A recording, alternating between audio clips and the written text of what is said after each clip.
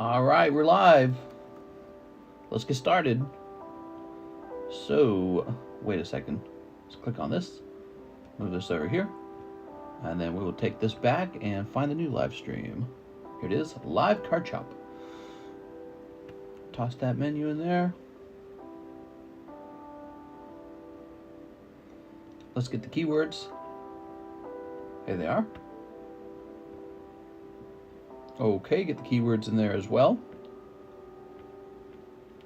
No skipping keywords.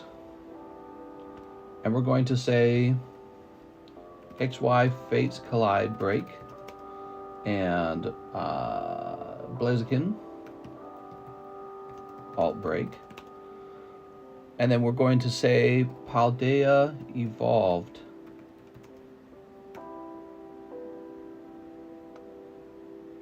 Paldea Evolved, what should I call it? Paldea Evolved Medium, maybe? Live card shop. That's what we used to call it in the past. Let's go ahead and grab this. Okay, we're going to share a link of it. What's up, everybody? Welcome back to the late night stream. Wow, I feel like I was talking with you guys just a few hours ago. We did a late daytime stream. Holy cow, it was a busy stream. The daytime stream was basically as busy as a nighttime stream. I think it's because I haven't hosted one in so long. Alright, that's running. Just closing any unnecessary tabs now. And we're off. And we're started. So, what's the mister doing? Well, I'm here. That's what I'm doing. I'm working. I'm clocked in, man. I was relaxing, but now I'm working. I sent 50 for my Acerola stream. It should be 420, not 425.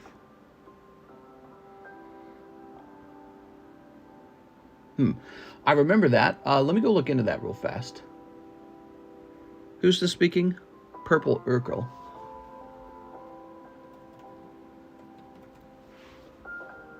Okay, you meant 6. So are you Irvin Nava? Irvin Nava. I sent 50 for Acerola. It should be, well, the Slabaway fee is $25. Okay, so $25 of the $50 goes toward the fee. That leaves $25 left over. And so, no, I did do the correct amount. I'm suspecting you thought that the Slabaway fee was $20, but the Slabaway fee is $25. Here we are. Check it out. So it's a $6.50 card, and Slabaway is $25. So you should have $25 left over to apply toward the slab, and that would bring it down to $6.25. So I didn't do my math wrong, but maybe you thought the Slabaway fee was $20. They indicted Trump again. The Democrats are pathetic. There we go. Yes, the cancellation fee is $20. That could be what you were thinking of. I'm sorry, my math is off. No problem, man. No problem. I would have, by the way, if I had messed it up, I promise you we'd have fixed it. And then I'd have been like, oh, I'm sorry. Math is hard. I do mess it up, by the way. Sometimes I do mess up. So it's a good idea to keep an eye on it. Yeah, so basically my understanding, I did a little bit of reading on the Trump indictment. It's basically more of a political debate over what a president or leaving president can do with classified documents. And it's a thing that's up for debate. And they've essentially said, well, you know what? We interpret it as you broke the law and we can throw you in jail now. So that's how they've interpreted it. But it's not so clear because there's not it's never been done before. And I guess the language is kind of unclear about what you are and aren't allowed to do with those classified documents, right? So Trump's argument is actually what I did was perfectly legal. You just don't like me and you're throwing me in jail. You know, if I was your bestie, you wouldn't be doing this. And what's funny is that the Democrats' argument gets a lot weaker when you realize actually Joe Biden kind of did the same thing. So it looks pretty bad. It looks kind of like something that shouldn't be occurring at all. And it does look kind of scary, like a political prosecution of your opponent, right? You're not supposed to use the Justice Department to put your opponent in jail that way. He's not in jail right now, but that's what they would want to do, right? They indicted Trump. Members only, members only. I'm sorry my math is off. Mister, how's the walking exercise? We haven't missed a single day, and I'm down like almost 20 pounds. How about that? We've been doing it for over 2 months, though, but I only started recording it about 3.5 weeks ago. So, yeah, I mean, it looks pretty bad. It makes you feel like your country is a corrupt country. So I feel like America is more corrupt. I've not been a fan of America lately. Not been a fan. All right, let's get started. Hassan Al-Hamli. Pick 3 cards to grade. Did we do that one? Yes, we did. Okay, so that one was completed. Completed. Then we have Alex. 1 Shining Fates, 1 Disney. You got it, Alex. Still doing the ropes? Yeah. Yep, still do the ropes. And actually, I do them more than I used to now. Isn't that funny? What was the other one? Oh, Shining Face. Yeah, so the indictment of Trump kind of is a big story because it's never really been done. And it's definitely doesn't seem clear that it should be done. And it looks a whole lot more like they just want to stop him from running for president. Using, weaponizing the Justice Department in order to stop your political opponent from being able to run. That seems like super corrupt. Let me go grab a box of Shining Face.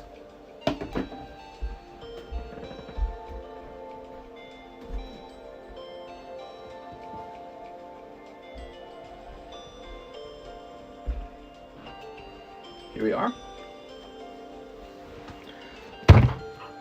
Futurama World. Nice. America equals for-profit corporation. I'm here for the giveaway. Ready?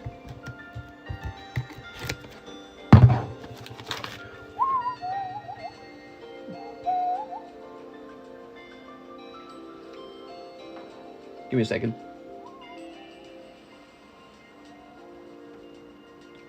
Moderators, if anyone comes in spamming long lines like that, please immediately ban from now on, okay? I don't know if moderators are watching. It's kind of funny. There we go. Did you see the Canadian wildfires? Seem to have started at multiple places at the same time. Oh! A Canadian wildfire sabotage. I heard they were doing that kind of stuff in California sometimes, too. People setting fire on purpose as a political attack. Trying to hurt the economy, trying to hurt the current president. Guys, remember that? People were claiming that it was a political attack in California, setting the forest on fire, making Gavin Newsom look bad, or maybe trying to make Donald Trump look bad, whatever it is, trying to make people freak out over climate change, right? There we go. Yeah, it's called a lightning storm, says Tony Pepperoni. They paid the homeless. Russians did it. I voted for Trump, but I think I'm going to vote for Ron DeSantis. He just seems more legit, mellow, and relaxed. I think what Ron should do is run and get a lot of practice, and then he should win 4 years from now, because I don't think he has the charisma to beat Donald Trump, honestly. I think Trump has the charisma. Trump is, he's becoming really, really an interesting character over time, I feel like, with like these indictments against him and all this other stuff. Like, I feel like he by far has the better chance than Ron DeSantis. And what Ron needs to do is become more charismatic himself over time. It's really interesting to see Mike Pence run, because Mike Pence is like the opposite of charisma. Mike Pence is, he like sucks the charisma right out of a room. But actually, that's a very weird, it's a weirdly, almost like a different style. He strikes me as sort of like some sort of military type person. You know what I mean? Like, he's not going to ever really reveal how he feels. He's never going to tell you exactly who he is. So Mike Pence is interesting. I don't think I'd vote for Mike Pence. He makes me uncomfortable. Here we are. All right. Mr. Alex. I mean, every time I heard Mike Pence debate, what surprised me was how surprisingly good and clean he was at it. So I like that about him. But it's like, something about him creeps me out. Do you guys get that creepy feeling from Mike Pence? I do. Ron DeSantis, he strikes me as a clever and motivated conservative, but he also strikes me as sort of like missing something. Sort of the way Ted Cruz was missing something early on in his career when he ran for president. Ted Cruz, I could see being a real contender for president too, by the way. Jonathan, and in fact, I wonder how well he'd do. Jonathan Emmons says, one Disney, one nightmare. Here we go. Who's Mike Pence? Mike Pence, he is officially running for president. He is Donald Trump's former vice president. He's a real calm guy. He doesn't really get excited over anything. Very sort of like goody two-shoes is a good way to describe him. He's kind of goody two-shoes. Is Mike Pence a Pokemon trainer? Yes. Yes, Mike Pence is a Pokemon trainer. There you go. I like how young Ron DeSantis is, though. I got to say that. That's a nice thing, because Donald Trump's actually really old. Mike Pence is pretty old. Some about me, I'm like tired of old people running the country exclusively. Aren't you tired of that? It's like a bad feeling. Here's Edgar. No gamma cuh. You got Edgar Full Art. Nice, Jonathan. Trump, the only one that can save our country. Trump's, I think he's got to be remembered in the history books pretty strongly. A very memorable person. Send someone to save South Africa from our own government. Yeah, I hear there's a lot of troubles in South Africa. Tell us about it. We're uneducated. We don't know much about South Africa. I don't keep up with South Africa. What's going on over there that's not working? Jonathan Emmons. Nice night, man. You know what? Let's get Alex Jones in office. Well, you know, Alex Jones is right about the whole frogs turning gay water thing. That he got turned into a meme for that. Did you guys, I saw this in a clip on TikTok. Did you hear Jordan Peterson and the Kennedy guy who's running for president on the Democrat side? Did you hear that the Democrat guy, Kennedy, was saying, listen, there's water that if you know, you put a male frog into it, it will feminize it and turn it into a girl frog. And he said, what is that doing to humans? He said that in the interview, and I was shocked. I was like, oh my God, that's like almost word for word what Alex Jones was talking about. And everyone thought he was crazy. Everyone thought he was a conspiracy theorist. My God, it's wild, man. Politics bore me. Derek says shrinking heads. I'd vote for well. We talk about politics in this stream, okay, Mr. Bring Me Test. So you might have to try somewhere else.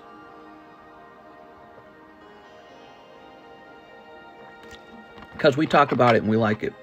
Alex Jones for president. That interview was great. I only saw that little bit. I didn't see the rest of it. Yeah, it's funny because somebody, we were talking about falling testosterone levels on this channel a couple days ago. And then someone said, did you hear about that interview? And I said, no. And I was flipping through my TikTok and that pops up. And I'm like, oh my God, that's exactly what we were talking about. Really wild stuff that our leaders are actually talking about it. Which suggests to me it's more of a serious problem than perhaps we've been, you know, caring about. That's a cheap Brock Skullbat. That's an uncommon, by the way. Alex Jones likes that Democrat Kennedy. So our government has been stealing billions. Hey, mister, I messed up my math in my order. I sent another PayPal order to make up for my mistake.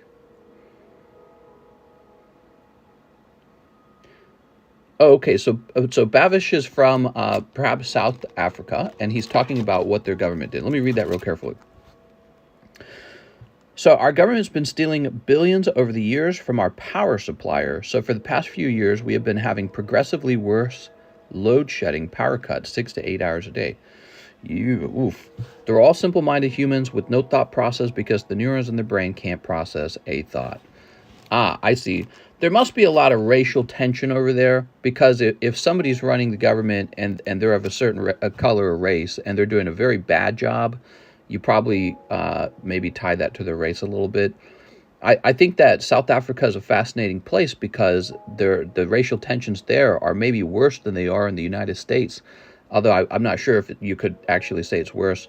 But my point of view is you could be looking at what the United States feels like in the near future. Although I would say we already feel pretty bad. Racial tension. Can't we all just get along? Next up, we've got Christopher George Thomas Lane. I'd like a spot in the Japanese pack break and a poker card, please. I haven't made an order in a while, but I may have an old pack if you haven't gotten rid of it. Okay, so you're Christopher Lane, and anything over a year old is gone. So if it's a year old, it is gone. Japanese pack break. If you had anything fancy in the bag, and you can research the last time you shipped, and then you can research, you know, what you opened up after the last time you shipped, and then say like, look, I pulled a nice card. I will go and I'll fit you a new one. That's what I'll do for you. But you got... Oh, we had a little lag spike there. Sorry about that. I still have the 2 Pokemon PSA Slabs I bought for you. Cardconomist, is a Venusaur, and Togepi holo stickers. I love them. Nice, man. We got our freedom in 1994. Since then, we had one political party winning the elections. Now people just blindly vote for this party, but they are killing our country. Yeah, I mean, feel free to share your real feelings, you know, because when it comes to politics, people get really politically correct. I think that one of the mistakes people make as a society is voting in a tribal way. So they go, well, I got to vote black because I'm black. I got to vote white because I'm white. And then they end up voting for worse leaders. It's actually Christopher G.T. Lane. There you go. All right. Just vote for the guy who's going to give you the most economic prosperity. That's all you got to do. You don't got to vote based off of like, you know, oh, I'm voting for my tribal group. I'm a woman voting for a woman. I'm a man voting for a man. I'm you know, any race voting for my particular race. The fact that humans still do that so heavily in 2023 is a sign of the lack of progress. And ironically, the Progressive Party, the Democrats in our country, really push for this kind of stuff, right? So like women support women. Women who don't vote for women have a special place in hell. That's not progressivism. That's tribalism. You know, the whole belief in the kumbaya, everybody of every race, of every, you know, gender and culture, all holding hands around a campfire and singing together. When you say stuff like, well, you got to vote black because you're black. Joe Biden actually said that, right? He said, if you don't vote for me, you ain't black. When you say that kind of stuff, it's the opposite of progressive. He's telling you, you must vote for me because you're black. And I support blacks more or something like that. So it's just awful. But that has mostly become the platform of the Democrat Party in our country. And I bet it's the same platform in your country. I bet that's a big deal. Because again, I know one thing is true. Race is a very big deal where you're living. So Christopher George, he says, a spot in the Japanese pack break in a poker card. But poker cards, I think, are $20 now, aren't they? Let me see. So the poker cards are no longer $10. They're $20. And the spot in the break would have been... The Japanese pack break is $28. So your order doesn't make sense. What you actually have left is $12. Let me grab that for you. So Christopher, you got $12. Here you go. Oh, this light's really bright. Nice to meet you guys. Welcome. You guys just popped in. We were talking a little politics when we started. Welcome to the late night stream. Next year's the big elections in the United States, so there's a lot to talk about on that subject. But we can stick to Pokemon a little more if you want. We just, you know, we'll dip into fun stuff. I like to talk about fun stuff. Is he the guy that sent 2 orders? He might have been the guy who sent 2 orders. Oh, okay, gotcha. Perfect. So, I didn't realize we were already working on his thing. You ready? All right. What'd you pull? Nice. Zapdos from the green deck. Looking well centered, too. Wow, how about that? Beautiful card. That's for Christopher. Now, you said you might have a bag. Let's go looking for it.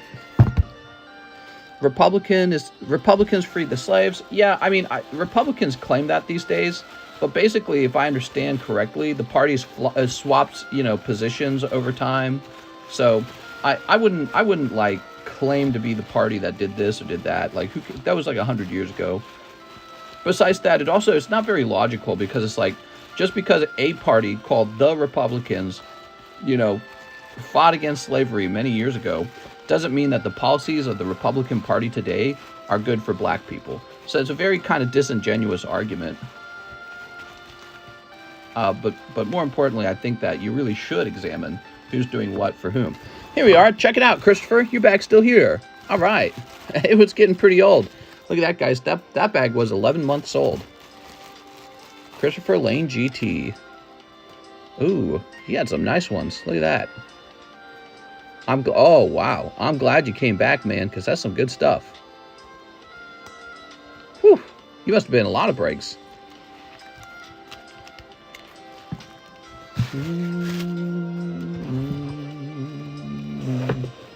Okay.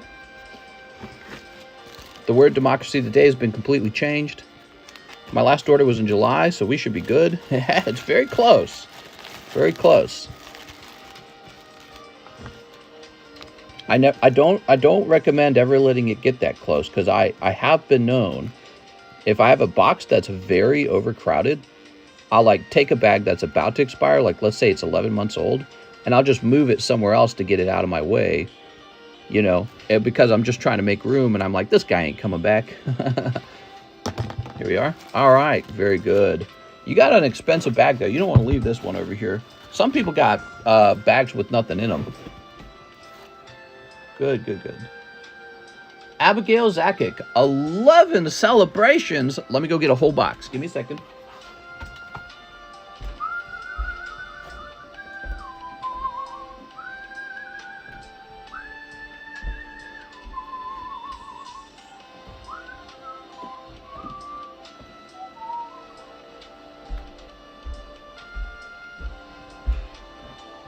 Whew.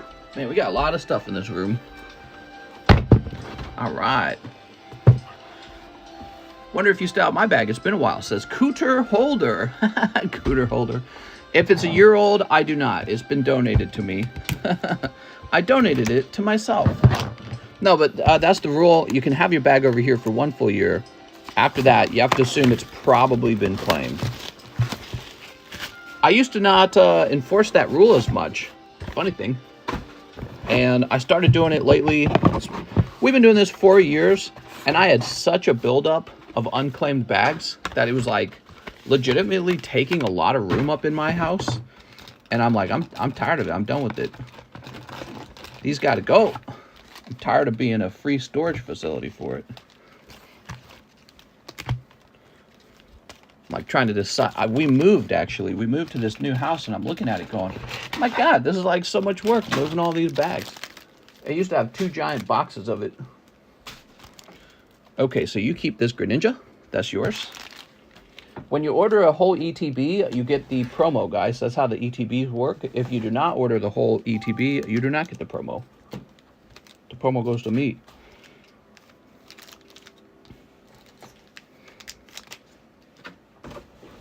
Okay, put that away. Put this empty box down here. So that's 10. You need 1 more. The movie Species was set in Vegas. Maybe the UFO whistleblower guy is a disinformation agent running a psyop. Yeah, maybe the government said, you know, let's have a guy say things about aliens, because, you know, that's what the let them have the Gladiators games or something like that. I don't know. Probably not. It's probably just some guy making some claims. Did you see the Las Vegas UFO event? No. Let me know when a real spaceship comes down and the little green man walks out of it and everyone records it on their camera. I'm so tired of, like, you know, Bigfoot and stuff like that. It's been going on for so long, dude. Let me know when a little green man shows up. He's been flying through space and it's a flying saucer. God, you guys are so obsessed with that stuff. Here goes. Not just you. I mean, like, the whole country. So obsessed with this idea that there's, like, others out there. They're about to contact us, I swear. You know what I mean? Okay. Oh, nice box, man. Got Gold Star Umbreon right there, everybody. Great box. Does Mr. believe in Sasquatch? No, not even slightly. It's all just made up. It's like the Loch Ness Monster. Here we are. There's all the, what do we know? We know there's like 1 million, you know, monsters that supposedly exist. It's the Chupacabra. There's like 1 million of them, and no one ever finds them. They're fake, dude. Come on, man. It's like Santa Claus or the Easter Bunny or any other made-up mythical being. No one's ever actually seen them, just like directly with their actual cell phone and recorded it and verified by multiple people. Now it's just like some family in California. An unknown being climbed out of their UFO in our backyard. Whoa! We didn't record it, of course. Come on, dude. How's this even newsworthy? I swear! It really happened. No one noticed but us. And we also didn't bother recording it, even though everyone has a cell phone in their hand 24/7 now. Gardevoir. Zard next pack. Ooh, that'd be nice. But that's cold. And that is Surfing Pikachu. Man, that's like 1 million hollows there. Abigail, let me know if you want to donate any of those, because that is too many hollows. What about there being a huge primate in the woods thousands of years ago? Mr. was Mewtwo. That's a lot of Pikachus. Alien members only. Bigfoot is actually in Canada. FBI took their phones. Average alien denier. Yeah, actually, the government has paid me to deny aliens. I'm in on it. I'm part of their group. I go to their little blood orgies out in the woods. Abigail with an A. I bet you that's what the super elite do. They got like blood orgies and crap like that out in the woods. I bet they're absolutely insane. That I actually think is probably true. There's probably absolutely crazy elitist groups.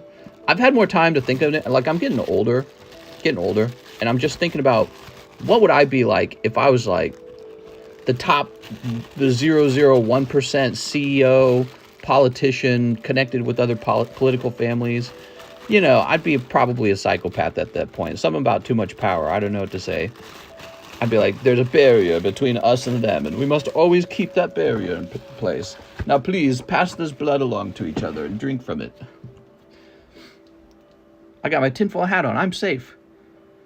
Y'all see the Apple Vision? I did. Your spirit first, body second. Adrenaline is real. Donate them. Illuminati. They said they were 8 to 10 feet tall. Giant bones stolen. Pissed. Baby's blood to remain forever young. Yeah, you know, if I was like in that inner circle at the very top of the world, I'd be like, yeah, pass the blood. I'm thirsty for baby blood. Christopher GT Lane. Here's 8 more for the poker card. No problem, man. Alex PSX. 4 Shining Fates. 4 Shining Fates. He wants the Charizard. Okay. Menstrual blood is strong. Snippity blip, bippity bip. What are we talking about? Menstrual blood? Ugh. That ain't baby blood. Blood of the babies. Team Yell Tower. Team Yell. Episode of Family Guy where they drank the blood but all died LMAO. Tropius. Zarud. Ditto. Dude, Jesus was like, drink my blood. Think about it. That's some culty stuff. If Donald Trump had like a group of really close followers, maybe 12 of them, and he passed them a goblet of his actual blood and said, this is my blood, drink it. And they drank it, and then they wrote about it in a book. We don't think they're hyper psychopaths. We'd be like, that's a cult. But you do it in a religious group, and you're like, no, that's Jesus. We love him. We love him. He's like God and stuff. Drink my blood is what God would have wanted you to do. Bro! All right, Alex. That's some wild stuff. See this little piece of bread? It's actually my flesh. Now eat it. Eat it!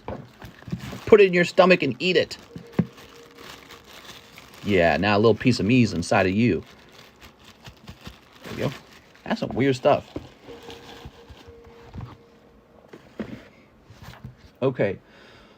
Jonathan Emmons, one more Disney, one more why Star Wars. Ta-da. Ta-da. Jonathan Emmons. I don't remember any blood drinking. Bud with my buds. Jesus made up name, Bible stories, and fables that lead back to the human body. God is on the same level as Santa Claus.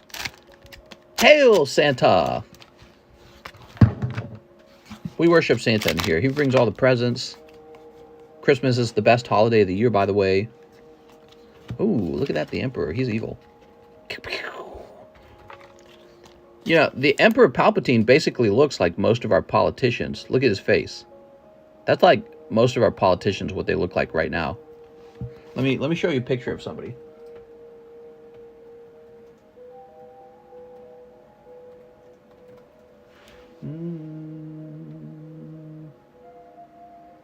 All right. So this is in California, your Senator, Dianne Feinstein. Right? And then this is Emperor Palpatine. If she just made like a grimacing face and then put her hands forward, she'd be the Emperor. She'd be no different. That's most of our politicians. She's like in her 90s or something like that, and she's still in power. How do people keep voting her into power? I don't get it. What are you guys thinking? I thought Californians are like full of super smart, super educated people. Why don't you just get somebody just as liberal as Dianne Feinstein, but like 100 years younger, because she's like a dinosaur. Couldn't you just, you know, hire someone younger?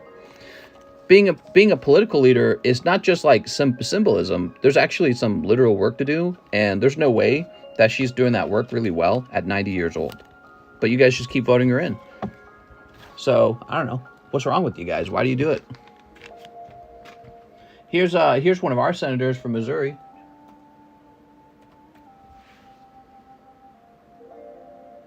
There you go. Look, we should I don't care if you vote liberal or Republican. Look how young he is. That's Josh Hawley. He's one of our senators from Missouri. Our politicians should be like not about to die like tomorrow. They should probably have functioning brains. You know, you have great brain decline as you get older. That probably sounds ageist. I don't think it's necessarily ageist. I just think that, I don't know, 90's too old, I think. Maybe if they could have some sort of like intellectual, some sort of test to see how, it's not like IQ, is it? Is it like, maybe it's like mental speed or something like that. I don't know.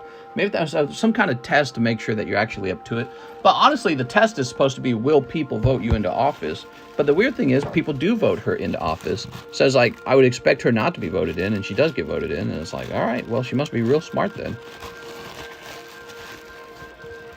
The photo of him with the Karen haircut, that's pretty funny, huh? He's a good senator. I like him. Ben Affleck. We're the proof our votes do anything at all. AOC is young and smart. Oh, yeah. Okay, so AOC is a good example. Like, at least she's not 100 years old. I don't agree with anything she says, but at least she's not 100 years old. I just don't understand why Dianne Feinstein is closer to 100 than she is to 50, and she just gets voted in over and over again. You know what I mean? They need to pass the brain trainer for Nintendo DS. Yeah, AOC is my favorite big booty Latina. You ready? Tim Stodgel, Macho. You got it. Mr. Tim. These are really hard to grade 10. Did you know that? So this is a lovely card for so cheap. Tim Stodgel. Kind of missing the E there.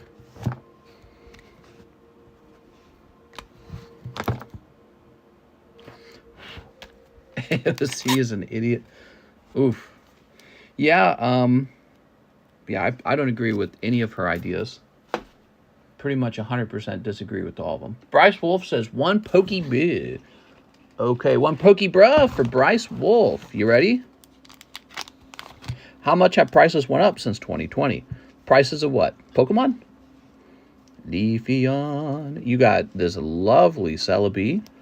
Nice. You also got an a Prism Rare Arceus as well. And then this was just like on the table, so you're just getting some junk cards for free. All right. There you go. He also wants to be in here. One Celebi VMAX break. Oh, you trying to start this over here? Okay, we can start that if you want. Let me go ahead and put this in your bag first. Mr. Bryce. Mr. Bryce. Who's more competent, AOC or Kamala? To be honest, probably AOC. Because you wouldn't expect that, but that's how bad Kamala actually is. And that's not a compliment to AOC. Kamala's shockingly bad. She's actually really, really bad. She has gapped so many times and screwed up so many speeches. It's really wild. She's like the reincarnation of George Bush.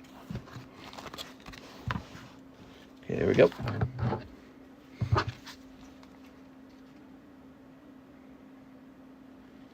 All right. Because George Bush was pretty bad at it too. George Bush was, as a politician, like, obviously I didn't like any of his decisions in the long run, but as a politician, he was more, like, likable. He seemed more personable. He had a laid-back country style or something like that. Like, howdy, y'all. Kamala Harris does not have that. But one thing George Bush was really bad at, George W. Bush, he was really bad at talking. He just always screwed up what he was saying. He screwed up constantly. And so does Kamala. But Kamala's not actually likable. There we go. Bush knocked down the towers. He did it. It was him. Okay.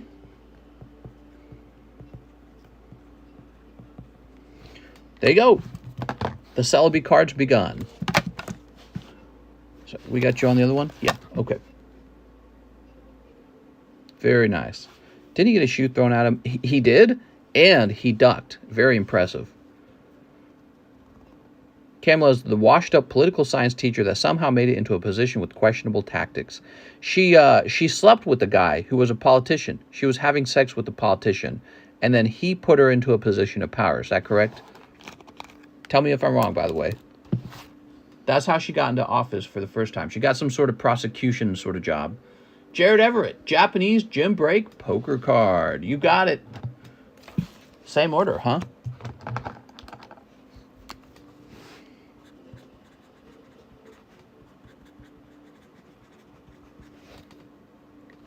Steel fuel can't melt.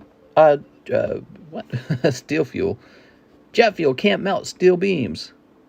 Actually, I watched somebody was talking about how that's not true. Basically, it doesn't have to melt them. It just has to make them expand, and it has to heat them up to the point where they can bend slightly.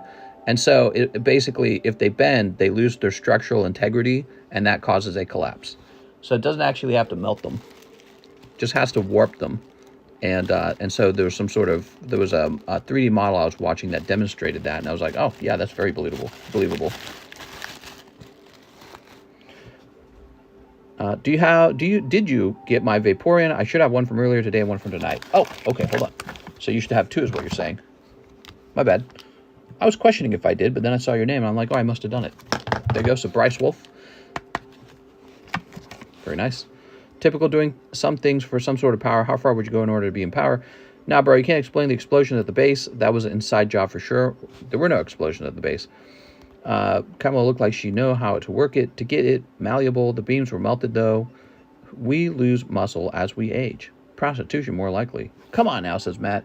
Jet fuel burns quickly. You're on the money, baby. Kamala had sex with me, and I made her a politician. Fast reflexes. I did not have sexual relationships with that woman. Okay. I think I got all the comments. There was a guy who was trying to raise money to reenact the 9/11 scene. All right, here we go. So, the poker card, huh? Let's see what you get for your poker card. Whoop.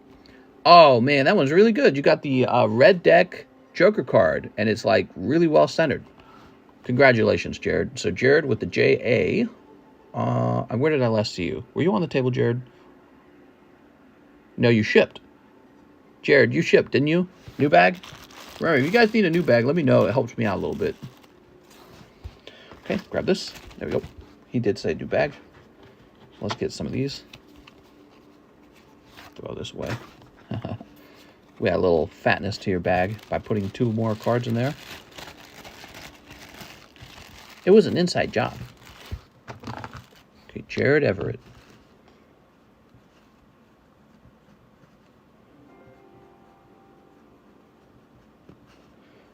I could go as far to believe that our politicians knew that it was happening and they didn't do anything to stop it. Or the CIA or something. There we go. I don't think that there were like TNT placed into the building. I watched a lot of footage of the collapse of the buildings over and over again. And then I was watching footage of actual demolitions. And there are clear differences between a demolition and the buildings falling. Like, you can hear the crack. There's a special type of crack that comes from an explosion versus a collapse. And you can just hear it very clearly. 9/11 buildings collapsed. They also collapsed at the top where the fire and smoke was. And as the top layers started to fall, it crushed the layers beneath it. So it just gets heavier and heavier, each floor does, as the floors above it come crushing down on top of it. And as for the steel beams, they don't actually have to melt. They just have to bend. So if you're heating up the metal, it is true that metal bends when it heats up. It's very bendable. You don't have to like literally melt it. Metal also expands when it heats up too. So if the metal is expanding and is more pliable, then it's possible that with the weakened structure in the center of the building, because remember an airplane flew into it, all the metal had to do was slightly bend and become structurally unsound, and then the weight of the rest of the building on top of it will easily smush it down.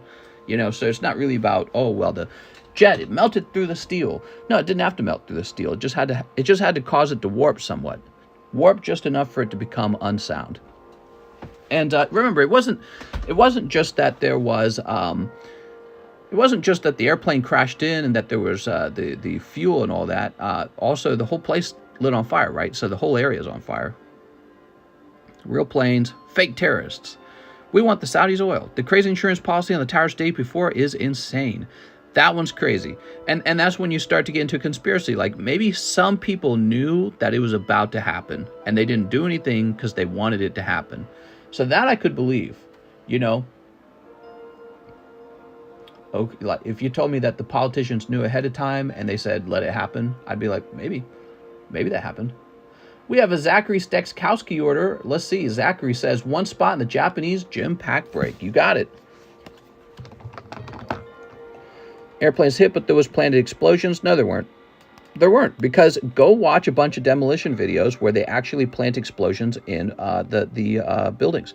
You can hear a certain type of explosion, a certain type of crack goes off when they actually blow up. Not just that, but, you know, there's a really, really visible explosion that you can see in demolished buildings. None of that happened with the Twin Towers. There's a lot of footage. I've reviewed it. It doesn't actually happen. All right, Zach. So that theory, you can still believe the government did it. Like, you can say the government did this on purpose, but the demolition theory is not true. It's just not. It's something you can verify with your own eyes that it did not happen. What clearly happened was the airplane flew in at the top, and then the floors above came crashing down, and after they smushed those levels come down. And it's like, all right, well, it looks like the airplanes caused the collapse. There we go. Explosions and explode up, not down. Crazy how there was only one crappy video from a gas station over the hill for the Pentagon. That's not crazy. You think the Pentagon lets people hang around with their cell phones out recording stuff in that time period when no one had, like, smartphones? That's not crazy at all. Yet people didn't have cell phones back then. Well, I think they did, but they didn't have, like, iPhones. So people didn't live stream back then. That wasn't a thing. It was a really different time technologically. So that's not surprising at all. It's surprising that even the gas station had footage. That's what's surprising. All right, 2 spots in the Vaporeon break. Here it goes. Yeah, people were not recording things. And that was just the time period. No one was recording anything. In New York, though, you got all these people. You got a lot of people. So people who were doing recordings that very day caught footage. One sneaker bunko. Here it is. Did you see the OG Trio SAR reveals for Pokemon 151? I did not. Are they good? Send me a link or something, Jeff. The Pentagon doesn't have recorded security. Mister, I'm not talking about cell phones. Then why did the architects and builders on the towers form an organization to invest 9/11? Because they said it was impossible a plane or multiple planes could take down the towers. And they can form all the organizations they want. Safest skyscrapers built in modern times. Here we are. One sneaker, one Disney. You and I could form an organization if you wanted. We're experts. 6 Silver Tempest. Silver bells. Silver bells. Some guys getting in a group doesn't prove anything, man. 1, 2, 3, 4, 5, 6. To be fair, they did say the Titanic was unsinkable. Well, I think the Titanic was an inside job. Joe Biden did it. He was alive back then. There are conspiracies about the Titanic, are there not? Conspiracies about people involved in banking being on the Titanic who had, like, enemies. Yeah. Stupid iceberg. The fire wasn't even hot enough. What are you talking about? The metal bend. Titanic called all the people against the Federal Reserve on it.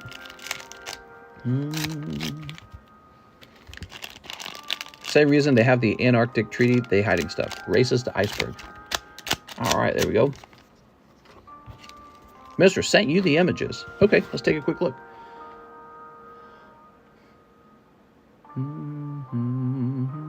They look okay. Oh, I see. So it's a whole trainer gallery thing. I see. So there's Blastoise. There's Venusaur. There's Charizard. Wow, Charizard's kind of ugly. He's missing his neck. Look at this Charizard drawing, guys.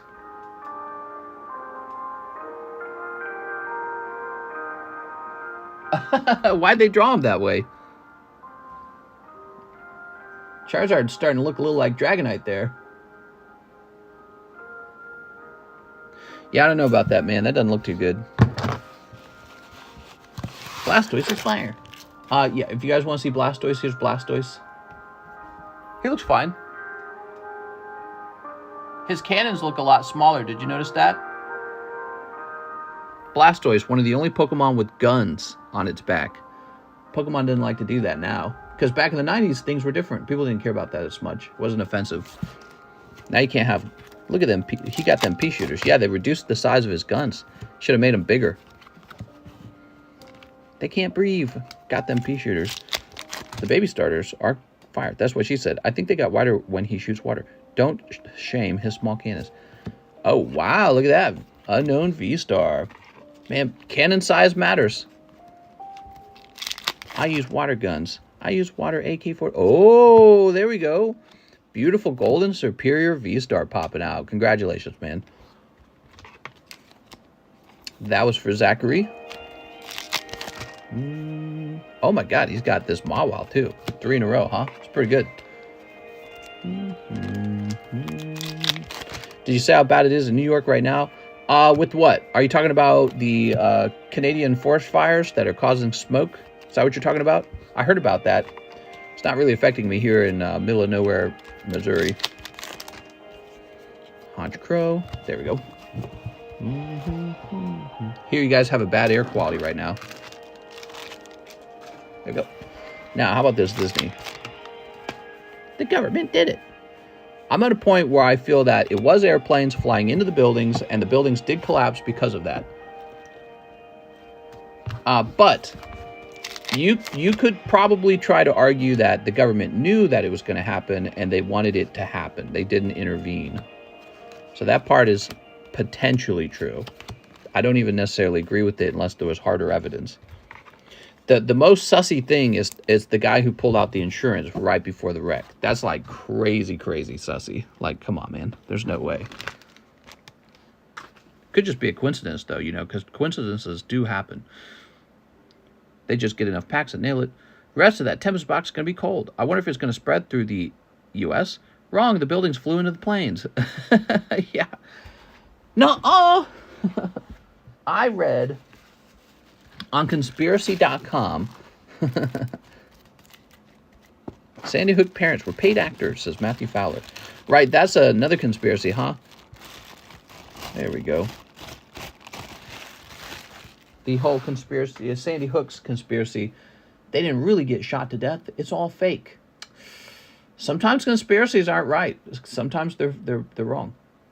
Alex says one celebration. You got it, Alex. Al Gore was the one who piloted the planes. I saw him in a picture, a blurry picture.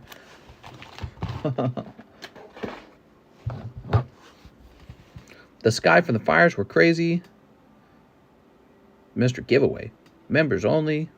And remember, guys, when you ask for giveaways, I'm way less likely to actually host one. Trump recently got indicted for the classified document stuff. It's getting funny, says T-Rich. Yeah, we talked about that right at the beginning of the stream. I read into the subject, and I understand that the problem with the indictment is that what he did is not necessarily illegal. It's up for like a debate whether he's allowed to do what he did or not. Because it's like, it's up for interpretation. Is he allowed to have classified documents? Is he allowed to take them home?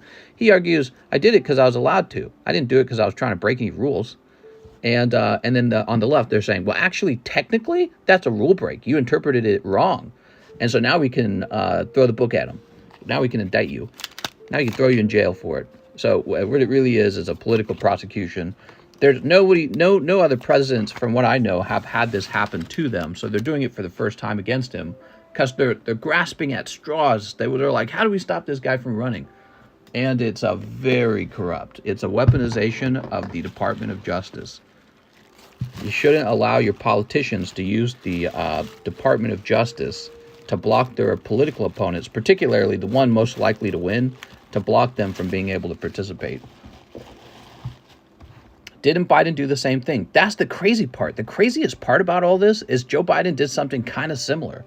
Yeah, he took classified documents home to multiple homes, is what I understand, right? Here's Hathim, 5 Crystal Revenge. It's very wild. It's almost like they're trying to help Donald Trump, because I feel like 1, 2, 3, 4, 5. If I was a swing voter and I got properly educated on this subject, I'd be like, well, we can't let them win on that strategy of prosecuting their opponent for stuff that is not really a serious crime. You know what I mean? Maybe the documents he had has something to do with January 6th. Yeah, it's only bad if Trump has classified documents. Did you see the Lorcana is getting sued? Lorcana is getting sued by Upper Deck or something like that. Because Upper Deck was making a card game, and then their employee who was working on the design of the card game quit and went to work for the company that's printing these cards for Disney. He basically took all the ideas he come up with at Upper Deck over to this other company, and now he's just trying to launch that game that he should have launched for Upper Deck. So Upper Deck goes, wait a second, you invented that game for us while we were paying you. You can't then take all those ideas over there to Disney and launch it over there. That's like copyright theft. So, you know, we paid for that work and it's ours. You can't take all the same ideas and sell them all over again to the next company. So I don't know how this ends. Probably Disney's, if I had to guess, Disney's probably going to like fight a little bit, but there's going to be they're either going to settle to end it quickly, or they're going to fight it in court and say, no, actually it's different, it's unique, it's our own idea.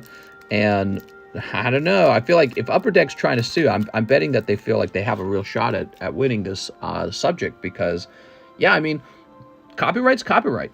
If you're paid by company A to design a product and then you quit and go to company B and give that product away, you just can't do that. It's against the law. That we have copyright so that companies, when they invest in development of a product, you can't do that specific thing. Give all the ideas away to the next guy. So it could be bad for Disney. I don't know. What do you guys think will happen? I hope Disney just settles for a giant loss and just gets Lorcana started. That's what they should do. My opinion, they've got too much hype right now. You've got Weiss Disney's doing extremely well. There's evidence that there's a real demand for Disney cards, and Pokemon has no good competitors. Disney is probably one of the best possible competitors for Pokemon, you know, because it's got so many great brand characters. And it's kind of like if Nintendo launched its own card game, because Nintendo's got like Mario and Donkey Kong and Bowser and Peach and all this stuff. Well, Disney launching its own card game makes a lot of sense. I think it would be a real competitor to Pokemon, unlike many other card games that are not capable of competing. And there's so much potential. Like, think of the future. They could release like a Peter Pan set. They could release a Cinderella set, whatever. And there's so many Disney series out there that they could release all kinds of artworks for, really cool artworks.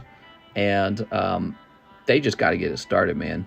So they got to apologize to Upper Deck, say, okay, maybe it's a little similar. Maybe this guy reused his ideas with us. We didn't know about it. We want to settle out of court. Please just let us launch our game and be over it. You know, make another card game. So they need to do that and not lose any momentum and not lose any lost sales, because, you know, the longer they wait, I think the less interested people become in it. What they need is to launch right away and have a very strong launch, and for people to just kind of freak out and drive the price of the cards up to insane prices and be like, oh my God, I can't believe it. And then promise they're going to keep delivering. You know what I mean? That's what they need right now. But if they delay it, everyone kind of forgets about it. The card market flops a little bit. Like maybe Pokemon doesn't do well. So people are like, I don't know, am I a card collector? You know, that's not going to help. That's going to be bad for them. Yu Yu Hakusho card soon. Yes, Bofa. It definitely exists. I watched a guy buy 6 boxes and pulled it last pack. Everyone is asking for Steamboat. If you guys want, I can pull out my Steamboat Willie. Upper Deck does a lot of hockey, I feel now. Yeah, 6 boxes. The settlement would have happened already. Going to court means Disney doesn't want to budge. Yeah, and maybe that's because Disney's like, we have excellent lawyers, and we'll fight you and win. You know what I mean? So hopefully, if they take it to court, it's very fast. The problem comes down to like this. So let's say they did offer to settle out of court, but Upper Deck wants $1 bazillion, and then Disney goes, we're not giving you $1 bazillion. If you'll take a lower amount, we'll do it, but not $1 bazillion. And Upper Deck says, no, you're thieving thieving bitches, you're going to have to take me to court, and we're going to have to fight this out. You know what I mean? Or I'm going to take you to court, and we're going to fight this out. Yo, there's Ghastly. Lovely Ghastly, man. Love that Ghastly. Hopefully it ends quickly, so we can move on to enjoying... Because who cares what the game is on Disney? Who cares? I don't care about the rules of the game. Do any of you guys care? The majority of people who are getting crazy for that Disney game, not kids. It's collectors. It's going to be like 20-year-old, 30-year-old, 40-year-old adults looking to do what we're doing right now. So it's collectors going, oh my God, Disney's a huge brand with a lot of people around the world who love it. You know, so they need to just get it done and get it out there. Jesse Salinas, 1 Battle Styles. You got it. They're going to be bleeding money if they waste time on this. 1 Celebi, $5 break. Okay. Ooh. White Ariel rare in Disney. I want white Ariel. That's racist. You'll take black Ariel and you'll like it. There we go. Thanks, Mr. New Baggy. If I hit, says Jesse. Jesse Salinas. Mortal Kombat. Rabbit, finish him. Fatality. All right, Jesse, you did it. You got Rapid Strike. All right, you don't have a baggy, Jesse. Jussie. Can I call you a Jussie? Wow, man. Let me tell you something. The daytime stream was busier than this. Wow. Jacob Harding. Jacob says, 2 tops of first movies, 2 sneaker bunko, 1 live grade for hollow tops, Blastoise in the bag.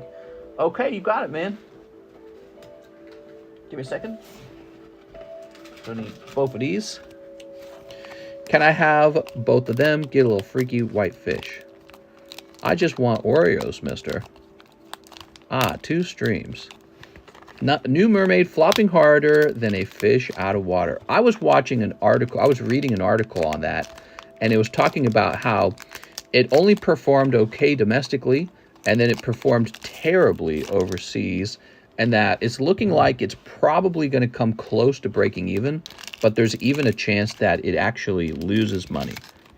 And so for a video that's so heavily advertised, it could have probably brought in more money, except that they didn't like the casting in Asia at all. Maybe because they're racist. Maybe they don't like black people. Or maybe they really like the original character of the story, and they say, why are you race-swapping characters? Stop doing that. Stop race-swapping characters. Just let them be the original characters. What's the problem? Ariel's actually black now. Didn't you know that? Here we go. What do we got? New friends and farewells. Did you see how nicely that came off? Ooh, beautiful. Beautiful. There we go. I don't believe the Rotten Tomatoes scoring at all. What did it get on Rotten Tomatoes? Are you talking about the critics review or the user review? Because usually there's 2, right?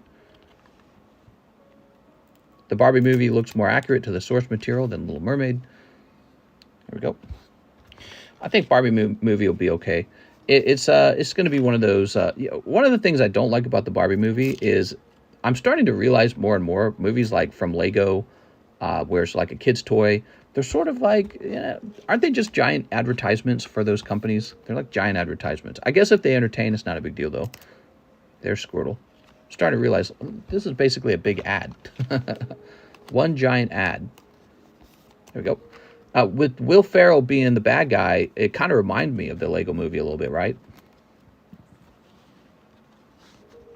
The girlfriend said what I laughed at, and I told her she wants to talk to the manager. I'm a Barbie girl in a Barbie world. Here we are. Okay. We're watching movie trailers tonight. We were watching movie trailers, and every single movie trailer was like, we're real obsessed right now with like World War II in our movies. Actually, I'm starting to realize we've always been obsessed with World War II. Here we are. The water race is on. I was shocked at how many trailers just focused on the past, and it focused on the bad guys from World War II, and then if it wasn't about that, there were like out of all the trailers, there were only 13 movies. 2 of them were about slave history from the past. So we're making sure we keep that alive. That's the thing that people want to watch, and that's just where we are. That's what it's all about now. You know, the grievances is what we make the movies about. That's what people want to spend money on. That's what people want to go to the movies for. There we go. There we go. It's like movies that, you know, white guys holding a whip over your head, that kind of thing. Like, wow, this guy's really evil. That way you can feel really, really bad today. There we go. And Awakening. I'm excited for the World War III movies. Love the title card. Watch Band of Brothers. Take John to watch the Barbie movie. Have a guy's night out. Okay. Problem is, I don't really go to movies ever. I finally watched the Mario movie like a month after it came out. It was okay. New Transformers movie was announced, but it's not what you think. It's Transformers. Here we are. All right, beautiful card. Jacob Harding. He said, grade my Blastoise. Let's go find Blastoise, huh? The Navajo Code Talker saved the U.S. Jacob Harding. Ah, here we are. The Mario movie did really well. Makes me happy to see video games movies that aren't complete trash. I feel that this is because it's from an Asian market. The Asian markets don't do it. They say, no, we're not into that. Our brother Edgar made us go see the Ariel movie we had shown this month, and that's his favorite movie now. Your brother, huh? His favorite movie is the Little Mermaid. Bud with my buds. They released Bush Light Peach so hard to resist. Mario movie only good because Nintendo. Yeah, so I don't think they mess around with this sort of like racial grievance stuff as much in Asia because they just don't care. They weren't involved with it over here. They're actually pretty racist over there anyways. They don't really care if you know. They're like, yeah, we are racist. And you're going to come over here and call us all awesome because you like our culture anyways. There's a live grade. All right, so let me take it to the grading table. Must resist. Whoa, beer. You can't resist it. I'll be back, guys. So this is going to get a grade. It'll take a minute.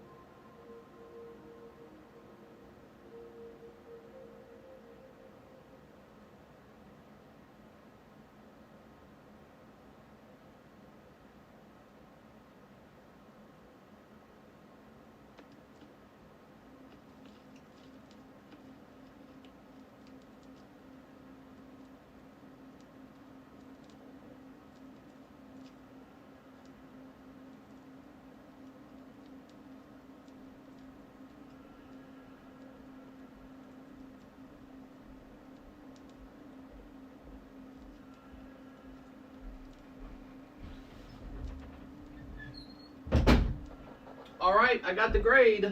Are you ready? Are you afraid? So, a card like this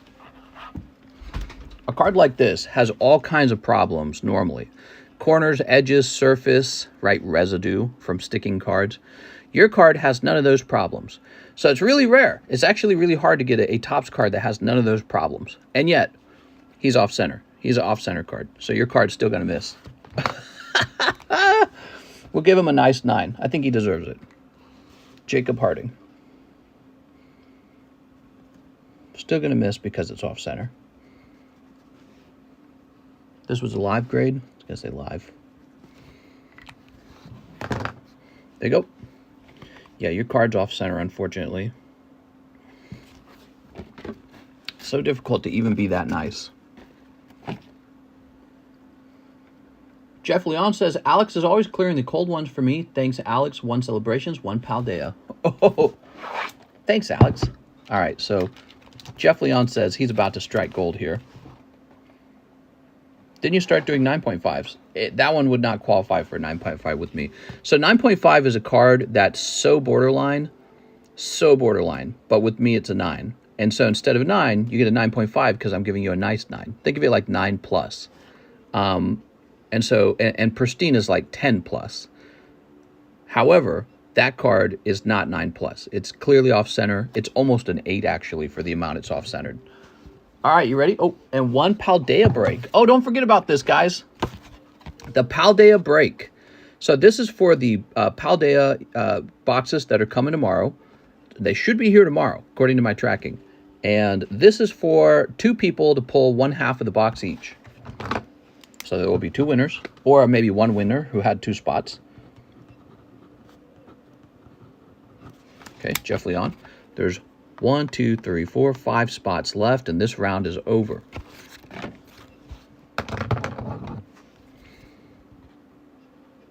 I'll give it a 9.69420. I can't. Mr. Jacob says you forgot his sneaker packs. Mr. Jacob says you forgot his sneaker packs. Hold on, guys. Oh, I did. I'm sorry. You had a big order there, and I got confused. Let me go grab your 2 sneakers. Okay, you ready?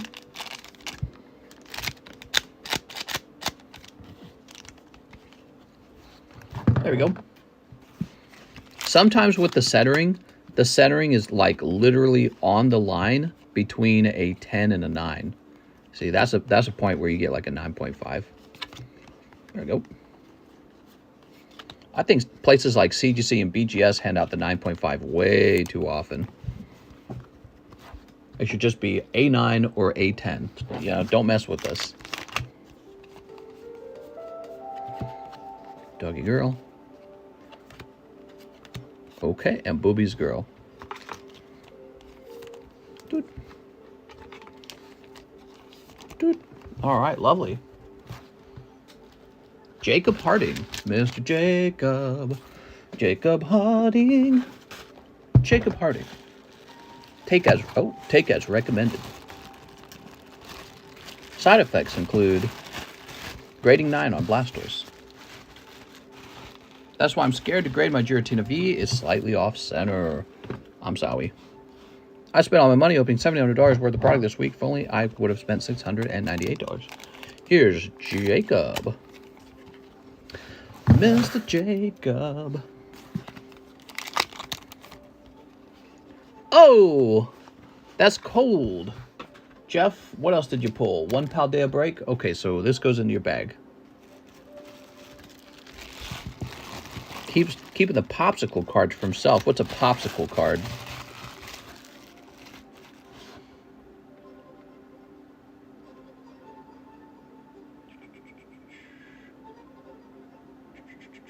All right, here we are. More orders. How about ZELLE? Anything in ZELLE?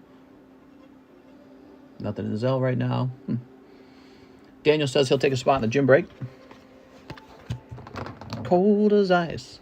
Something, something paradise. Da, da, da, da, da, da, da, da, da, da, da, da, da. I want to have 20 women. There we go.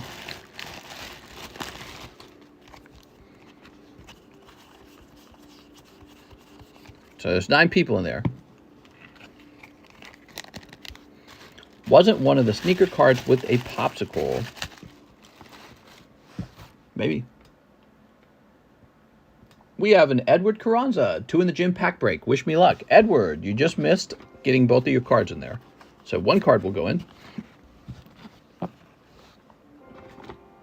And then you'll have 1 card left. You know, actually, I could do a secondary break on Gym Heroes if you want. So if I did a second break on Gym Heroes, would you want me to keep all the packs together?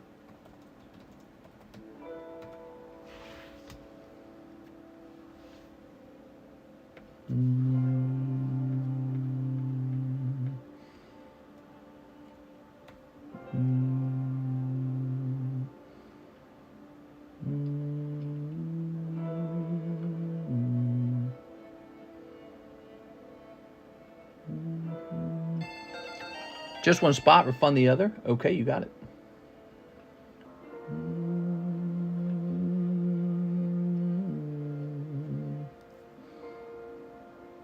We're going to run a second Gym Heroes. It will now be $1 more expensive, unfortunately. It's not a big difference, actually. It goes from 28 to 29. The Gym Heroes break ended very quickly, in fact. There we go. So the reason that you guys should want into the Gym Heroes break is because it has Misty's Tears in it. And Misty's Tears is going for a lot of money. And it's not even a rare card. Wait, hold on. That's the wrong name. Edward Carranza.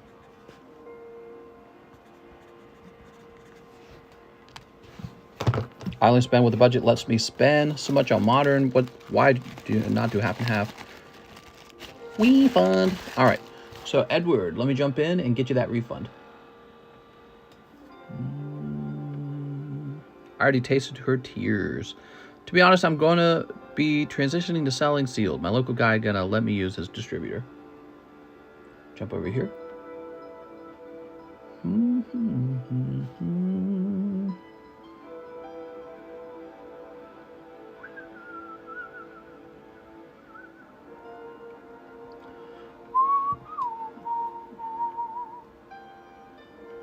There we go. So you've got $28 refunded to you, Mr. Edward Carranza. And this is ready to go off. Mister, you know Big Ounce? What's Big Ounce? I feel like that's a trick question. Okay, you ready? All right. Whoa, Carlos is finishing a slab away. Can I have the empty pack card? No, empty pack card is, I try to save it and then it gets sold separately, all right? Ready? Alex says 3. You got it, Alex. Let's do it. 1, 2, 3. There we go. Set that there. And speaking of which, let's try to make this happen. I realize it takes a lot of skill to be able to get this pack art and keep it in good quality. Ah, see, we've kind of ruined it already. They're so hard to peel apart that you're more likely to not get the pack art in good quality. So I'm realizing now that must be a market for them. If you do get one in good quality. Okay, ready? There we go. Oh, I almost flipped it around. Isn't that funny? And then this would have been ruined. My brain likes to flip it around.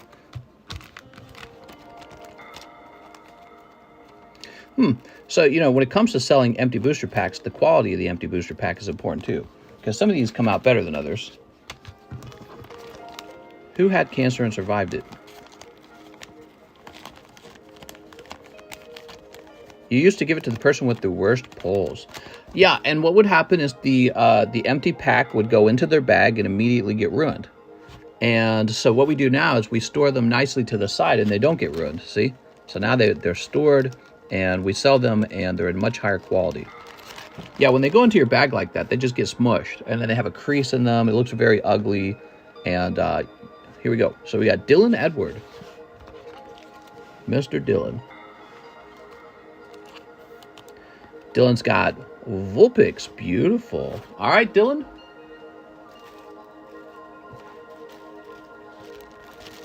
Okay. Mr. Dylan with the beautiful Vulpix. The multiple pack art she sent me were not ruined at all, says Matthew. Nice.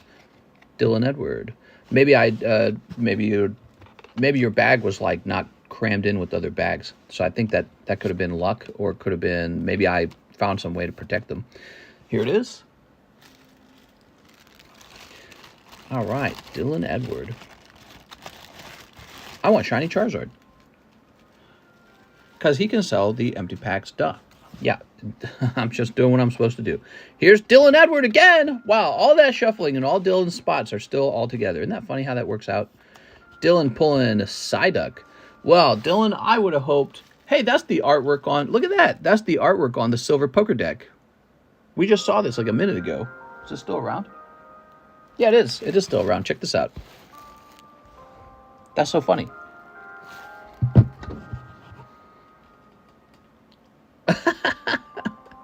By the way, this is a Ken Sugimori artwork. He's got a style, man. Very cartoonish. That's neat. Copy paste. Well, yeah.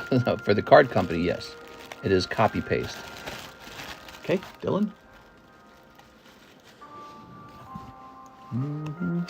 Daniel Corona. Oh, that's a great pull. This, I forgot about this. This Pikachu pull does very well, I assume, if it grades 10. Let's look him up real fast. I'm curious.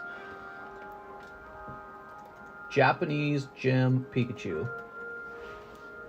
Cheapest price on it, $200 if it grades 10. See, right here. This is why you might get in a pack break. That's the cheapest one. Now, I don't know what the last one sold for, but even if it sold for $100, that's really good. Let's see. Last one sold, well, marked down from 200. On May 2nd, he was in auction, and he went for $225 in auction. So, yep, that's really his price. Wow. Great pull, Mr. Edward Carranza. Very lucky. Beautiful. Looking light on the left. Yeah, it's close. I think it has a chance at PSA. PSA could potentially give it a 10. It's close. Okay, here's Dylan Edward. In my opinion, they grade a little nicer. Wow, Dylan had a lot of spots in here. Could this be Misty's Tears? No, Erica's Oddish. I suspect that PSA grades a little nicer when it comes to vintage, and then they grade much harsher on modern. Wrong bag, bro, that was mine. Oh, let's get it fixed. You know, it's funny, after I put it in the bag, my brain said, did you do something wrong? Daniel Corona. I'm sorry about that, Daniel. Don't worry. We got it, we got it. Sorry about that. I was testing to make sure you're watching. I'm pissed. We're going to put it in the correct bag, Daniel's bag. No problem. I'm sorry, man. Don't worry. Everyone's watching, so make sure that the way I designed the stream is to try and keep everything visible so that people can see if it goes in the wrong bag. So one of the things I try to do is I always try to show the bag in case some sort of mistake like that occurs, and then people can catch my attention and be like, hey, you did that wrong. We're looking for Daniel Corona. You have a large bag there, Daniel? Let's see. These are some really old bags. Let me check the large box. David Moraes, Darwin Morales, Dylan Cranfield. Dylan Cranfield. How old is Dylan Cranfield's stuff? Oh, okay, he's been by lately. Hey, Daniel, give me some details on your bag. Was it a real small bag? I have a box. Ah, there we go. Okay. I was just thinking, I was like, why is this stuff not popping up?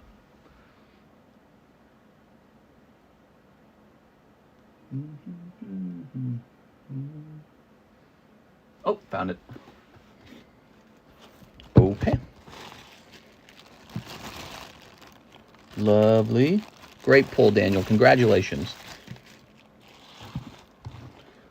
Very nice. So, boop. Christopher GT Lane. He jumped into this just now. Okay. Oh man, you got a trainer card. Crazy trainer cards.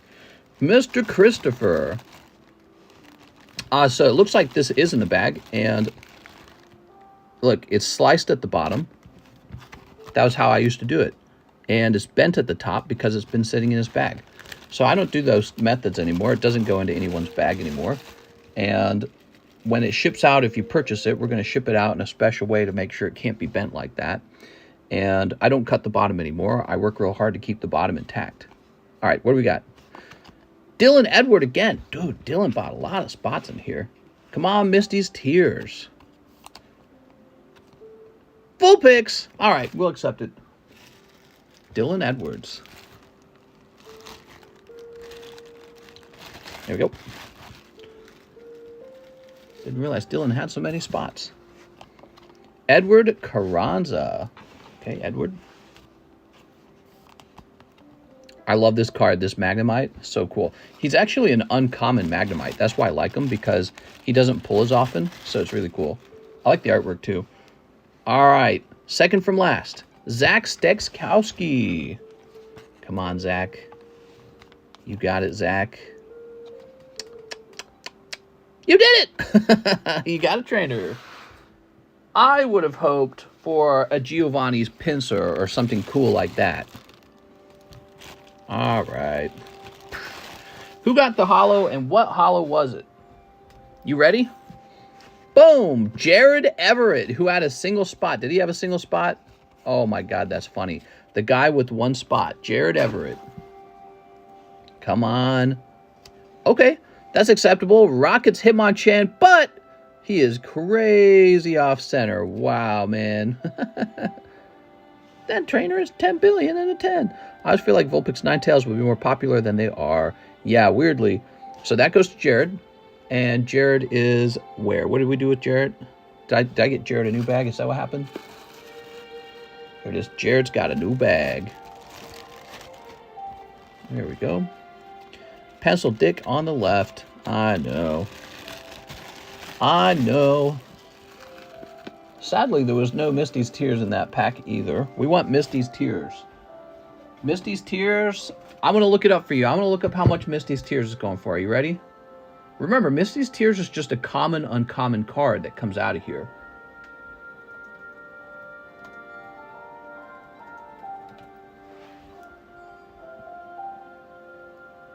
Okay, we want to look at ones that are actually for sale. So cheapest Misty's Tears today is, check this out, a $390 card.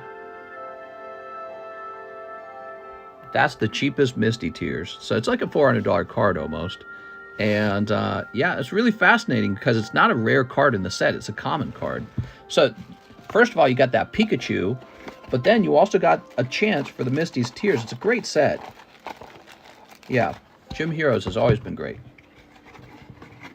All I've had tonight is sparkling orange vanilla water. I thought my wife would obsess over that, but nah. Buds with my buds. There we go. So we got another fresh pack. It looks nice and clean. I like that. Very important. Misty's Tears is a must own. There we go. Yeah, she is that is definitely a popular card for being $390 as a common uncommon. Cool. There we go. Well, that was fun, and now we have a fresh pack running. Feel free to jump into round two. Maybe round two's got the card in it. Here's Tim Stodgel, 2 live. Oh, Tim, let's get you that big hit. 1, 2. Ah, let's get you those 2 cold hits. I'm sorry, Tim. That's rough. Whoop. Tim with the TI. Mr. Tim. Tim, do you even want these? These are just non-holo commons. Musty Tears is a must own. Why did I give that to you? I should have just thrown it away. Now we have a few more orders. Short line, everybody. Yeah, it's interesting. The daytime stream was way busier, but also maybe everybody already spent their money over there. Carlos Ramirez to finish my slab away and shipping. All right, he says, remember my slabs. You got it, Carlos. Let's skip to some new music finally. Okay, take a little break from that.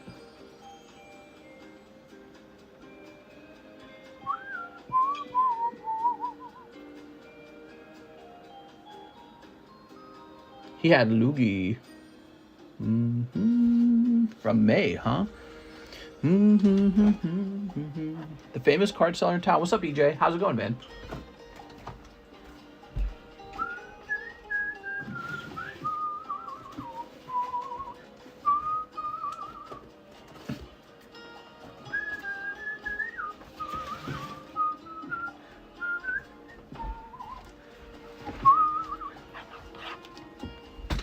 I think Mister should be charging 18 a pack for evolving skies. Why do you say that, Ukinil? Here we are. Beanie Weenie is the best puppy in the world. Beanie Weenie.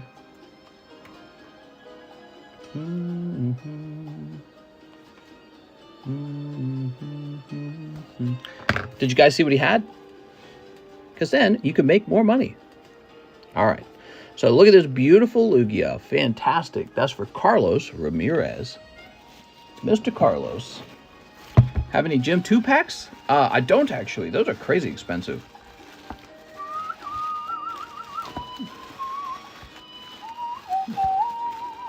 My local shop's charging 10. Nice, dude.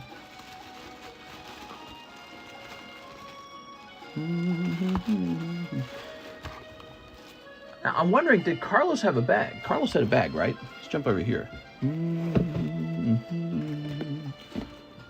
I wonder if they search, says Jason. Oh, I guess that's something you always have to wonder. Let's see.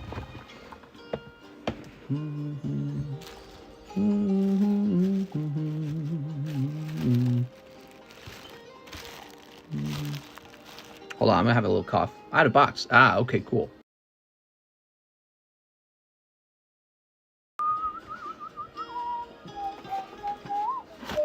Here we are. We got the box. Ta-da! Okay, cool. So you're going to get really expensive shipping. We're going to give you the good shipping, Mr. Carlos. Okay. Oh, cool. You got your Gmail, too. So we're going to get you a Lego Maid. First time shipping.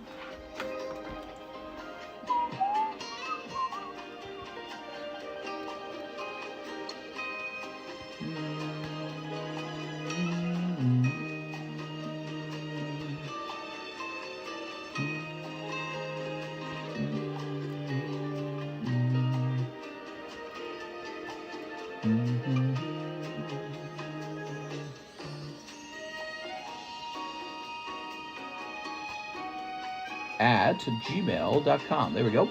Very good.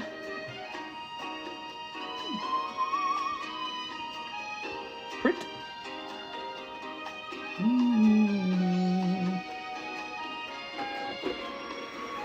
Okay, I'll warn Mr. John that this is an especially expensive box.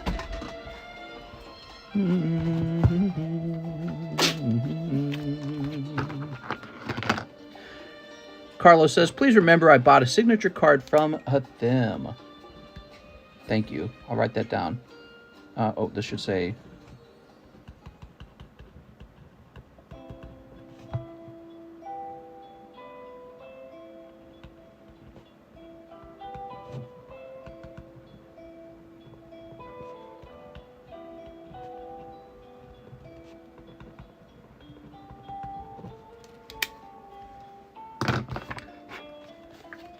There we go.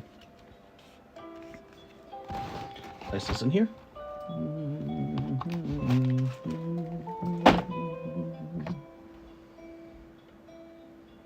Very nice. So next up we have Calvin Fellman, one in the mini slab break, one live custom. One in the mini slab break. There's a lot of mini slab breaks. 1, 2, 3. We got 3 mini slab breaks. Was there one you wanted in particular?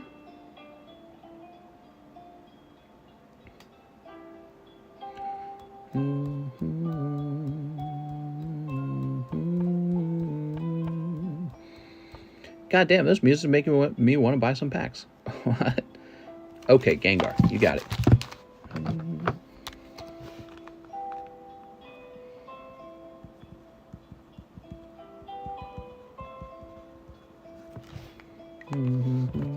I want to see a Moonbreon drilled. Would you? I'd do that. I'd work on that. And one live custom. You got it. Soup. Oh, what'd you pull? Mew. That's so cute. All right, that's yours now, Calvin. I like putting the old maids in there. Adds a little extra pull sometimes. You know what I mean?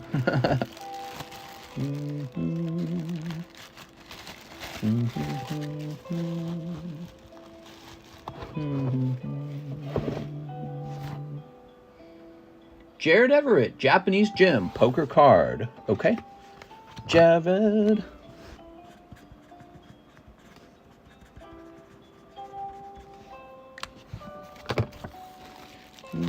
Was that Gym Pack first edition?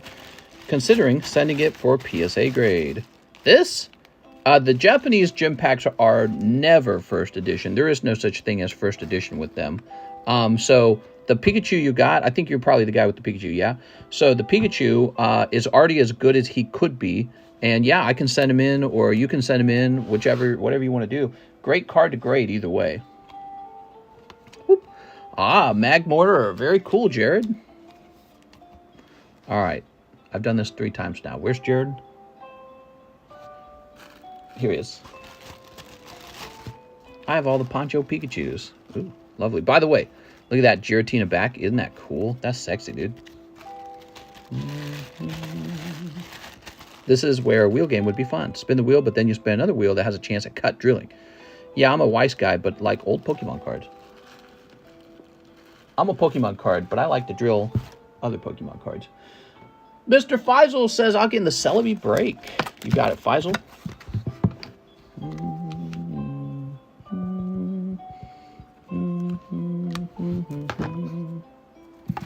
Okay, very good. Jonathan Norris, Vaporeon break. Okay, there it is. Jonathan. Oops, 10. Jonathan Norris. It's been a Pokemon stream tonight. Yeah, that's cool, man. 1 PokeBRUH, 1 Disney, and an action flip. Okay, where do I keep the action flips? Action flips do not get ordered super often. Here they are. They're right here. That wasn't hard at all. So these are Pokemon action flips. We actually also have these for Lord of the Rings, believe it or not, and they're pretty cool. So that's also on the menu. So Disney action flip, 1 PokeBRUH. These are restocked. The PokeBRUHs are restocked. Had to restock them recently. What do we got? Dragon Frontier Phoebos and Numel Crystal Guardians. Okay, lovely. All right. How many spots left for Blaziken? Blaziken's moving. Let's see. I'm going to count up the Blaziken spots. He's a little bit more expensive, so he doesn't move as fast. 1, 2, 3, 4, 5, 6, 7, 8. 8 spots are done in the Blaziken break. He only started, like, last night, I think. We need to cut a Willy. Blood needs to be spilled for Willy. Oh, we need to cut a Disney, is what I meant to say. Yes. Actually, that's true. Blood sacrifices are the only way to get anything important done. Did the Jeff Leon birthday slab finish? No, it's ongoing. It has $19 on it. You can donate as little as $1 to it to get it to finish.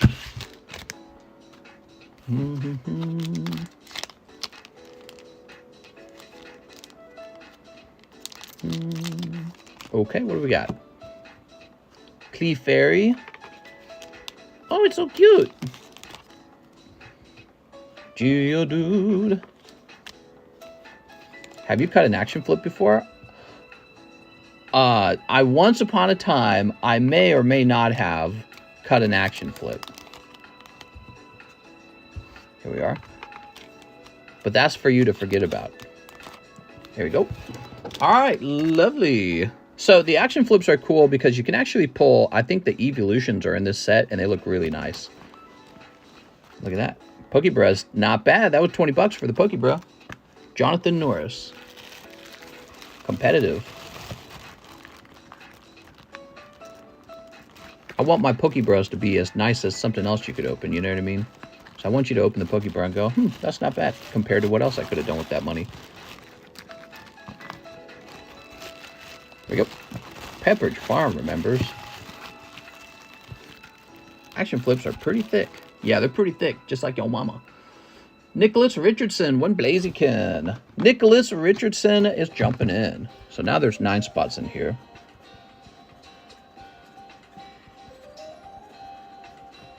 Son of Richard. Richard's son. I missed yesterday's stream. Oof.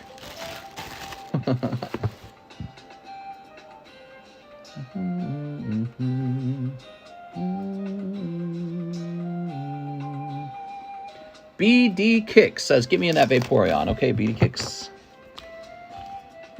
I'm still waiting on a slab I bought back from in May. Contacted seller. No response. Total was $6 though. Oh, I got you. I'm gonna guess you're gonna continue to get no response.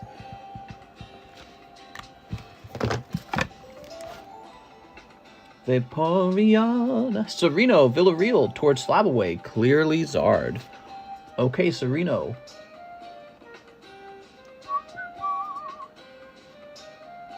What's 72 minus 25, huh? 72 minus 25 is 47. Okay, that's updated. Mr. Faisal says, "I'll get in on the Gengar break as well." Here, there we are.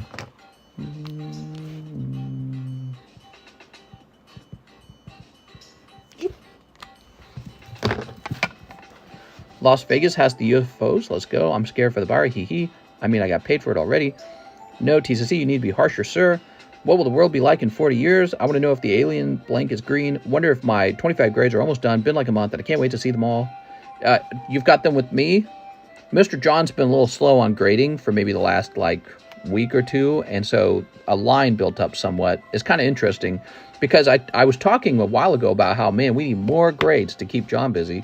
But if John slows down, it's like, oh man, John needs to speed up because the line's forming.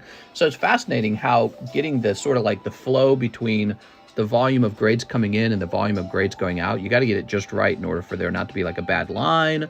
But also you don't want to run out of things to do either. You know what I mean? Coronat says yes. Yeah, I'll remind John, because he's been working on Mr. Is it Jonathan Morris? He's been working on Jonathan Morris, I believe, and he had sent in a lot of grades, and those are finally getting done, and they'd been waiting a while, so I printed the label for those like a month ago, I feel. All right, we've got Ruben Aguilar. So I step it into high gear, John. I start yelling at him. I'm buying him a nice couch down there, I think. He's got like this big giant room. It's actually 3 rooms connected together. He gets all that space to himself. And we're going to put a nice couch down there so he can take a more comfortable break, I think. Why can't a UFO crash in my backyard? Right. A UFO totally crashed in my backyard. I swear. I swear it did. Skip this. Okay, do you have any video? No, but it was unhuman. And bro, it was like 8 foot tall, bro. No video footage of it. Well, how is that even a news story? How did that make it onto TV? Crazy that anyone even... Yeah, I don't know. It's like a joke. I just want a legit picture of an alien, then I'll be convinced.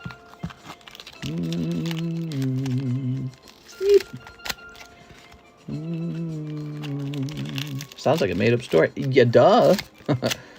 We have no evidence of it, but it really happened, I swear. That's not a news story. Crazy, man.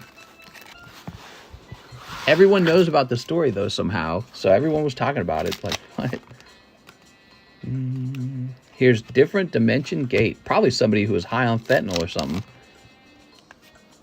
Hayo Zanryu. Okay. Here's Mad Dog of Darkness. Trap Jammer. Trap Jammer. Okay. Sounds like 1920s headlines. Flower Wolf and Man-Eater Bug. Oh, that's creepy, man. Okay. Blade Fly. He got to slice ya. Magic Drain. I feel like there's some jokes in there. I like that. Man-Eater. Gonna work hard. Do. Somebody that was pissed. There was something in the sky during the body cam, that's why Mr. Watch it. What? Something in the sky? Oh my god.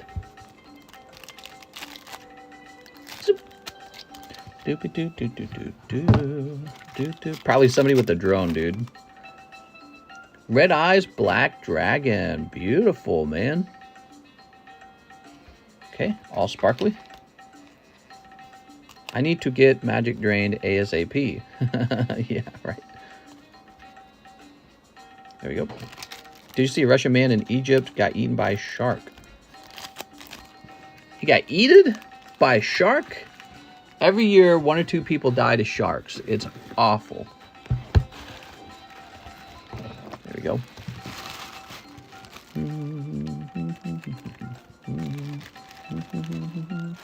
I just got drained myself.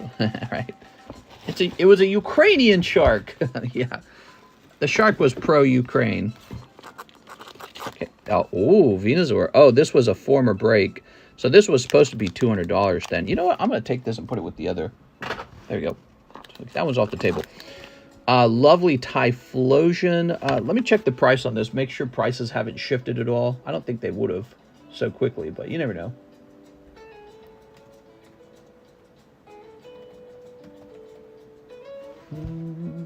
Oh, man, you always got to check this funny way, don't you? No, the prices haven't really shifted. Okay, set that there.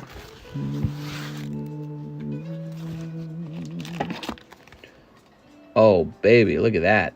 I better check that, too, actually. I probably priced that a little while ago.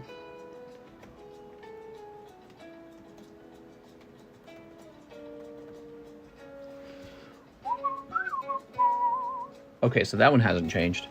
Oh, that's tempting to just keep. And another Golbat. That Golbat's a nice looking card.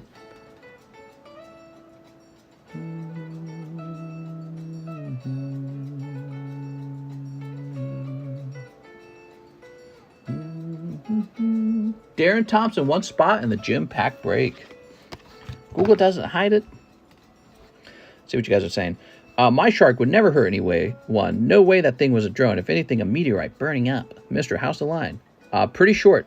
So many people watching and only a little bit of likes. Come on, people, hit that like button. Hit that like button, guys. Hit that like button. How many likes do we have? You know, I can't see the likes anymore because of Streamlabs. We have 54 likes. That's not bad. I appreciate the likes, guys. Yeah, it's not as bad as I thought. Yeah, hit that like button. Let's get to 100 likes. I like to get to 100 likes. So, what we were doing, though, before we did this, Darren Thompson going into the break. Darren.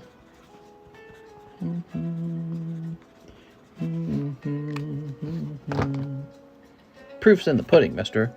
What, are you eating pudding? I linked the video from the New York Times.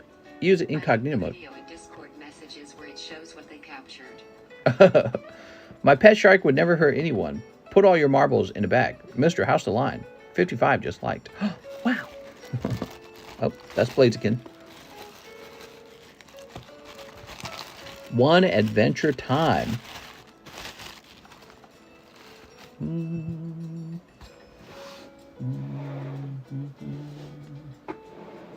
Oh, I thought I saw a spider running around.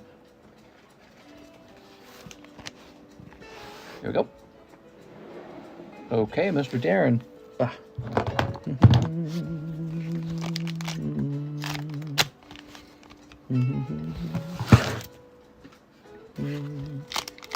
Aliens. Doot. Aw. Remember you. So cute. Is there an option to grade CGC with you? I've thought about it. I used to do that in the past, actually. I feel like if we did that, that would divide the number of people going into either PSA or either CGC. And so it would be harder to reach sort of like a large group. So maybe if you want to wait a long time for the well, yeah, no, but still it would be a problem because, yeah, I don't know. I've thought about it. I'm not sure. Did everyone get the pride emoji above the phone emoji? Yeah, what the heck, guys? You need to get your pride emojis on.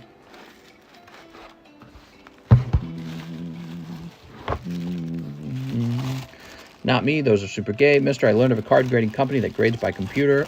Oh, my God, dude. Oh, really? Tell me all about it.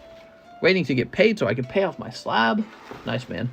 Working hard so you can get the Pokemon. This can go in here now, I suppose. Do you still have a card Wars box for sale? At $60. I sure do. Yeah, I've got like 2 or 3 boxes left if you'd like to buy one. Paul Newman says 1 Simpsons pack. The Simpsons. Do do do do do do do do do do.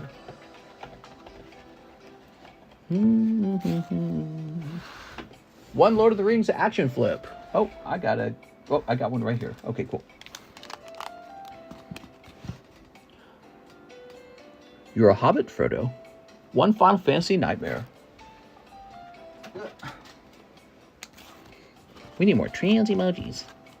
Finally, equality. Fat pack. That deal was on like last year. Pride Flowers turquoise. Here we go. All right.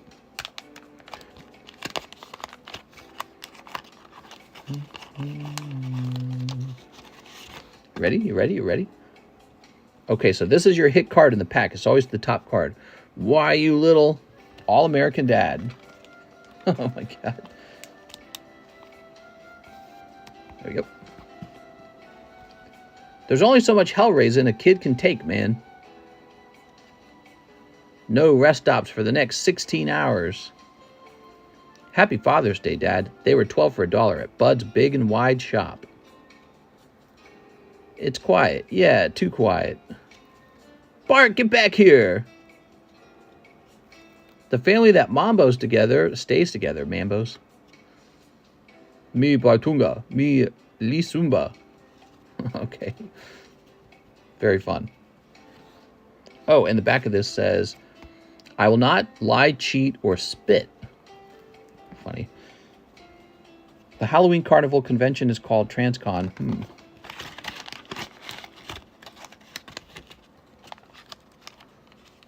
There we go. Lord of the Rings.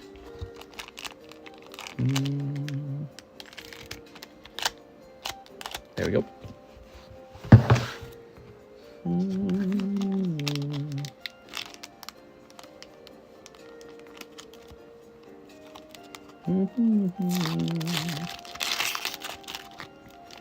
There we go. Ready? So you got orcs. I don't remember the orcs looking so funny. So you guys can't easily see this through the camera screen. You have to see it with your real eyes, because your eyes are your eyes have this function where you're looking from 2 directions. That's what creates a 3D space. So that's what allows this to look 3D. But the phone doesn't really capture it, because the phone doesn't do that. Here's Strider. Unfortunately, though, he's white here, which is the wrong color. There we go. Here's Arwen. All right. So nice.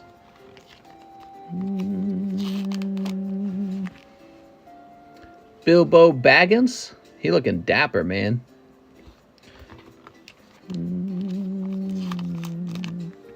And Prologue. Damn, that looks cool, man. So every pack comes with this sort of chrome card. It's a square card, and that just looks really cool. So you get a total of 5 cards, because I'm sure this is gradable. It's a really thick card, and it looks really nice.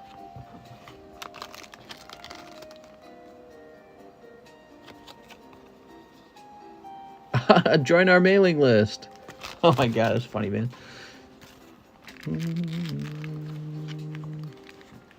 That was back in 2006 or something like that. That's old, man.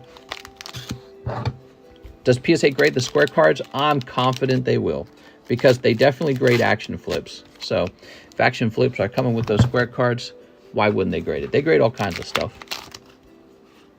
Maki Chabuki. I'll grade it too. Send it in. I'll grade your little square card. I don't care. That AOL CD relic. Yeah. Relics of the past. Mailings. Mailing lists. Okay, that's for our friend Paul Newman.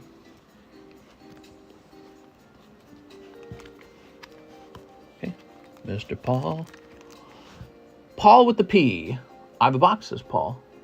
Do ya? Paul Oldman.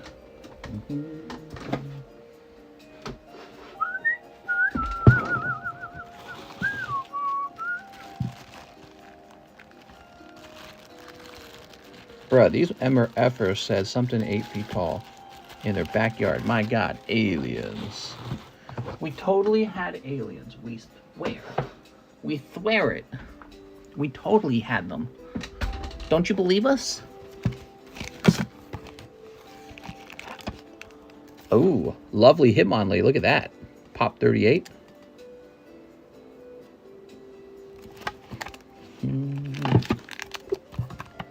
There's a lovely Chico Rita. Here's a $69 Snorlax. And this guy was supposed to be, according to this, $240.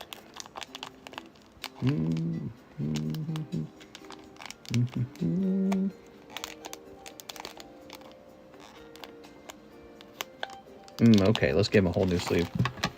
It's Wesley James Pager. Pager? We all wish it was the Hollow T-Tar. Are you talking about this guy? Well, if that was true, though, he would cost way, way, way, way more, though. You know that? So he would be like $1,000. He's not bad in a break if you picked him up for 20 bucks, you know what I mean? For a moment, we're going to put his real price down, though. Was he supposed to be over here like this? There we go. Cool.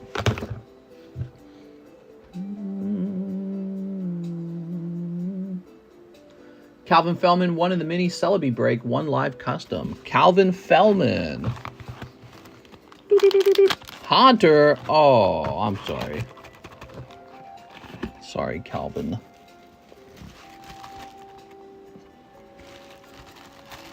You get a whole box of Korean Lost Abyss for 40 bucks. I might have bought one or two Worm Hunting. No repeats, you lose. Mister, did you see the new Warhammer 40k Space Marine 2 trailer? No. VHS grading is legit. Wink, wink. It was so cheap, rat. The cardboard Kremlin couldn't resist. I said, I swear. $69. Transatlantic. All right, you ready? So, reading all your comments real quickly. I don't want to miss a single comment.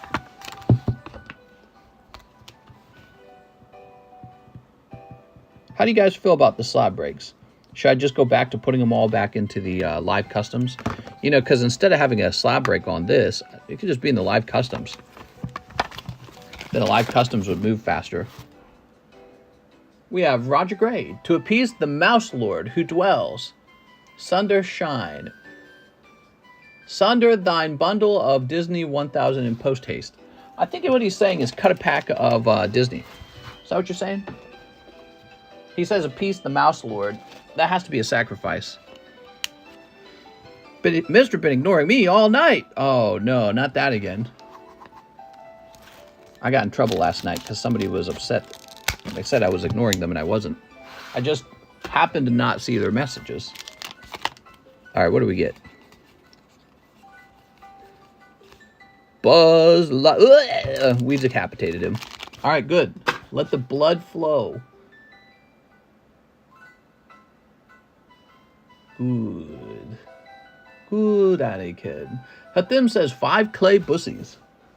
Mister. Kill it. I shouldn't. Do it. Such a funny, such an epic moment. It was only natural. I come in pieces. Gotta grease the wheel. What's that, gay or straight buzz? Oh no. Hathim. Mom.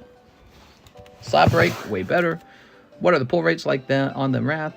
Was that gay or straight? Gotta grease the wheel. I come in pieces. Mom snore. Drill the Snorlax slab. Okay, what do we got?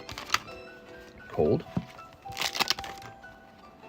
Here's Tyranitar Black. Buzz Lightyear's white. I'm pissed. Yeah. There you go. Flamigo. Wasn't the Buzz Lightyear movie not about Buzz Lightyear? It was about like his sidekick or something like that. Wow, nice, man. Beautiful. All right. Save the half pieces and donate them to Kingston. I'll send them to him and tell him I got a deal you can't resist, or you can't. A deal so good. I think I said it right. Boy, I haven't watched The Godfather in a really long time. You know, I thought The Godfather was kind of boring, to be honest. I didn't think it was that good. Hathim. Nice round at them. Do you still have the folder of the people who donated their hit to you? I do, yes. It is sitting in a closet right now. I can see it where I'm at. Okay. Clay Bussies. Nat the Rainer, one for the gym pack break, please. Tape the cut stamp one I have in my box, my gift to Kingston. You'd be funny. Inexpensive Gengars on the table. Well, we were just holding them back for you to join. I don't think so. I don't think there's any. There's a cheap Gengar break. If you want $5, a chance to grab a Gengar. You go, Nap. There we go. The Buzz movie was about Buzz and his crew. Buzz Lightyear. Jonathan Wang. Could I have one PokeBRUH, one live custom, one sneaky? Jonathan, you ready? It's cold. Ladybug. I'm sorry. How about this PokeBRUH, though? You ready for the PokeBRUH? What PokeBRUH did you get? Oh, you got a Topps PokeBRUH. So these are going to be lovely Topps cards, probably with the ability to grade 10. Here's Pidgeotto. Here's Arbok. Here's Vulpix. Here's Gloom. Oh, this one's one with the holographic in it. That's really nice, actually. Holy cow. Okay, cool. Not bad. One sneaky.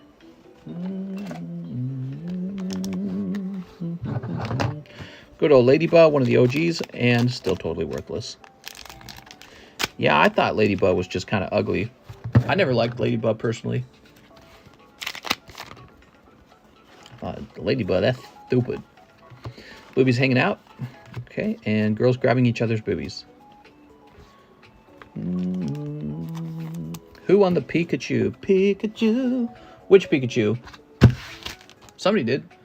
I don't think it was you. I think I would remember if Sven won a Pikachu.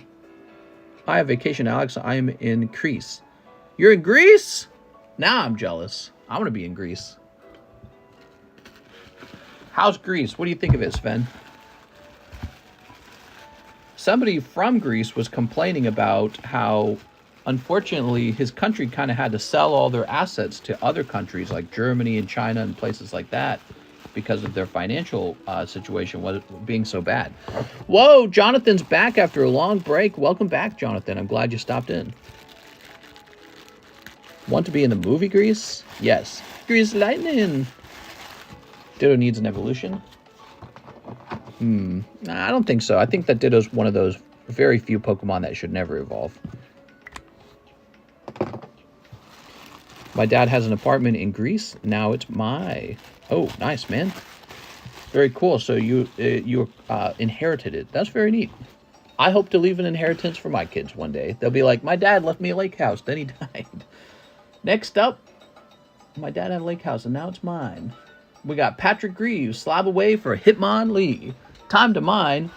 I need a new bag, says Patrick. Okay, you ready?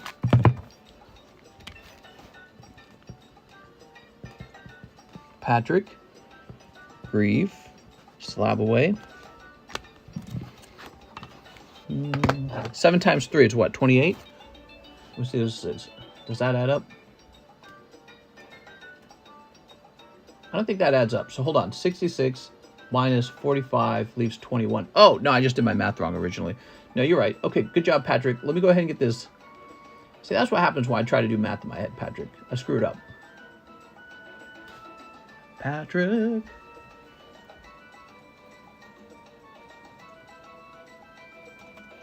We're going to say Patrick Grieve, Hitmonlee. And he was 220, and now he is 200. Okay, cool. Great card. And on top of that, 3 time to mines.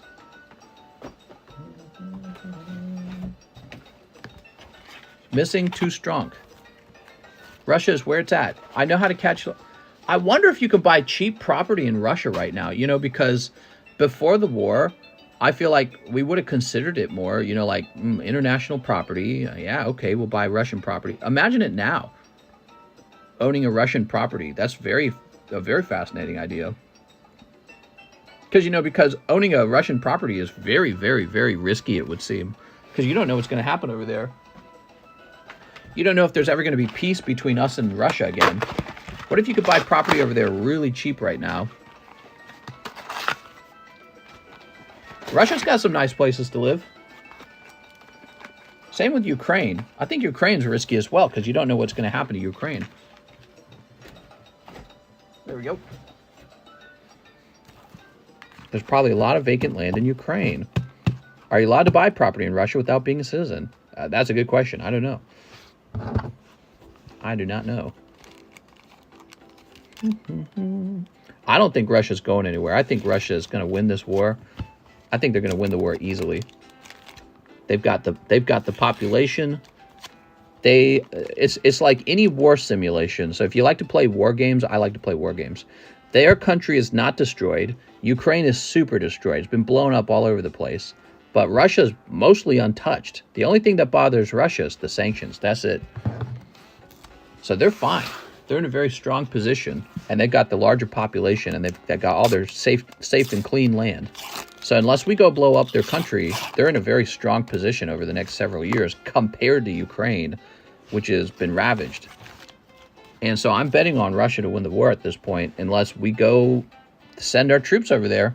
If we do like a invasion of Russia, maybe then.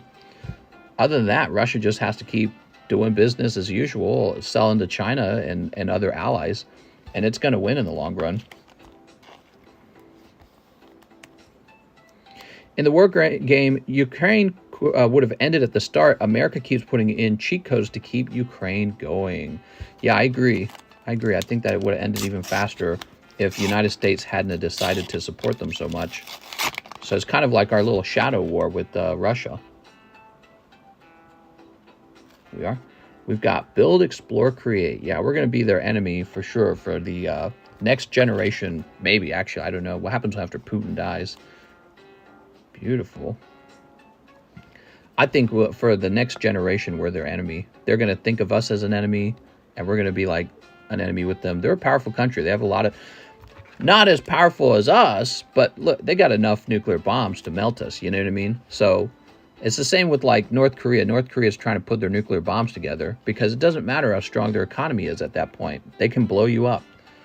Oh man, we got a better economy than North Korea. Great. So what you're saying is you have more to lose and you both have nuclear bombs. You know what I mean? You've got more to lose and you don't want to get into a nuclear war with them. We are. That's all that means. The Lie. I love this card. It's so cute. I'm surprised you hold this view, considering how much Western propaganda there is on reports. Very little accurate reporting going on. Oh yeah, it is 100% propaganda. And I just sit and think about it when I'm on the toilet, and I'm like, okay, so if I was playing a game like Advanced Wars, and half of Ukraine's factories and cities are destroyed, and none of Russia's cities are destroyed, Russia wins. Russia wins easily. It's, you know, how do you come back from that? Unless you just suddenly rebuild the cities and become productive again, right? So. I just don't see how it's possible. We can just indefinitely feed the money, I suppose. Do you really think the American people want to do that when we have our own problems and we just raised our debt ceiling again? I don't think Americans want to do that. The reason we got out of Afghanistan is because Afghanistan was really unpopular too. So it's not popular for us to be in an endless war that costs us billions and billions and billions of dollars. It's not a political winning strategy to do that. We are. So American people want it to be over. So I don't see how this ends in any way except for well for Russia at this point. I think that what Ukraine could do is just a lot of terrorism for a long time in the disputed lands. But I think overall, they're going to have Russians settle the land, and it's going to be over at that point. Once you have a people settle the land, if you do acts of terrorism, you're the bad guy now, like the moral bad guy, which is a really serious issue. So they're going to steal that land by settling it. Patrick Grieve. Ooh, Patrick. Okay, Mr. Patrick with the P. Soup. New bag. Thank you, Patrick. I appreciate the order.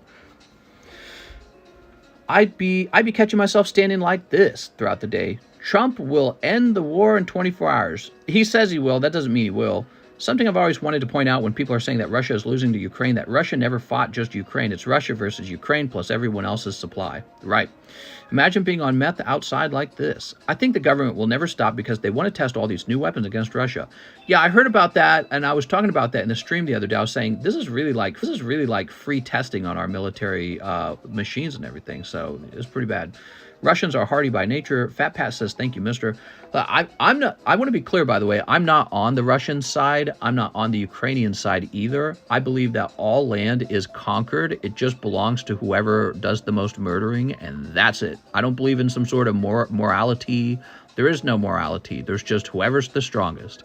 And that's why I think Ukraine's first mistake was not having a better military to fight against Russia. Everyone wants to demilitarize because they believe that war is over. There's no more wars in the future. Obviously, that's not true. You do have to have some military, enough not to be invaded by another country. And so Russia just proved, it's a liberal theory that you can just demilitarize. Russia just proved that theory is false, 100%. Definitely false. You cannot demilitarize. Because if you do, they're just going to come in and take all your stuff from you. Sven Jansen, one live custom booster. You got it. That's very common for people to say, why we spend all this on military? And by the way, it is possible to spend too much on military as well. Mr. Sven.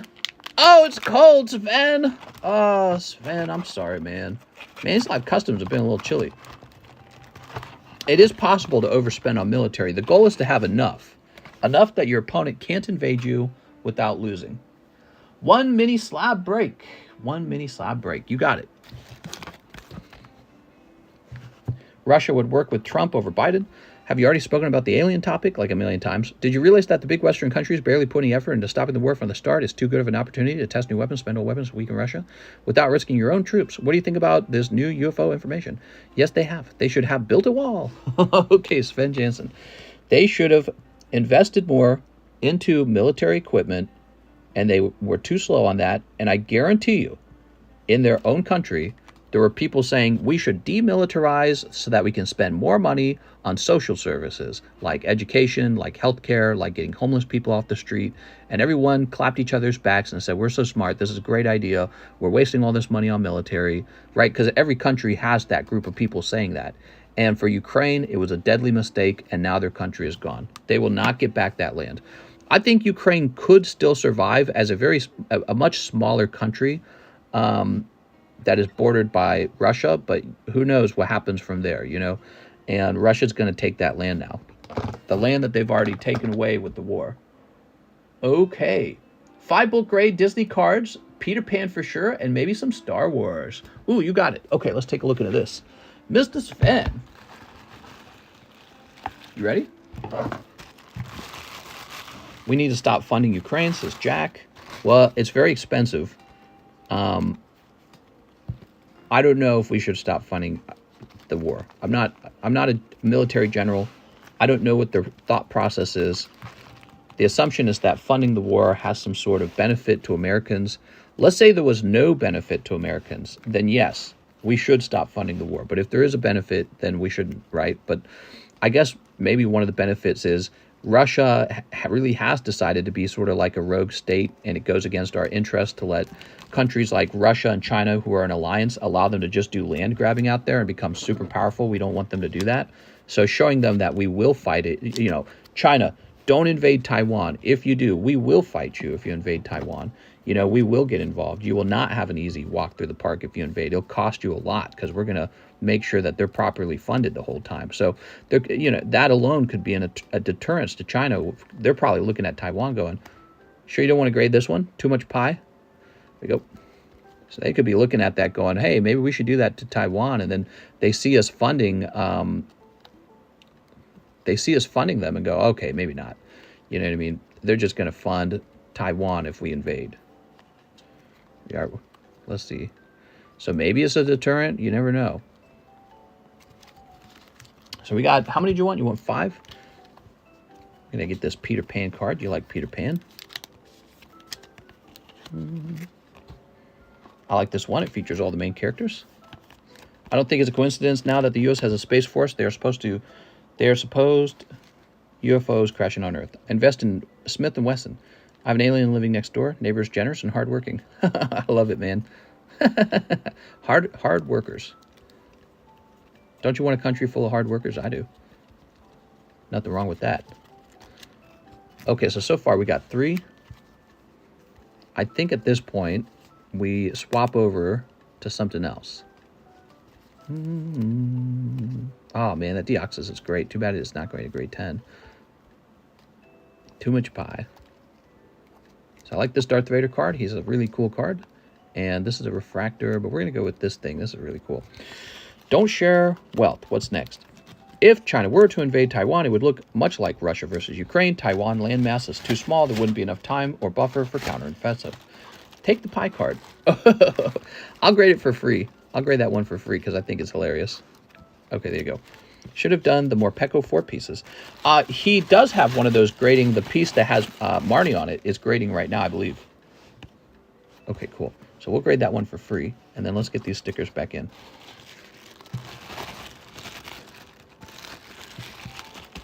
Yeah. Words like Russia is made up. Words like Ukraine is made up. The United States is a made-up symbol, a made-up idea, a made-up word.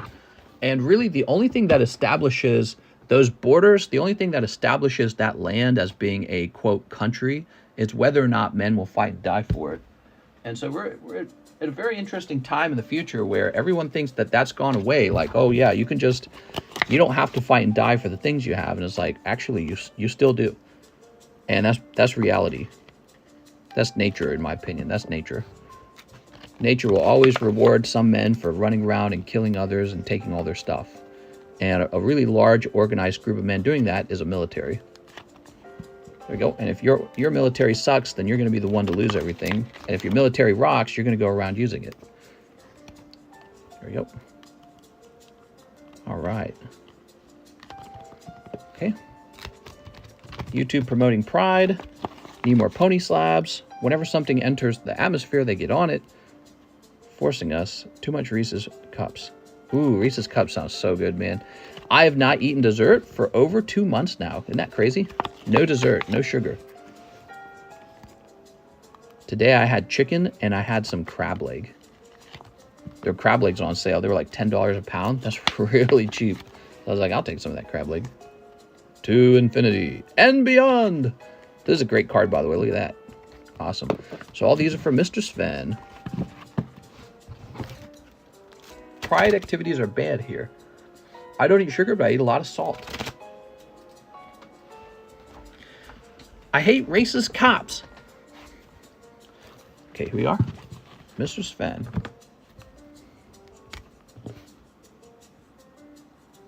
Jansen. Okay, and what's this say, like 6.8? Starting to keep track of the age of these cards now.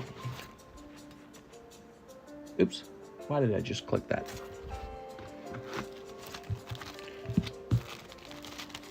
There we go. Master can't see them, Ruffle.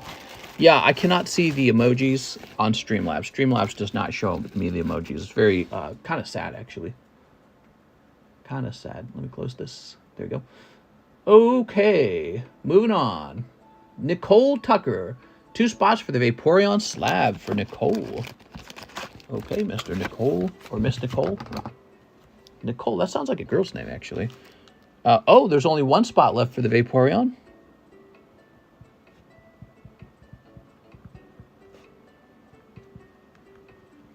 Okay, let's find out who won the Vaporeon. Are you ready? Nicole, that means you got an extra $5. Can we request a song? Yeah, you can actually change the song for like $5 and I'll play your other song. Is it a girl's name? It is a girl's name. How's it going, Nicole? There we go. 1, 2, 3, 4, 5, 6, 7, 8, 9, 10, 11, 12. Of course Nicole's a girl's name. I'm just crazy. Sometimes my head feels like a soup. Like a soup. And all I can do is run on autopilot. Can I have another snow hazard?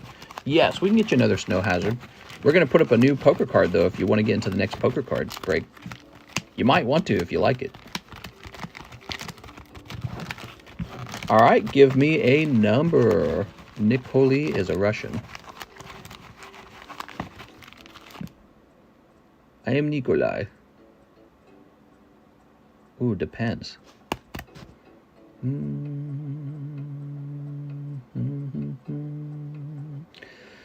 Three. Well, look at that. Nikki gets to choose two. 1, 2, 3. All right. Nath on 1. Nath on 2. Andres 3. There it is. It's over on 3. Just like that. Boom. Ta-da. All right. Andres Melkor. Wow, 6 corrupted almost had it.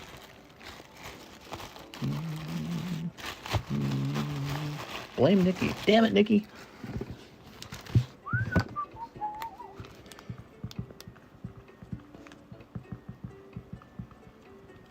There we go. Ah, I'm pissed. Oh, 6 corrupted is here.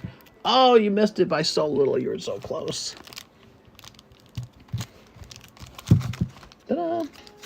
Nikki 6. Oh, no.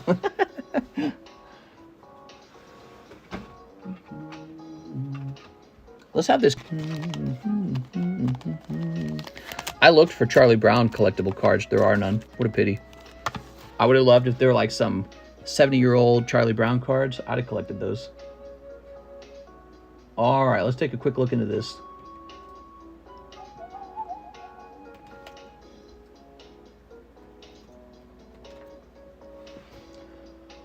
Wow, he's an expensive $80. Huh.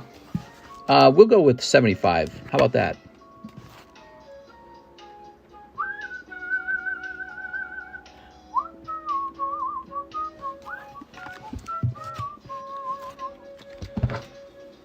Six is pissed.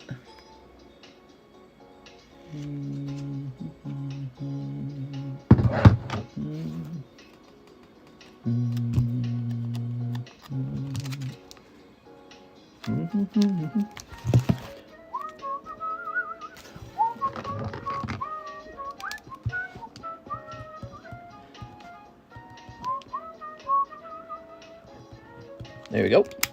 Wow, Psyduck is popular, man. People must really like Psyduck. So what do you think, Nikki? Another Snow Hazard, or will you like into the Psyduck? 2 Snow Hazard.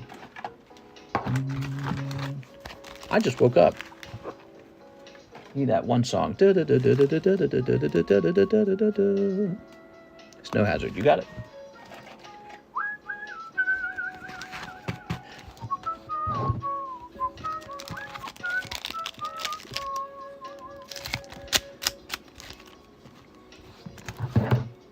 All right, here goes. Cold. Hot.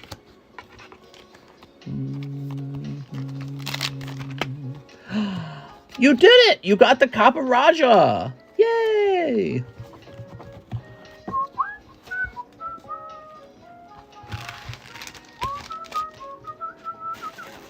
Here's your bag. There's a Bible TCG. Oh my god, a Bible TCG. That sounds great. Maybe Johnson will come in and open some Bible TCG. Hathim, 6 Snow Hazards. Oh man, you just missed the PokeBRUH, Hathim.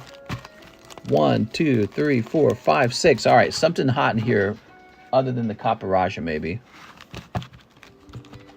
You're rich. Stonks. You did it. Snip that. And then snip this as well.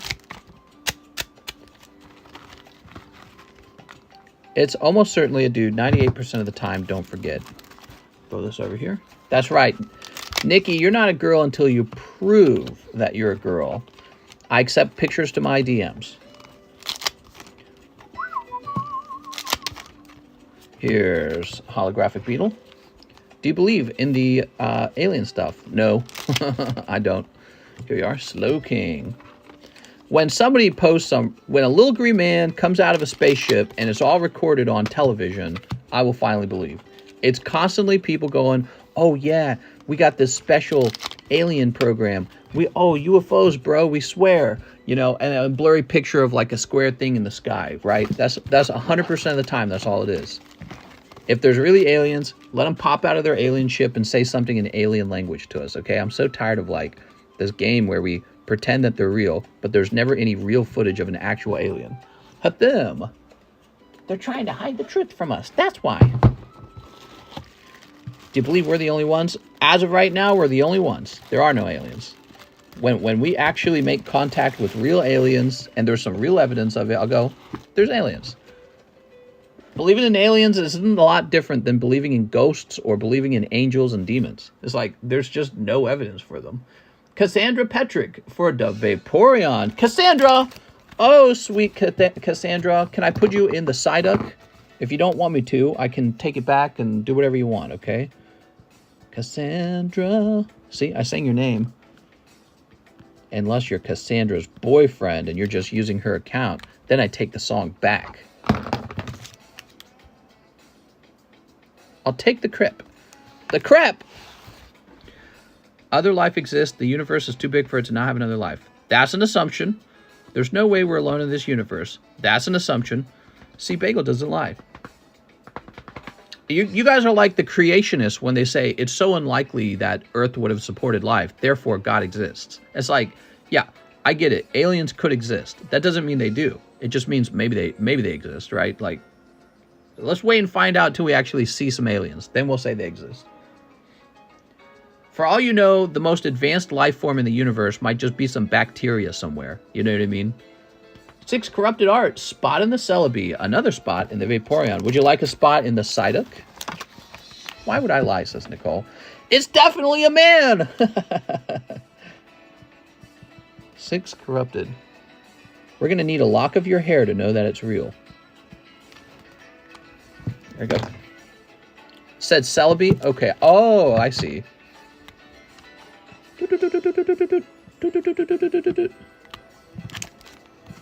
Okay, yes for the duck for corrupted.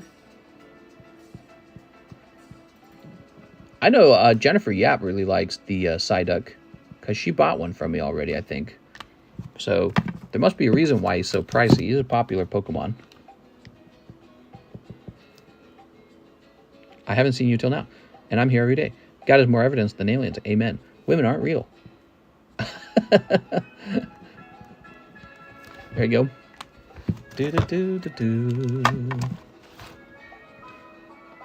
Dayton Williford. 2 Mario Hanafudas. Dayton, it's your turn. Soup. You got, oh, that one kind of sucks. That's the Bananas. That's Donkey Kong Bananas. Okay, how about this one? Oh, it's Diddy Kong. It makes perfect sense. You got the Bananas, and then you got Diddy Kong. Nice. One old maid. Doot. Bulbasaur. One old maid, one snow hazard. One dragon maid, Japanese. We're devolving. Give it 20 years, we'll be around a dinner table on headsets, unable to do anything for ourselves, out of shape, relying on tech. Not sure if I have a bag or not, mister. Don't worry, the government eugenics programs will fix that. I kind of disagree. I bet you humans are going to get smarter over time, and it's going to be impossible for people who are like poor to reproduce. And in general, you're going to find that the smarter people are able to reproduce because they hold more complicated jobs that require like a higher intelligence or something like that. That's my theory. I think that's going to be occurring a lot in Asia. And any country that sort of enforces this sort of perhaps like genetic protection, I think those countries, and it's essentially that's socialism, by the way, those countries will over time recede and die out, right? So too much protection will be a drain on your resources in a very long-term way, and then your country will just recede and die. And you'll lose to a more competitive country. Here we are. Natural selection is the way. Oh, beautiful. Do smart people buy cards in the future? Well, all of you guys are smart people because you're buying cards, so I have to say yes. But but you can't teach. Oh, but you can teach some to just as intelligent as another. There we go. Dayton Wilford. I think there's a line, though, because I think that there's a certain point where people don't want to learn, you know? So, and the smarter you are, I think the more likely you do want to learn. Dayton. Does it say have a bag? Not sure if I have a bag, he says. Mr. Dayton, we're going to go looking for that bag then. Alex is doomed. That's so mean. Nicole says, I lurk a lot. Turkey lurkey. Imagine an alien visiting Earth and seeing a dude dressed as a woman drinking Bud Light. Some Bud with my buds.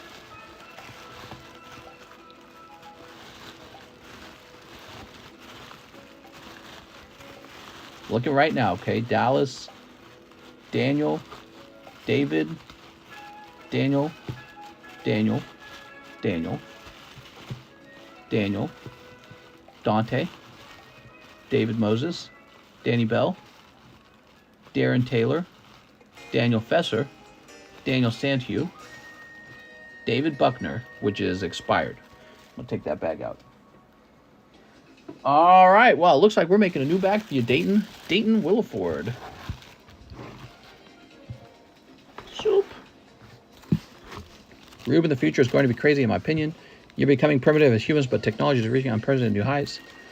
Yeah, I agree. I think the super wealthy at the top are going to selectively breed with each other because we're all extremely educated now, and the importance of genetic inheritance is going to be more and more clear over time for those who are like well educated on the subject. And so whether or not they talk openly about it, they're going to be extremely choosy about who they have children with, and they're just going to continue to sort of rule over everybody with the wealth that they've already created. And their children are going to be way smarter than our children, and they're going to have second homes and bunkers in New Zealand, and we'll never catch up to them. It'll be impossible. So everyone's like, eat the rich. No, they're just going to go to New Zealand. You're never going to catch them, and they're going to have better children than our children, and that's what's going to happen. So I think you'll see that sort of accelerate over the next couple hundred years, and there'll be like two classes of human. Just like there's a caste system in India, there's basically a caste system in Japan. We're going to have more and more of a caste system in the West, but it's going to be defined by wealth. You could argue it's already in place, except unlike the past where you could technically eat the wealthy by like storming a castle or catching them in their carriage with their horse-drawn carriage. You can't catch wealthy people anymore. No way. No way. They're going to move their finances all over the place into all kinds of bank accounts that you can't track. And then they're going to have a house in Switzerland. They're going to have a house in New Zealand and a house in the UK. And they're just going to fly all over the place in their private jet. You'll never catch them. You're not going to catch a flying private jet. You know what I mean? Jonathan Cardenas, Star Wars Chrome. Well, you sent 25 cents. Do you fix that? Let's see. Jonathan Cardenas, you sent me 25 cents by accident. So you want to fix that. You do look Filipino, says Pokey Slide. Do I? You should see one of my sisters and one of my brothers looks 100% Filipino. I might have some hints of Filipino, but I have like the greenish eyes, don't I? So let's see. I have like green eyes. If I had brown eyes, I think I'd look a lot more. Sven Jansen says 2 live customs, 2 in the Psyduck. You got it. Just like Epstein. Well, just like Epstein and all his clients. All of his clients, right? So that is where the world is going. I think that genetic selection is going to be huge in the future because we live in reality where that stuff matters. There we go. Sven Jansen. 2 live customs. It already occurs, right? Like the super rich guys all pick model girlfriends because they're rich, so they pick hot girls. So these guys who are smart and therefore rich get hot girlfriends, and their children are tall, beautiful, and intelligent. So they're just like the beautiful people. And that just happens generation after generation. So over time, there's just going to be like this huge gap between the super successful and the average person. Here we go. You ready? 1, 2. Oh my God. 2 cold ones, Mr. Sven. Oh my Lord. That's rough. I'm sorry, Sven. Let's see. Should we put a new slab in the live customs, you think? Del Fox is 25. The rich are going to Mars. Let's put this Charizard in the live customs.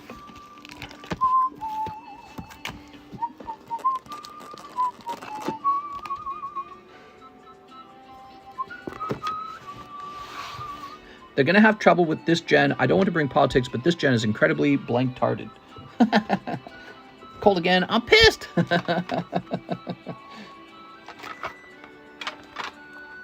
This generation's incredibly dumb. I don't know. You guys agree with that statement? I say we raise the voting age. There we go. Some beautiful, some modified. Oh, you're talking about the supermodels that the super rich billionaires date? There's a little Diglett.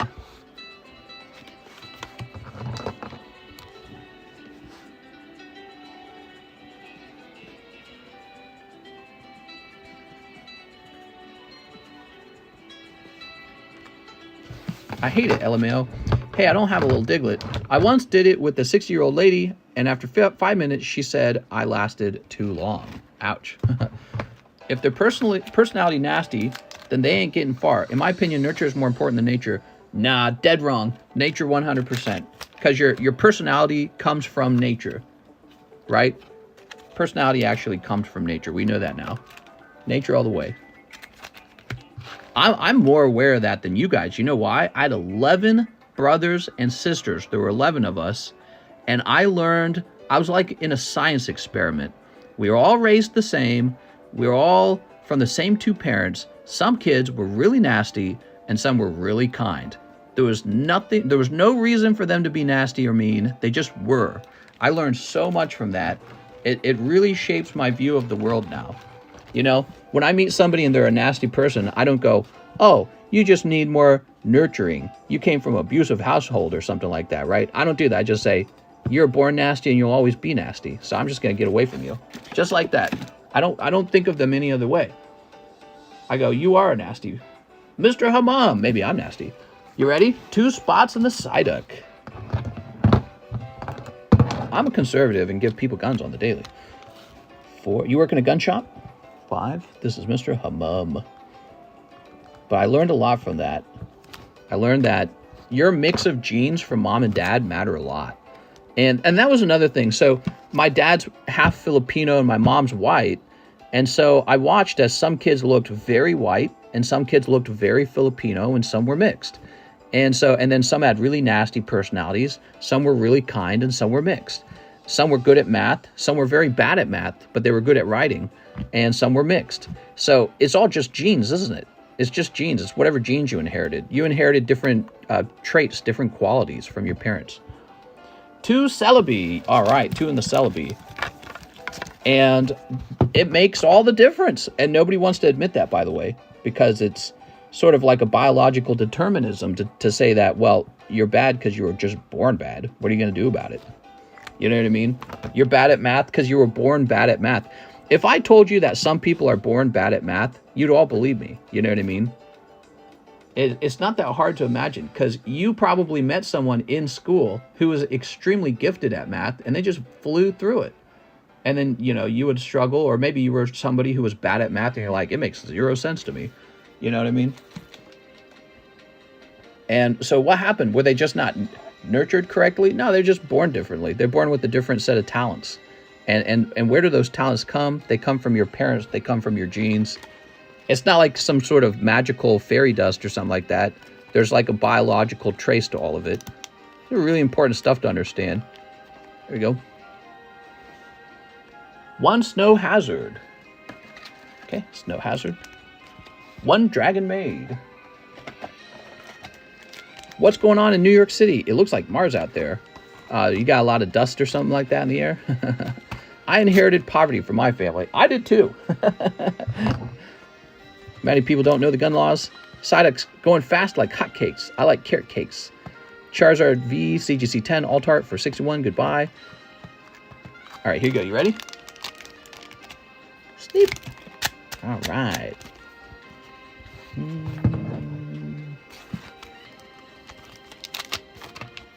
Hold. And holographic.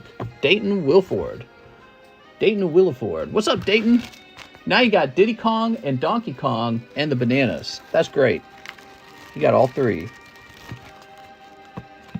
Biological determinism is depressing, by the way, if you ever really believe in it. It's like the opposite of free will. Aaron Searles, Psyduck and Celebi.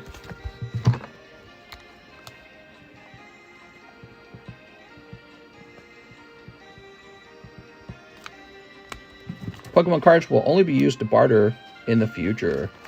Really?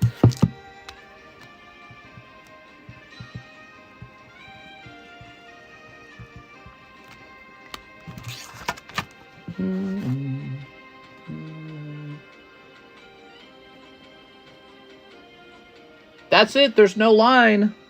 There's no line to open Pokemon cards. If you want to open some cards, jump in line. We have a full hour left, so there's plenty of time to get in line and enter a break or open a Pokemon card, or we could just talk about things. I don't care.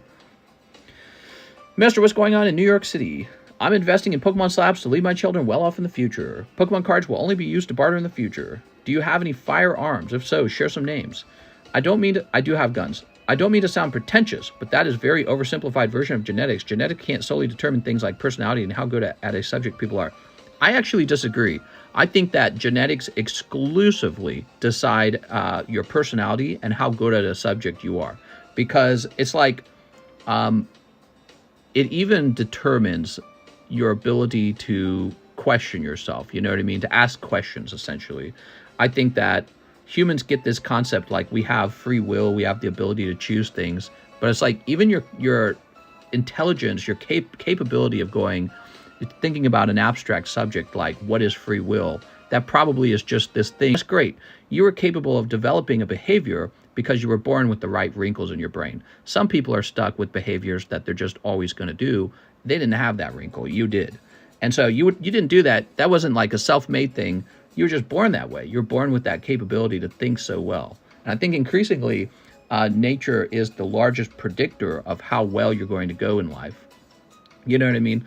Like you can have two people who mean well, but one person's going to be very skilled at math and the other one's going to be very poor at math. And the guy skilled at math is going to go get a great job. They could both mean well. Doesn't matter. All that really mattered is which one was good at math. There's no future for Pokemon on Wise Booba. He wants to know the name of your Choppa.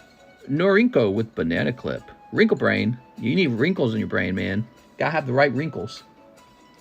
You don't want to be born with no wrinkles. Sven Jansen, one live custom booster. One live custom booster. It's cold! Oh my lord. What is up with these cold live customs tonight? There must be really unlucky shuffles. There we go. Look at how many slabs are actually in the live customs. You ready? All these slabs are in the live customs. That's a ton.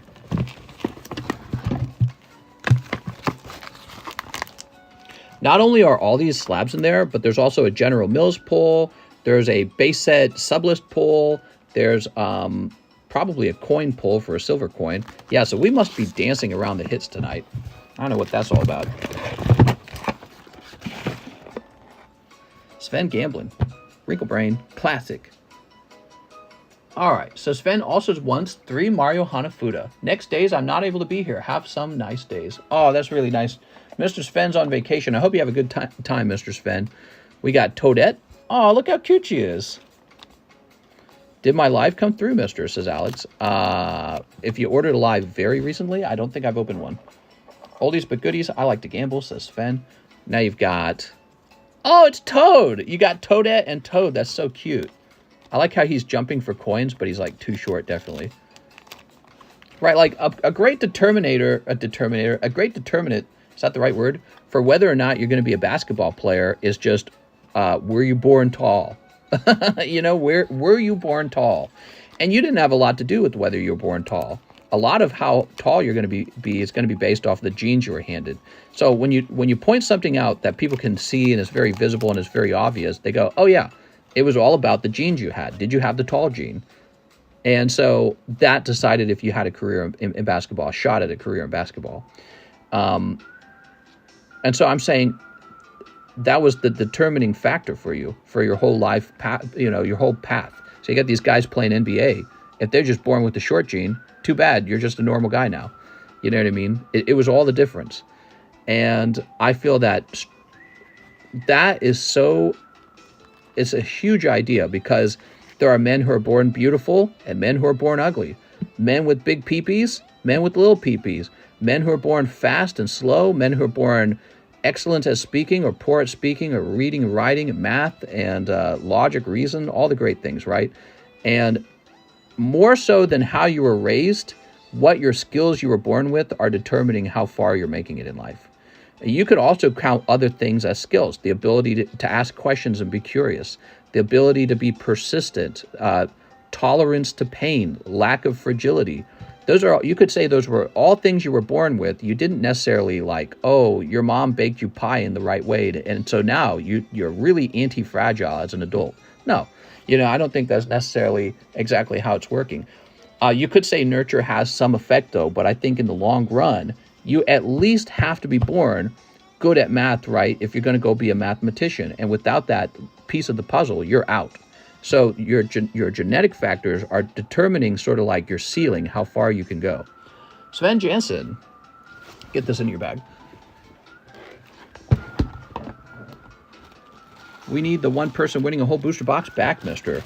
You like that better when it's one person wins the whole box? There you are. Less than 3 inches. What are you talking about? You're funny, man. The ability to be funny is a sign of intelligence, by the way.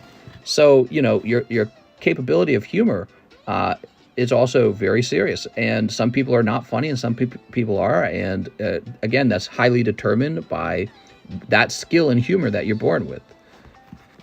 There you are. Because not all guys are funny. Some guys are less funny than others. Some guys are like, brr. And other guys are hilarious. They're like naturally hilarious. 6 corrupted art, 1 live. Here goes. Are women funny? Here you are. Oh! I love that one comedian. What's her name? She's always talking about her vajayjay. Hello, mister. How's it going? What's up, Isai? How's it going, man?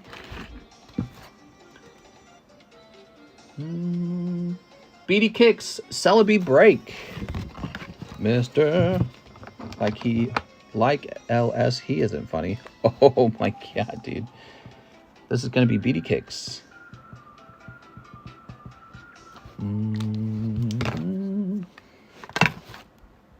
Celebi.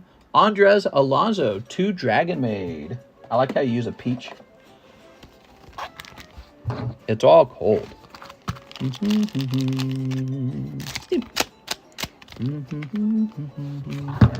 Mr. Andres. Do you think Gen Z's genetics are weak? Well, I think that genes get really complicated. You have stuff like genetic expression where your genes actually do start to adapt to your environment.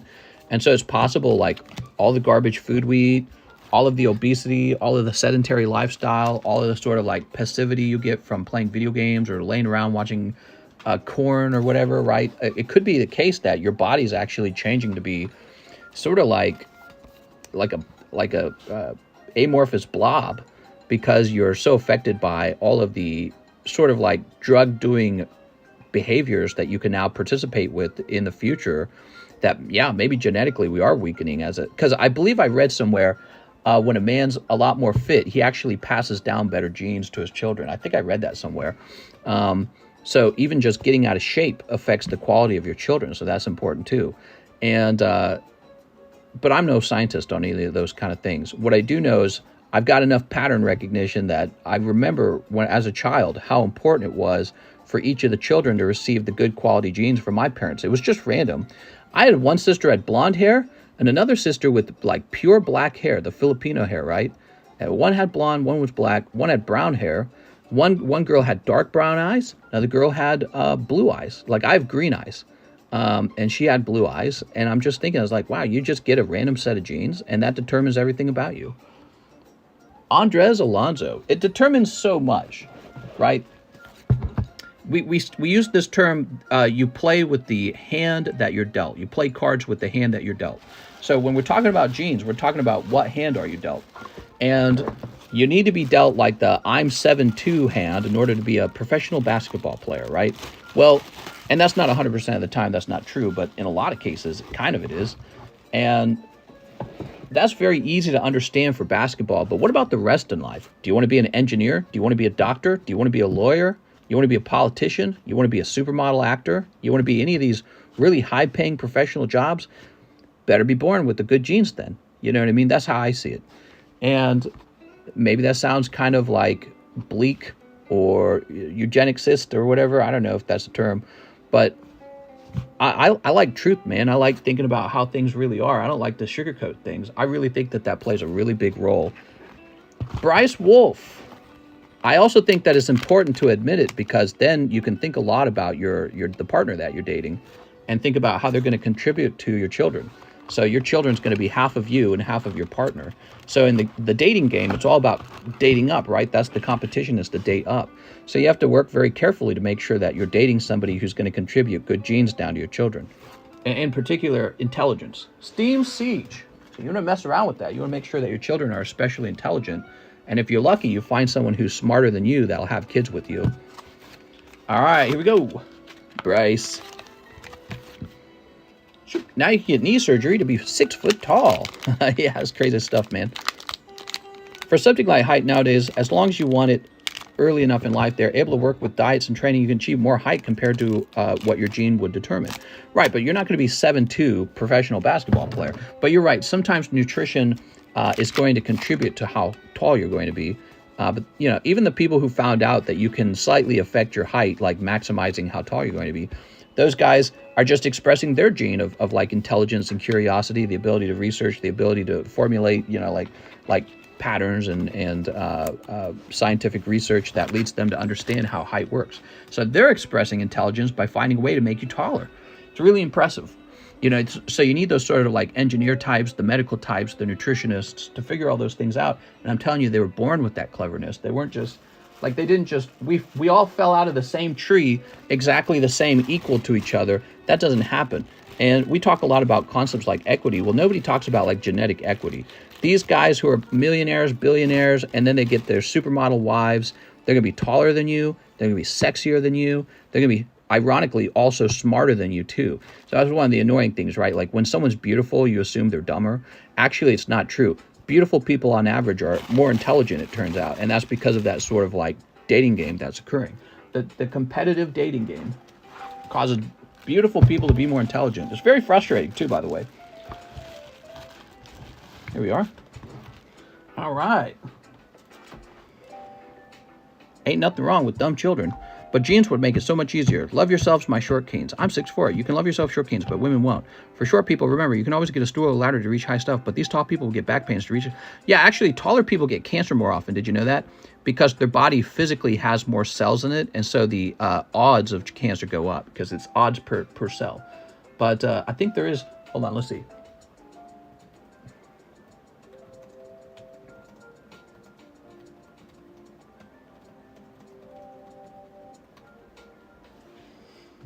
Here it is. Look at this. This is an old one. Beautiful people really are more intelligent. Psychology Today. Study of adolescent health. Physically more attractive people are more ... Beautiful people are smarter? Why would that happen? Well, it's just because your dad, if he was a hard-working rich guy, he said, I'm going to get myself a hot wife, and she's going to pick him too. She's going to say, I'm not dating a guy unless he's rich. So she's a hot girl, and she can pick between the guys. She goes, I'll take the rich guy. And that's how, you know, intelligent, beautiful people are born. And that's just going to happen over and over and over again. By the way, we're talking about this subject because we're talking about the deep future. Old Maid Squirtle. 2 bulk grades. Oh, I think this is a cold pull, but also with 2 bulk grades attached to it. So that's kind of fun. So I think I was just handing that out for free. So Tim Stodgel, those are 2 free ones in a row, actually, I'm pretty sure. The Old Maid Squirrel is probably a TCCG. Let me take a look. So you just pulled 2 cold ones that were placed in here to make it nicer. Yeah, here it is. There we go. Tall Foo's got a duck when going inside the house. There we go. We were talking about the deep future, and I was talking about how I think that gene expression and competitive dating is going to make the human race sort of like evolve over time, and it's going to be a very competitive and awful thing. Squirtle. So Tim, you get 2 grades now. You can use them now or use them later. It doesn't matter. Have you heard about the Pygmalion effect? I think you might find it interesting reading if you haven't already. It's Casey Fjelsted. Hello, Casey. Some bud with my buds. Big lag. Oh, I don't know if you heard me, but Tim Stodgel, you've got 2 grades now. 2 grades and an Old Maid Squirrel. Jonathan Norris says, let me get a live custom. Okay. Palpitoad, it's cold.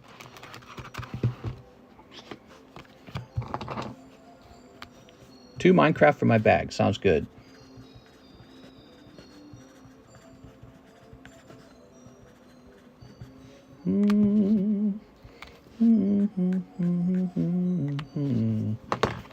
Paldea Evolved box. So that's going in the live customs now. So that the new set will come out and people opening live customs will have a chance at a sealed box of that.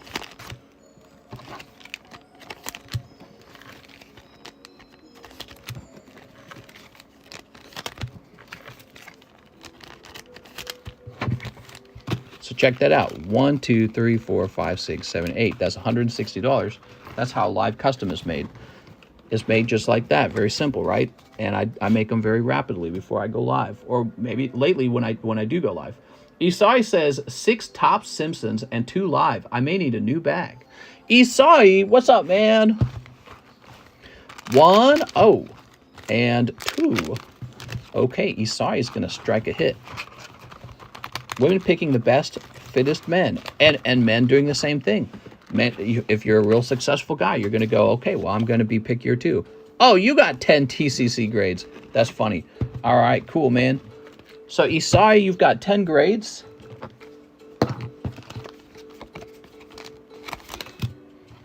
I was doing that because at the time period that I was adding those to the box, John was kind of low on grades. He was catching up on them real good. And so I said, I'll toss a couple grades in the live customs in order to give people out some grades as a hit.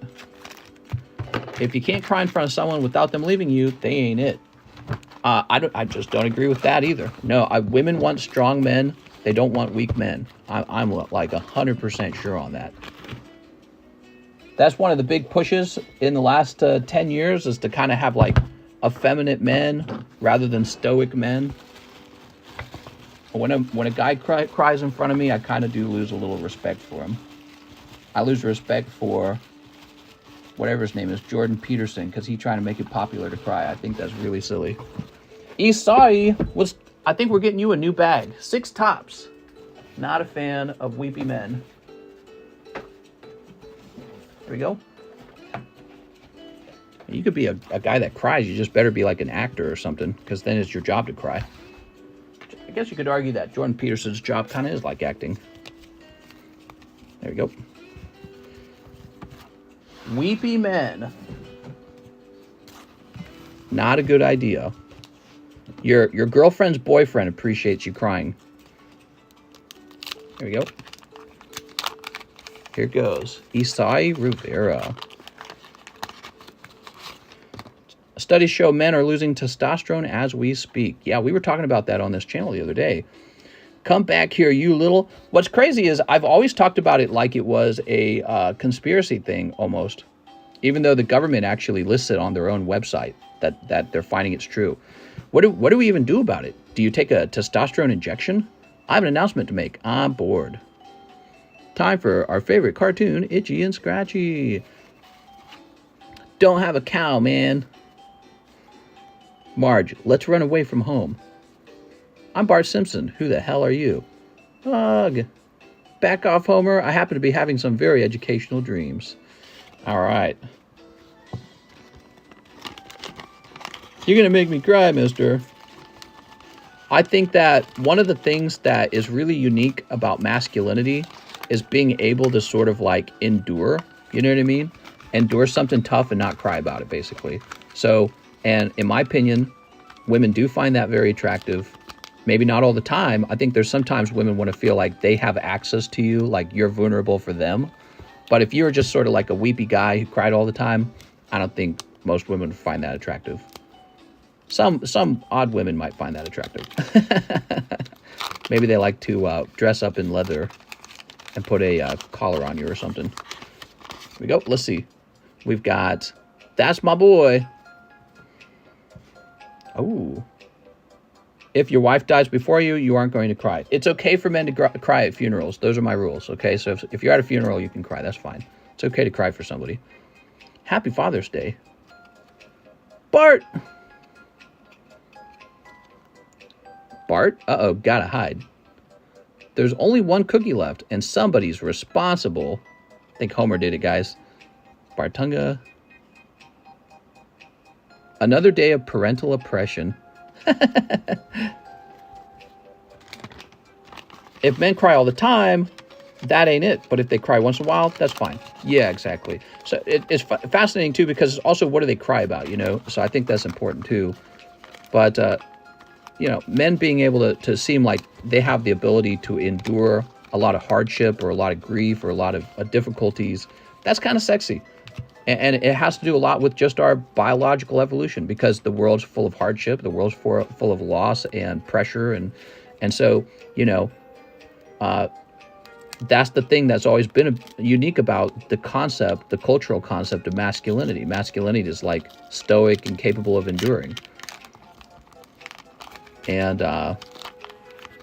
yeah, and we try to do away with that in the future, and I don't think it's going to end too well. I think it's going to end really poorly, actually. Oh, you cry a lot. Wow, I'm definitely dating you rather than this tough guy over here. You're way hotter. I love that you cry all the time. Like, probably that's not how it works, actually. You can go too far, too. I think a guy who never cries or never shows any vulnerability at all. Like I said, like, I think girls want to know that you don't cry, you know, versus the world, but maybe, oh, you show like a vulnerable side for them. Only because they've gained that access to you. I think it's time to go down to the Dairy Den for some frosty chocolate milkshakes. Damn, he's making Wendy's sound good. No rest stops for the next 16 hours. Okay, that's the Taiwan. Bart. What's this one?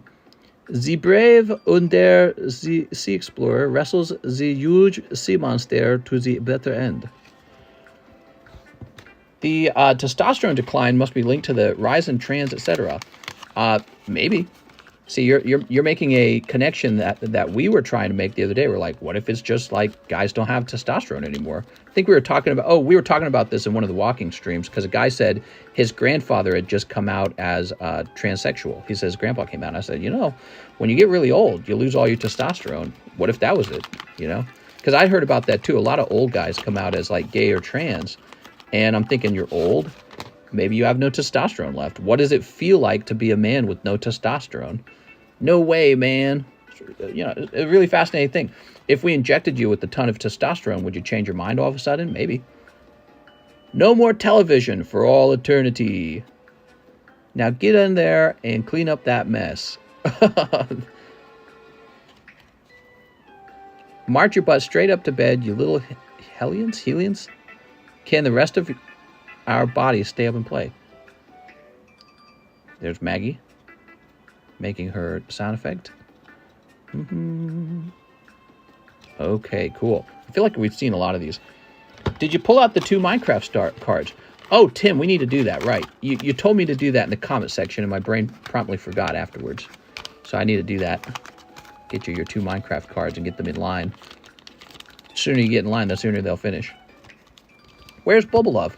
We've been trying out some new emojis. Bubble Love's in my files, though, so we can always add him back in. Women want men who are easily dominated. I think he's just saying that to be silly. It's like the other way around. I think women do want men who are easily dominated. When women are seeking like power and security. Thank you. It's my specialty. That's the whole like. She gets pregnant with the alpha male's kid, and then she wants to marry Beta Bob, right? That's the whole, she wants the bad boy, but then when she wants to settle down, that's the whole thing. Don't have a cow, man. Don't forget your lunches. So I think there's scenarios where women go, all right, I'm done with men. Now I want the guy who I can sort of like be in charge of him or something like that. You know what I mean? So I think there's some scenarios where women don't want men who are kind of hard-headed and egotistical and self-determining. They want the guy that's going to just be sort of maybe like passive and out of the way, and if you tell him to do something, he's going to do it for you. But it's funny because when it's sexy time, when it's baby making time, I don't think that's true. When it's baby making time, I think a lot of girls want the bad boy. You know? We are. Let's see. Have you gone crazy tonight? I'm in my 60s and still can get it up as I did in my teenage years. Nice, man. I'm glad to hear that. Glad to hear that. I don't think that's true for everybody. So it sounds like you've aged like fine wine. There you go. Here's Bart Simpson. Don't have a cow, man. Hey, that's a great card. If this graded 10, I bet this would be worth something. Right, exactly. Exactly. Wise Wizard Gaming. They want beta male providers once they get off the blank carousel. Well, and you put it in a crude way, but let's put it in a more like scientific way. You know, I think that when you're going to get pregnant with someone's genes inside your stomach, you're going, okay, I want the most survival strong genes, right? So the fit male, right? And that after that point, you're just sort of like, all right, now I want to be taken care of. So I think that that's a real thing. Not just a, you know, Reddit MG tout thing where it's like a bunch of bitter men going, oh, my wife left me. I think that there's probably some degree of truth to it where you become kind of a nuisance if you're too in charge of yourself and they go, all right, well, where's a nice guy? Because now I want a nice guy to just sort of like make life stable and not so complicated and not so much fighting. That's my boy. No way, man. Don't have a cow, man. Wow, that took a while to open, but that was really fun. These Simpsons cards are selling very quickly, by the way. These have done quite well. So a lot of Simpsons fans out here. 60s give me that 15K senior discount. That March card with the grapes is going for $750 as a PSA 10. Wow. Then there's me, who will never date a mom, anti-MILF. Last thing I want is some other dude's kid eating my money. Yeah, I'm not... well, that's true for a lot of men don't want that. And there's many issues with it. One of the issues is that you're worried she'll make the child more important than you. And so now you're like, the child is your rival almost. Like, why do you want to be a rival with you know, some other man's child for access to the woman who you're dating and giving all your money to? So this is a really tough scenario. But, you know, my wife's dad, he married my mother-in-law, right? So my wife's dad, her mom, already had a son. And he married her anyways, had 2 more children, and they're pretty happy. So, you know, it happens. But it's honestly, it's harder right away, isn't it? All right, Jonathan Cardenas, Star Wars Chrome. It was the previous relationship was a very abusive, bad one, and her mom got out of it, and then she met, you know, my father-in-law, and she ended up marrying him and having 2 more kids with him. So, you know, all kinds of stuff happened, but if you're still pretty young and you can be picky and all that, I'd try to be picky first before settling, right? I've said for ages, the generation now is weak. If blank hits the fan, we go to war. Half the country wouldn't fight a court. Half? Probably more than a half, man. Probably like something like 10% of the country will be fighting. You know, because most people will pack their bags and run away. That's what most people will do. Jonathan, and only some men are in like fighting condition. I'm probably not in fighting condition. I'm all out of shape and everything, right? So why would I want to go fight? But I'm trying to get in better shape. Duel on the Death Star. Wow, these cards are really so odd. They're always so warped. I don't think Melania had kid with Trump for his large hands. How tall is Donald Trump's son?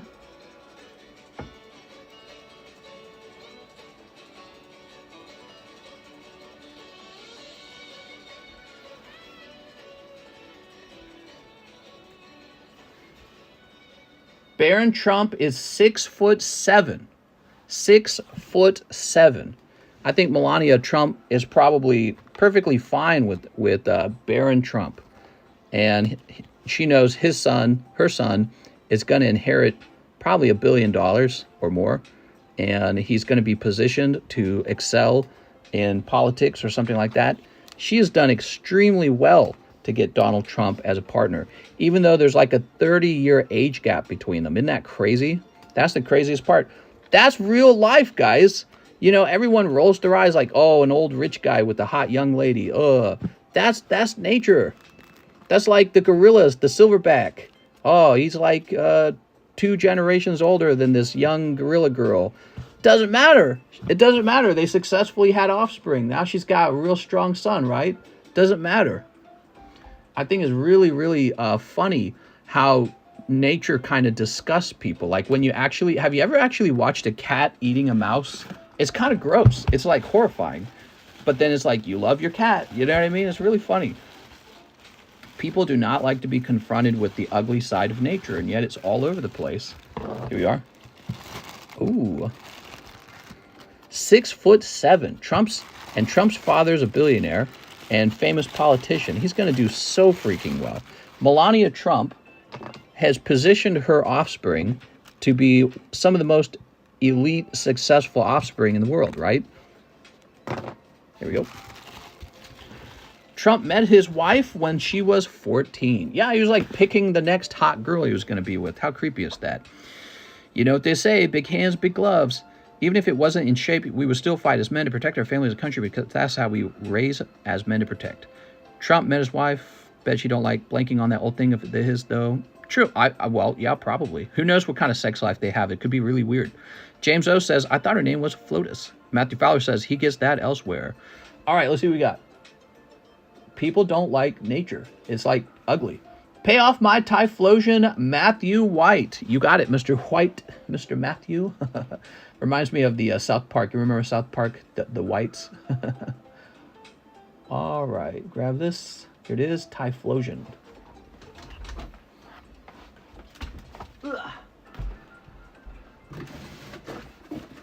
Mr. Matthew, he's got some Pokemon. Okay.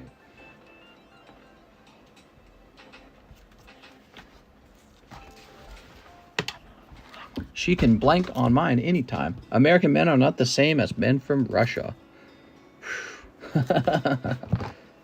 Men from Russia. The Eastern European men. That's what I was trying to say. There you go. All right.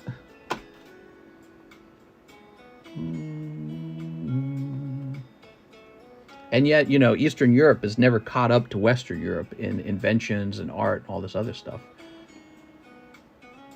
Daniel Corona, Gym Break. Daniel, Trump is my dad. Daniel Corona.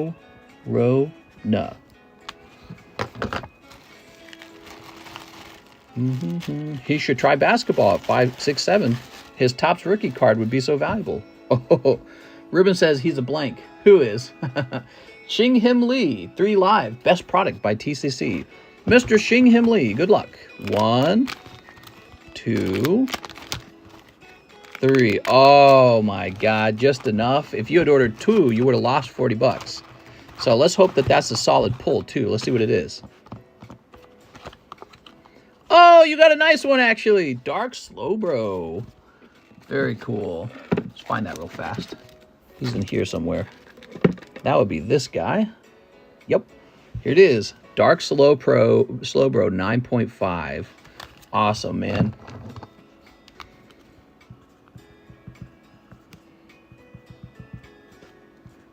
All right. Ta-da!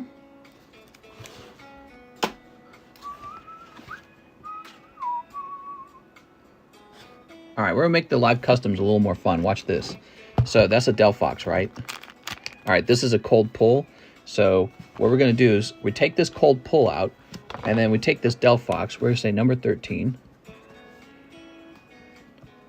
Del. And we're going to say cold here, like this. So this cold card is going in here, front facing. All right, so that replaces the Cherubi. Now we shift this in the middle of the box, put that back up there.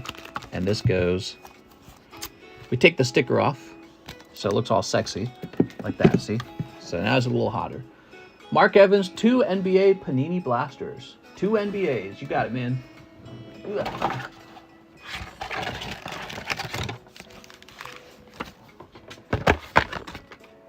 Mr. Mark. Every now and then I like to take a cheap card and replace a cold card with a nice pull. Hopefully that Delphox hadn't already sold. But so basically I put that in the box for free, and I call that a cold pull, and I just do it to be nice. I don't have to make $25 on that card. I actually can afford to just give it away. It's not going to like bankrupt me or anything. Here's Chris Paul. Are you ready for? Here's Alex Caruso. Mr. Alex. Here's Jaylen Brown. And Jaylen Brown. Okay, you got a special holo of Jaylen Brown. Are you ready for Pokemon 151? Yeah, I'm hoping it's good. I feel like it's probably not going to be good. Here's my theory. They're releasing it too early. They're releasing it in summertime, which to me kind of suggests they're saving the good stuff for winter. So they don't consider this their kind of like crown jewel set of 2022. Because Pokemon tends to release their best set in the fall. And particularly around Christmas time. Really? Shaquille O'Neal? Cool, man. You got Shaqy. Yay! Why name basketball cards after a Panini? Good question. So that's for Mark Evans. You did it. You pulled Shaq. There we go. Right. Shaq's huge. So he got those genes from his family. His family gave him that. And now he's a famous guy. That's what I'm saying, guys. That was that whole conversation. So you want to know why you're not a basketball player? You have no shot at being a basketball player. You're not huge like Shaq is. Okay, put this over here. You guys seen that clip of him like flirting with news reporters one time? He got really kind of lewd, actually. It's pretty funny. Mark Evans. You don't have an old bag, do you, Mark?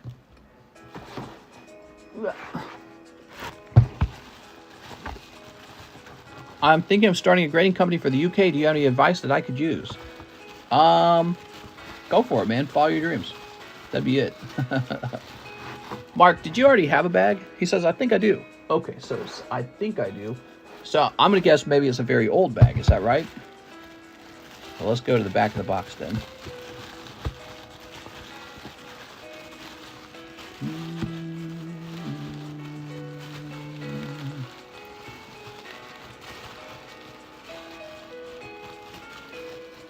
Okay. That one's not it. Let's try this. Yeah, it's old. Okay. Mahasvara, Marshall Weber, Mario Lopez, Matteo, Marcel, Matthew Jennings, Madison, Matt, Matthew, Maximilian, Martel, Marvin. Okay, I didn't see you there. Check the last box now.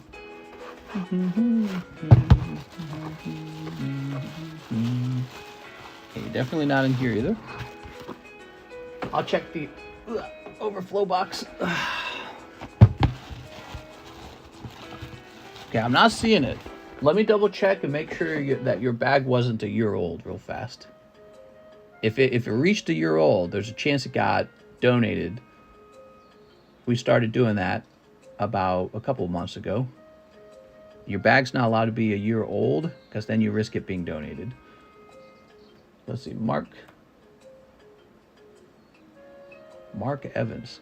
We started enforcing it a couple months ago. It is actually a rule from when we started the channel. And I just never practiced it until basically lately. I had bags that were like 3 years old. And I had no way to expand anymore. All right. Oh, yeah. Your bag definitely got repoed because it says this is your first order in the last year. And the way I can see that is if we look here, so it just shows the one order. So that's kind of how that works. And your last order could have been a real long time ago. It's probably that old. Oops. I'm sorry, man. Here, let me put this in here. Let me mention, if you can find out if you had anything super valuable in the bag, you can go back, find where you pulled it, and then share that link with me, and we'll get it replaced, okay? But what you got to do is make sure that you study when you last shipped, and so any orders after that point would be the ones that would be filling up the bag that got donated. There you go. A lot of the times, the bags that are left for a year don't really have anything crazy in them. That's why you're not, like, rushing to ship it. If you pull something good, usually you rush to ship it. You go, I got to get that shipped because I got something I want to grade out of there. Sven Jansen, 5 live customs. Now I need a hit or I'm going to be pissed. Oh, okay. Sven, 1, 2, 3, 4, 5. Okay, you got 2 hits. 2 hits, Mr. Sven. There you go.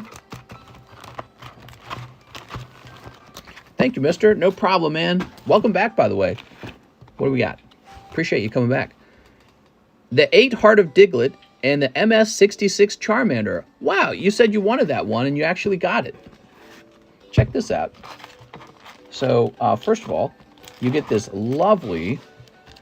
So this is probably like an $80 card, that Diglett. Doesn't sound like it because it's just Diglett, but it's Diglett from the blue deck. So that's a rare deck. And then, look at that, guys. The Battle Coin Charmander graded by NGC. How cool. That's a pretty good round, man. Yes, the coin. Okay, so these get tossed over here. And now we're going to write Sven on the back of this.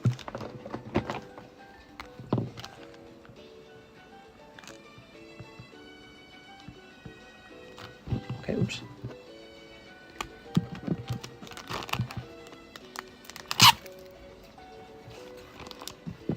When I run real low on coins, I'll send out a new coin submission. I actually am a little bit low. Okay, and now for this lovely Diglett. You guys saw me, I just put this in there. Where's the MS-70 at? So I grade them straight out of a freshly sealed product. So they come out of the fresh holder, and they still grade bad. So they're just not, they weren't printed well. Which I don't think print is the right word when you're talking about coins, but yeah, they just come out with the lower grade. That's just how it is. All right, so what happens next? We need to grab a coin down here. Let's see which one do we grab?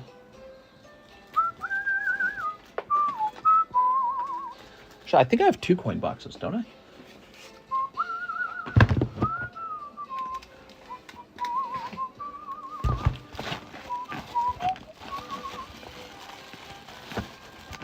Look at this coin. That's cool. Did you guys see this? Check this out. That's my golden coin. All right, so all of these are just regular silver coins. Minted, that's the word. I thought that maybe I had other Pokemon coins up there, so no, I don't. How do you get those plastic things off your hands so easily they stick to mine? I guess practice. How's the night been? Pretty busy, actually. Yeah, it's been a busy Thursday night. All right, here we are. So we're going to go with this Venomoth coin. That's cool, man. I've sort of made the coins exclusive to the PokeBRUH, the live customs. I like the live customs to have things in them that make them feel like a unique product.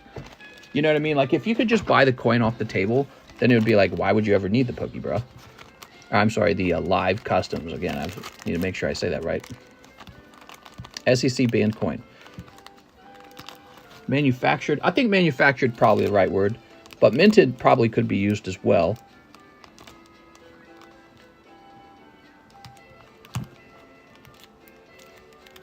There it is.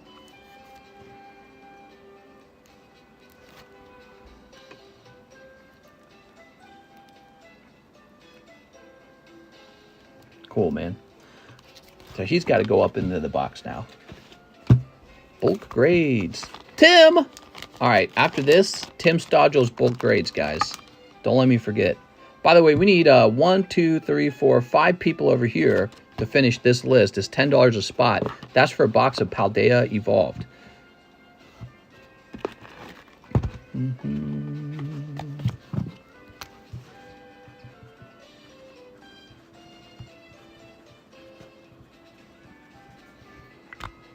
Sir, 3rd time's the charm. No, mister, the word is coined. Okay, it's coined.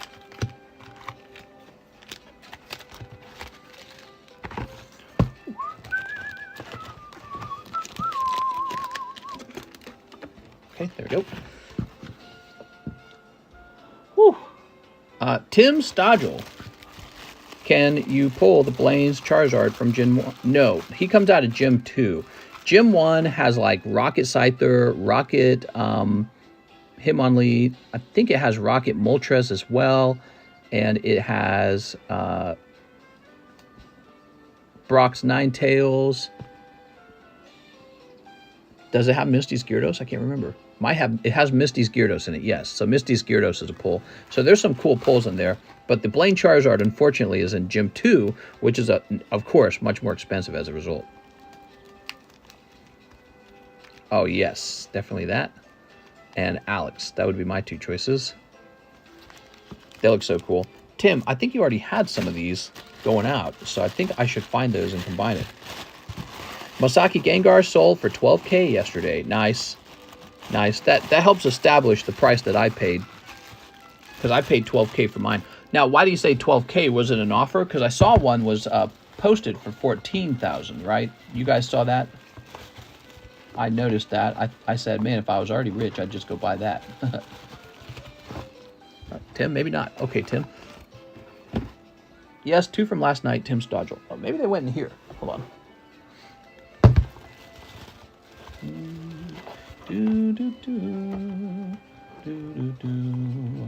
Actually, you have these 2. Tim Stodgel. Go ahead and combine those. You got this one right here, too. Wow, I like it, Tim. You got a couple cards grading. Look at this. You got these Tim Stodgel cards.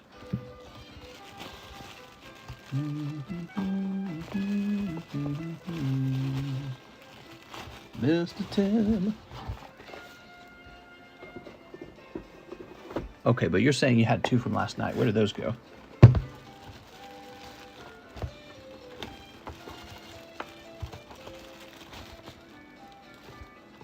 Oh, Tim Stodgel. Oh, that was a live grade from last night. Okay, good.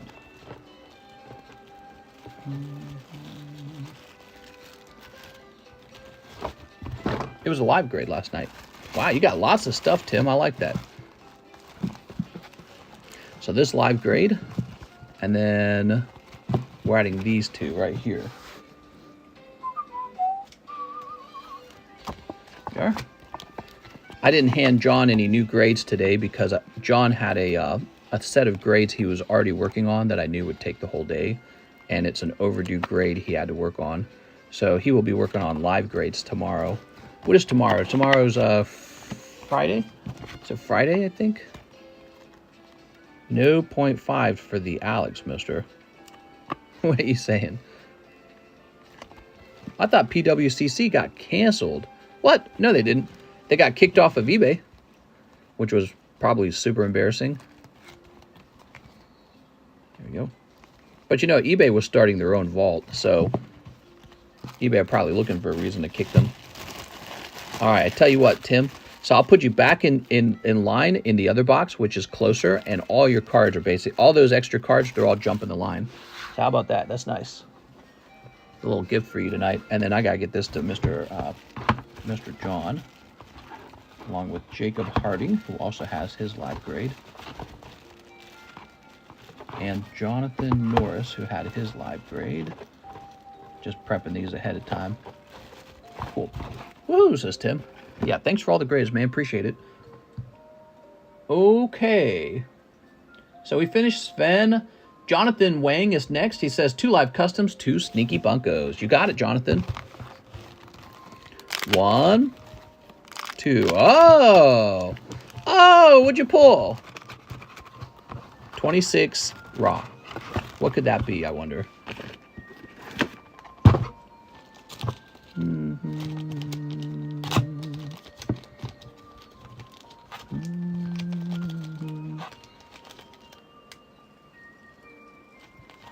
Well, which one is it? Okay, let me pull them all out. I hate doing this. Wait, is it this one? This one's number 20. Oh, well, that's just regular 26. It's not 026. I don't think it's that one. That's why I put the RA there. It helps me locate the right item.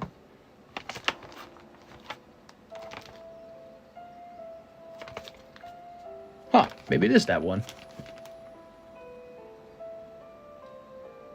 Weird, because it doesn't start with RA. That doesn't seem right. Oh, I wonder if I accidentally grabbed the wrong item and gave it away before. I bet that happened. All right, I'll have to start writing the whole Pokemon name out from now on. I think that there must have been a mix-up in the past. So then this is your card then, the Dust Noir. So I can't find a 026 RA because this is DU. So I must have given, somebody else must have pulled 26 DU, and I must have given whatever RA was. I don't know what that is. Raichu maybe? It's not this, is it? Hold on. We did put a Raichu in the box. Oh, it is. There we go. Raichu is in here. You got the Raichu. Oh my god. I would have figured that would be LT or something. Oh my, yeah, I better start putting the whole Pokemon name in. I put Ra for Raichu rather than LT, which is the actual beginning of the card. Okay. Whew. I wanted the Raichu. Ah, man, Jonathan sniped it. Damn, Jonathan.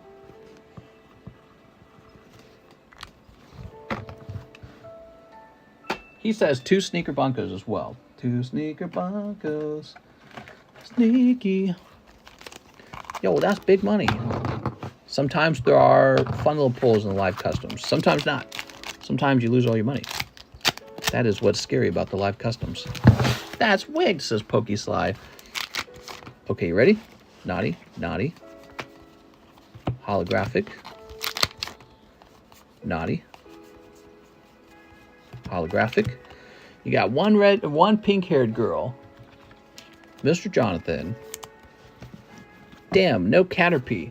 Is that James O'Brien? You go by James O? James O'Brien. Where's that Caterpie, man? Okay, Jonathan Wang. Why did I think you go by James O'Brien? It was always James O. There we go. 6 corrupted. 6 flags, says Ruben. Somebody said Nikki 6. Oh my god, dude. My god. Giving us the naughty bulk too? Sir, you're too kind. Yeah. Yes, apparently. Alright, let's get this guy into the live customs. I think he's pretty cute.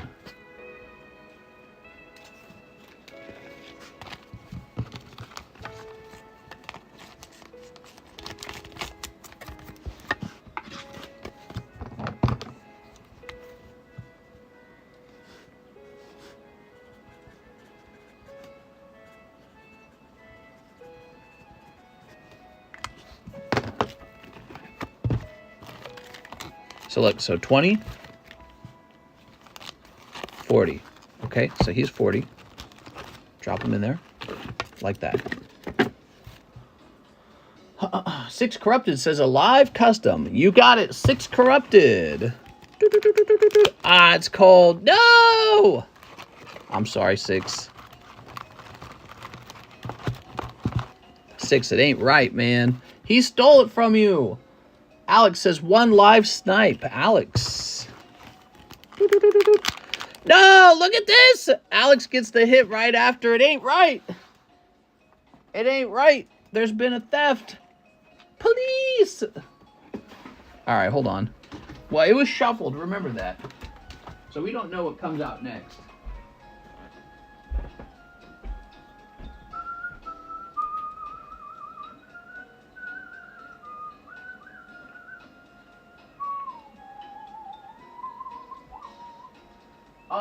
I don't know where I put my coins. Hey, Alex, knowing you, would you be interested in an $80 credit on the silver coin? I could do you $80 credit for that. It's not in this box, is it? Because that would suggest we're almost out of the silver coins. The more expensive coin should be in here. Yeah, this is the, that's the Queen's Beast coin. Where did I put my silver coins? Yeah, for Sabaway, says Alex. Okay, simple enough. So, Alex, I'll apply $80 to your Sabaway.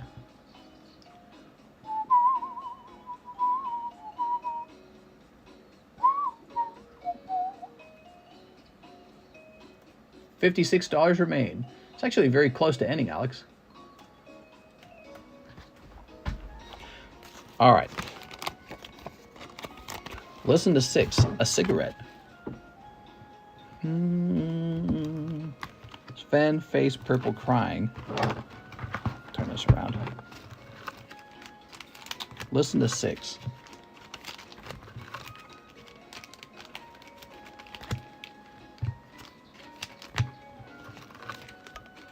Ow! What the fuck?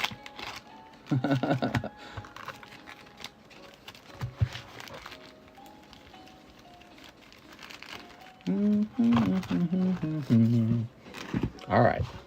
That coin's always a nice pull.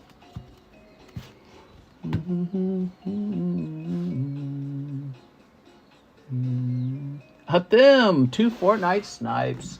You got it, Mr. Hathim.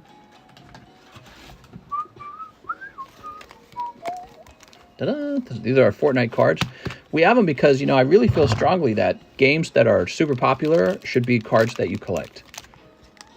Because those guys who play those games will probably collect those cards at one point. Mr. Talk about the economy. Oh, the economy's in the toilet.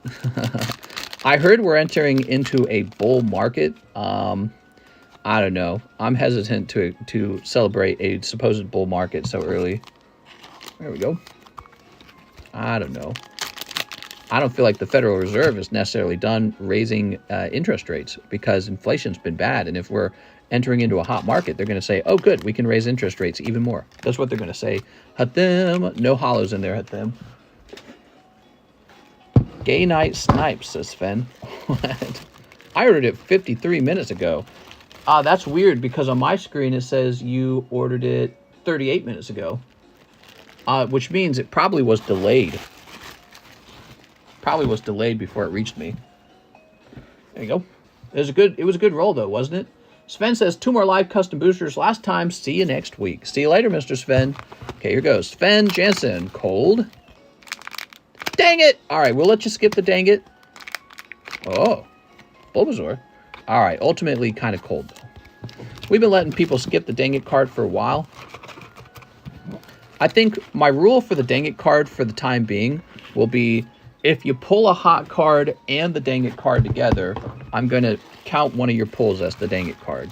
If you pull only cold cards and the dang it card, I will let you skip the dang it card. So the dang it card's already pretty full. So it doesn't need to really be any more full than that. Dylan Edwards, 5 Snow Hazard, 5 Clay Burst. Take a bow.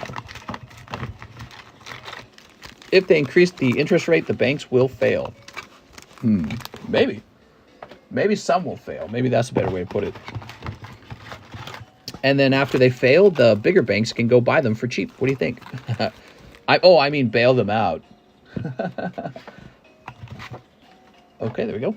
So, Dylan. How's it going, Dylan? Take the Dustmore 10, bro. You like the Dustmore 10? It's a pretty cool card.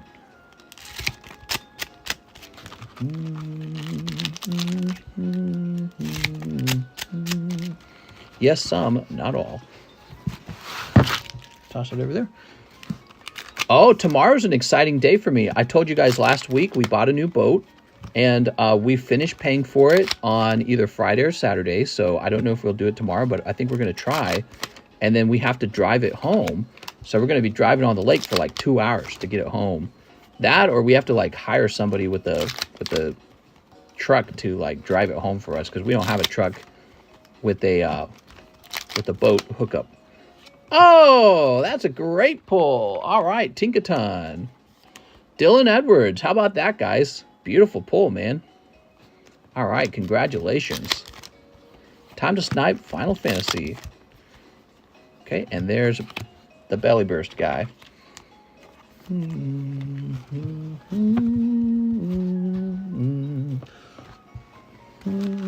Have you received my order? It's been like 45 minutes. Alex apparently waited 53 minutes for his order. So I think there's been a bit of a delay, but I think the orders are coming through. Dylan. Yeah, I think some orders got delayed for some reason. All right, you had a little extra bag over here, Mr. Dylan. You also have a box, apparently, so this will eventually need to go into your box. I'm pretty happy I pulled something. Yeah, it all worked out in the end.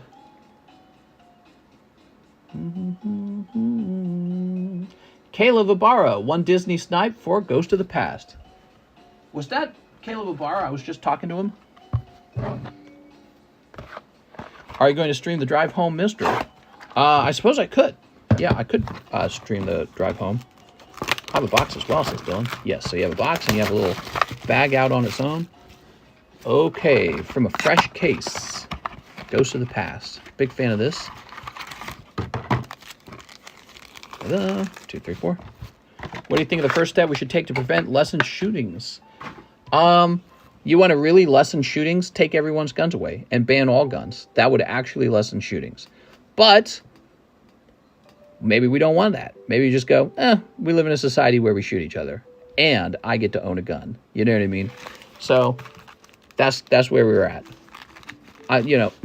I'm not being a Republican here. I'm not being a conservative here. I don't consider it a Democrat liberal thing either.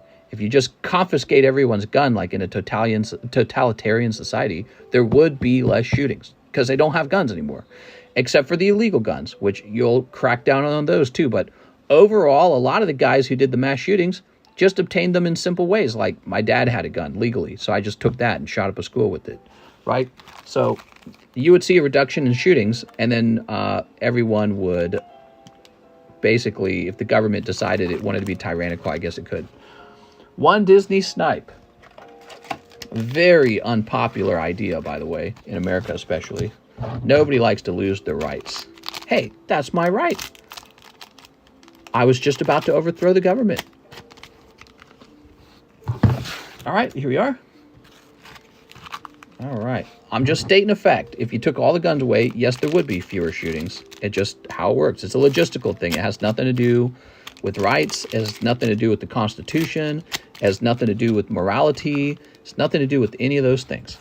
But, you know, I think you would see a rise in car attacks. I think you'd see a rise in knife attacks. Maybe your question should have been, why do we have so much suicide and violence in our society? And that's not hard to understand why. It's like, because we're a shitty society. Duh. Easy. I don't know. Why aren't they shooting each other all day in Japan? Why aren't they stabbing each other all day in Japan? All right, this time, no ghost rares, Caleb. How about this? There we go. Lilo and Stitch. Boom. Why aren't they shooting each other or stabbing each other in Japan all day, guys? Where are the bombings? Where are the car attacks? Where are they? They don't have it over in Japan. Japan must be a better society. Okay, let me grab this.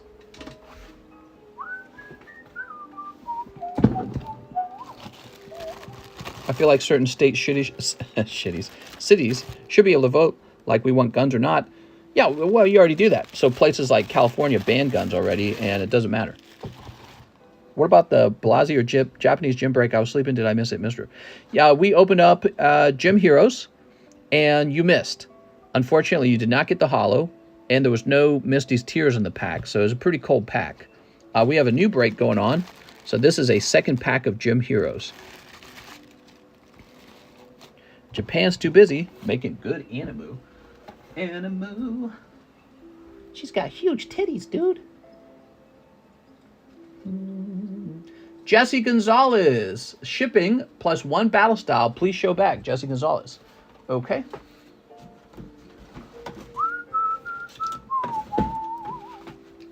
Jesse Gonzalez. Jesse, do I have your shipping address? We need more karaoke. There are societies with very, very low amounts of shooting. You should do research on them. My theory is that a lot of it is just the people choose not to shoot. That's all.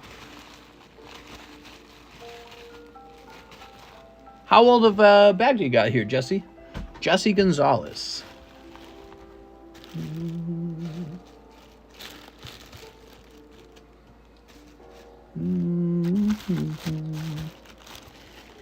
Maybe no shooting in Japan because most shootings here seem to be race motivated. In Japan, there's very few minority races.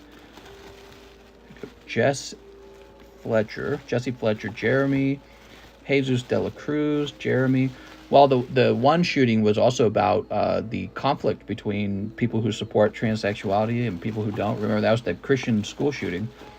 And they were like getting revenge or something like, I don't know. They had like a whole manifesto. It's only been like a month. Oh, okay. So it's definitely here somewhere. Why am I not seeing it real easily? Jeremy Moore, Jesus, Jesse Sajquim, Jeffrey. Weird. I don't see it. So it's only been a month. That's definitely not a bag that would have gotten repoed or anything. Let me ask you some questions. Was it like a big fat bag or was it a small skinny bag? It must have been a small skinny bag, right? Jesse Gonzalez. Ugh. There's a first time buyer Maid Slab. They released it finally. Oh, let me ask you another question. Do you have raw cards or do you only have slabs? Is it only slabs? There's a first time buyer Maid Slab. Okay, so you have a Maid Slab.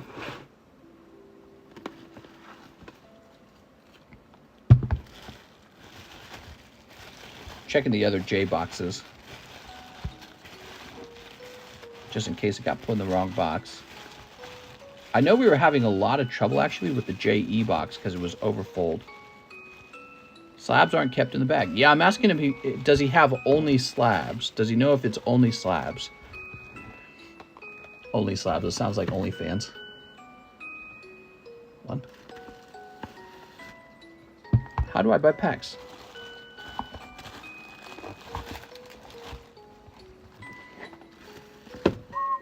One slab and Disney. Okay. One slab and a Disney card. Is that right? So it would have been a really, really, really skinny bag. Maybe I'm just not seeing it.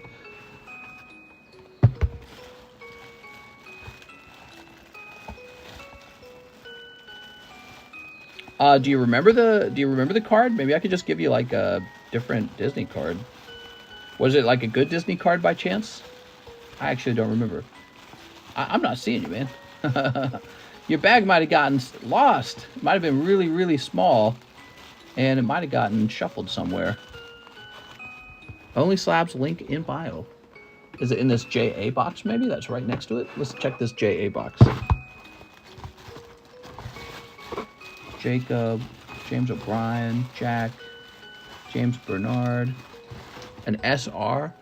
Do you remember exactly what it was? I hate to ask you all these questions, but I'm just not seeing it. Here, let me try looking into his order real fast. Sorry, guys. I hate to slow the stream down like this.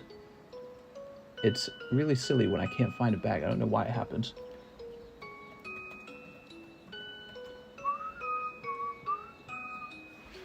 Okay, so you had order here. Jesse Gonzalez, Espeon break. And then after that, you had shipping one battle style. Did you also order on PayPal then? Is that the deal? Maybe it was. Was it under a different name? Because when I look at your ZELLE transactions, there were only 2, and there was no request for a Disney. Gonzalez. Okay, I'm looking for Jesse Gonzalez in my other payment system. All right, so let me just show you what I got real fast. When I do a search for you, Jesse Gonzalez, only 2 orders pop up. This one is for an Espeon break, and that's it, because then it says view your balance. And then this one says shipping plus 1 battle style. So, are you sure you opened it with me? Was it under a different name, maybe? If it's under a different name, that would explain why I can't find the bag. Try looking over here. Jesse Gonzalez.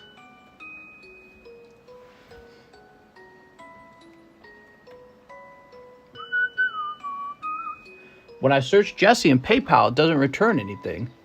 He says PayPal at first. Was it a different name? What was the name in PayPal?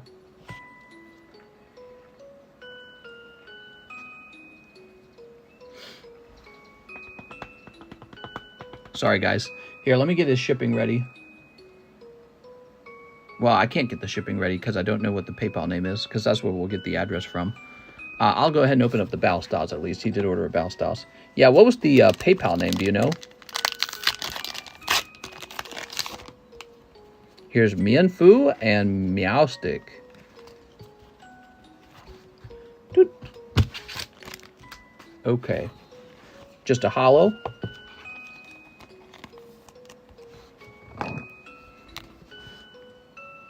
Let me know what that PayPal name is, and then we'll be able to finish finding you. Okay, set this here. All right. Now, while he's sorting that out, let's try and move on to the next order so that we don't hold up the line. Did you see the Lord of the Ring card with the $1 million bounty? Oh my dear God. It's the Lord of the Rings. This is the Lord of the Rings. This is the Lord of the Rings. Alex says $3 for my slab away to make it even. Okay, sounds good, Mr. Alex. To make it what, an even 53? Also, I pulled Mr. Mime from the live customs. You said you would offer 30 for it. I'll take the deal. Oh, okay. Okay, so Alex, $33 brings you down to $23.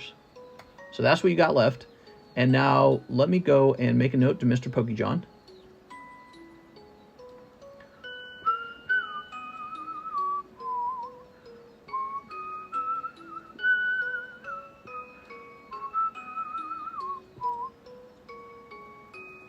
There it is, John. It's Pokestop.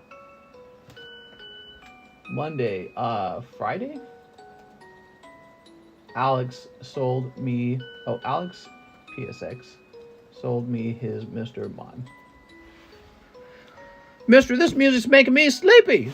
Where did Mr. Drills go? Mr. Drills, I gotta know the name of that PayPal, okay? Let me know what the name of that PayPal is so we could get your shipping done.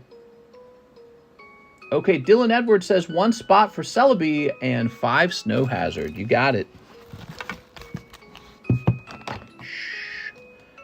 But name is still Jesse Gonzalez. In PayPal? In PayPal it's still Jesse? All right.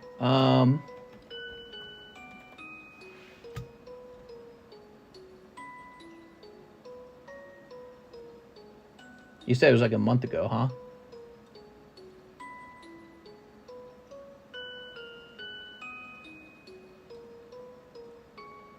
All right, so I can go through all the Jesse orders. You ready? Here it is, Jesse. These are all the Jesse orders. Fletcher, Fletcher, Fletcher, Madrid, JRG, Madrid, Ransom, Madrid, Salinas, Madrid. Okay, so there's no Jesse Gonzalez in here. Unless I missed it. There's a Herrera. Oh, that's Jesus, actually. All right. JRG Studios, is that the one? Ah, there we go. Woo! There we go. Very important. I bet we find it now. So JRG Studios.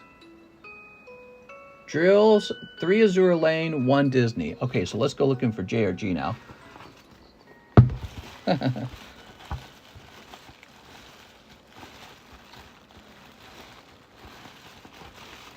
Jeremy, Jet, Jesse, Jesus, Jensen, Jeremy, Jesus. You know, it's funny. I still don't see it. I do not see a JRG Studios in that box. Oh, but it wouldn't be in the JE box, duh. So you would have gone into a different box, probably the JO box, I'm guessing. You would have gone into a box like this. All right, at least I know which way to look. Yeah, you wouldn't be in the JE box if your numbers are JR. Okay, not there. I bet you it's right here. I bet you it's this JU box. There it is. Found it. See? The names are very important. So we're going to ship under JRG. Is that all right? Which grading service does best? I like all of them. Whichever one's offering me a good deal at the moment. Okay, we're going to open this up and get your address from the PayPal. Here it is. Funny, man. It's crazy that it actually showed JRG Studios. PayPal did. It was like, could it be JRG Studios? So weird. Okay, I've got your email. Mr. JRG, I'm shipping it to an address that begins with 4. Okay.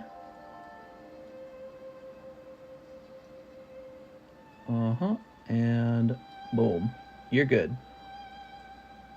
So in the future, if you use ZELLE, just mention that you're JRG Studios, okay?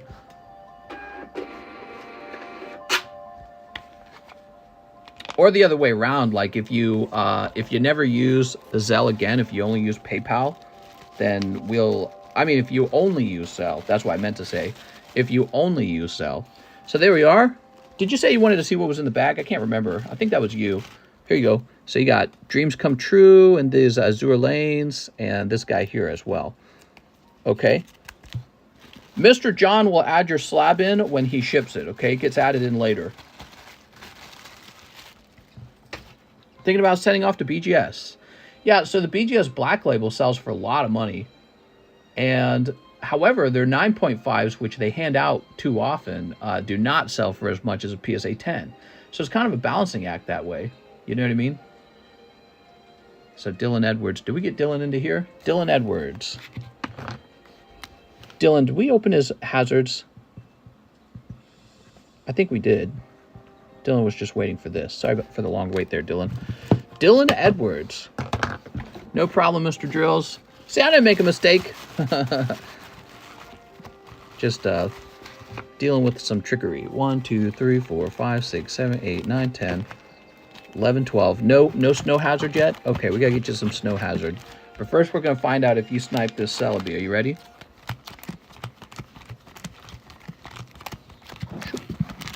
Aaron says you didn't own anything. What's BGS cost versus PSA?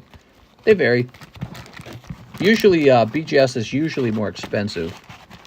They have a crappier website than PSA. They've been working on it, though. They've changed a lot over 4 years. Yeah, BGS has improved. Personally, I think that CGC has done really well with their website, because their website was kind of crappy, too. Now it's not. All right, 4, 1, 2, 3, 4. You got it, Aaron. Good luck. Bryce, Jesse Salinas, Faisal. Faisal on 3. That's Faisal Muhammad. Whew. I think number 3 won last time. Spot number 3 won last time. I'm almost sure of it. Mr. Faisal. Shoot.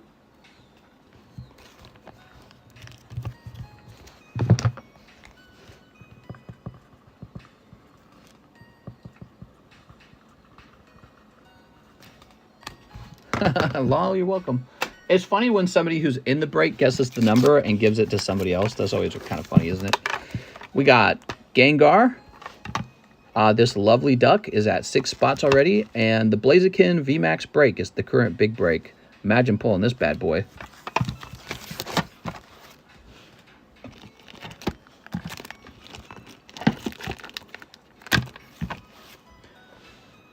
Okay, 5 snow hazard. Give me a second. We really didn't open your snow hazard?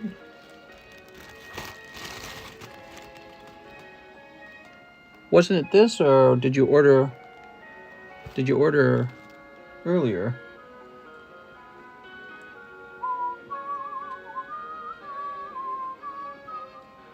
He must have ordered earlier. Yeah, he did. Okay. No problem, man. Sorry about that. You did really good on your last round. Okay.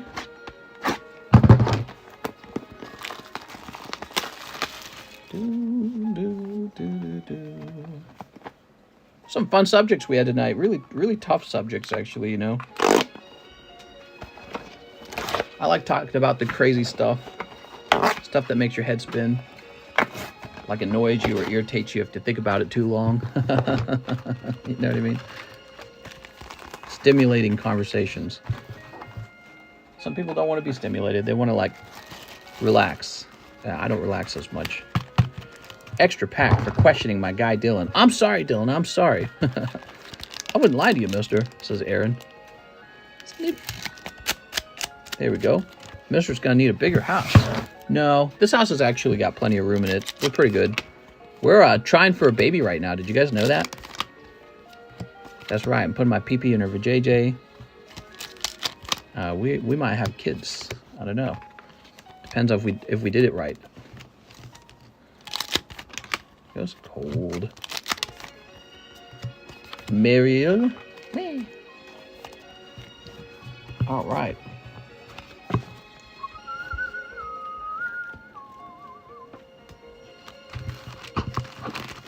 Okay. Toss these over here.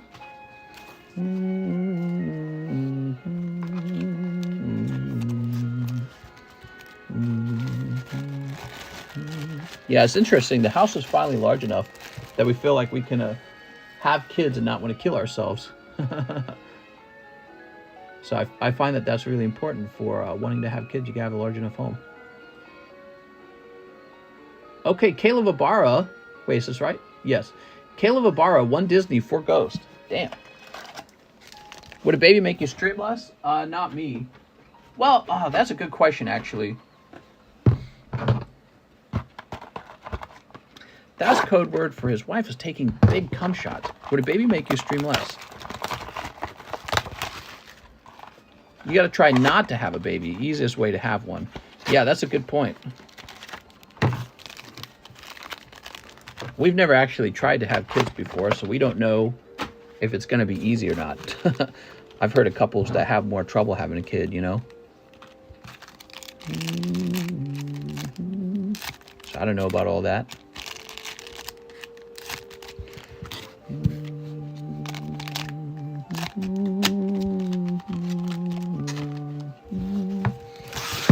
Toss this over here. Caleb Ibarra. Mr. Caleb. Okay, Beauty and the Beast. Goofy Guarish. We're trying real hard. Real hard. We're trying real hard. If he comes out black, can we name him Tyrone? Yeah. Funny man. Here he goes. He could come out looking Filipino, maybe. I wonder if that's possible. Oh, Holly. Caleb! Caleb, that's not a ghost rare. I don't know about that, Caleb. Where's Steamboat? Somewhere. Where's Steamboat Willie?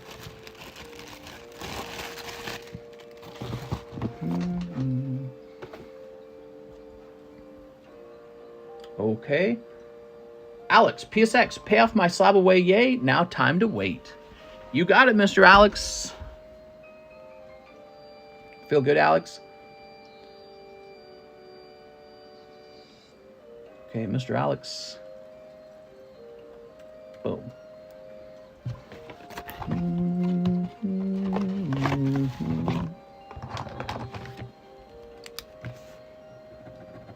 So this is the base set box break, and Alex just finished paying off his spot. Here's how many spots are done.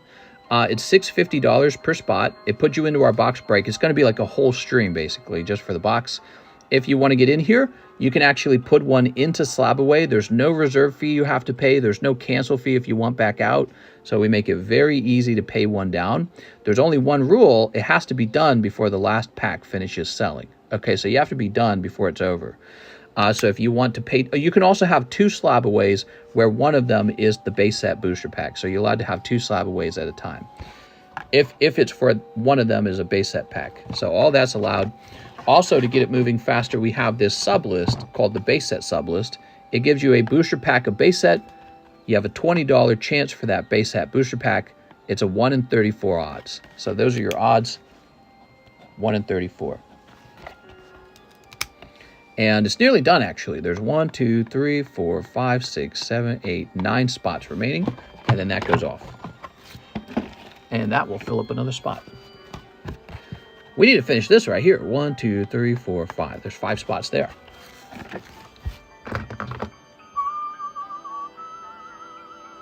Slab away the no rarity Charizard. Damn, all right, you got it. Nice card, Alex.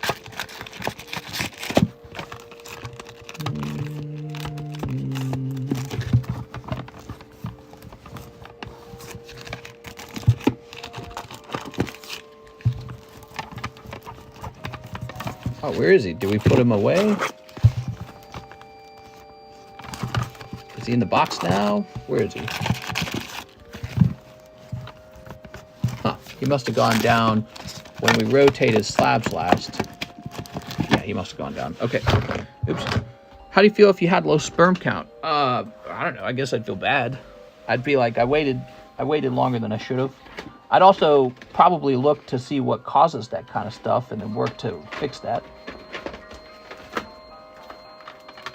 We've never actually tried for a kid. She's been on birth control for like 10 years. So we've read that if you're on birth control too long, that also can make it hard to get pregnant, apparently. So we're a little nervous about that. We'll find out if everything's working fine.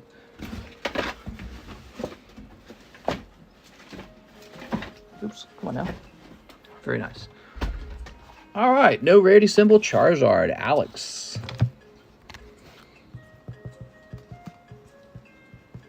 Slab away.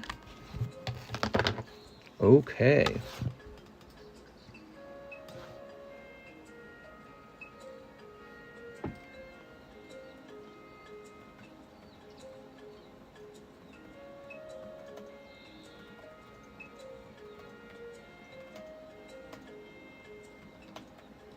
Whew.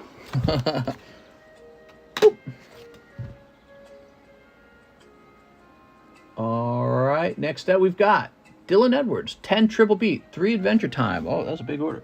You got it, man. All right. 1, 2, 3. You know, they have in vitro fertilization and all that nowadays to help with all that if you're having fertility issues. And I think we could afford that, so I don't think that'd be a problem for us if we ever had to. 6, 7, 8. We actually joked about just going straight to in vitro fertilization in order to get like twins on the first try, and then just like have 2 kids and not really worry about having as many kids for a while. There you go.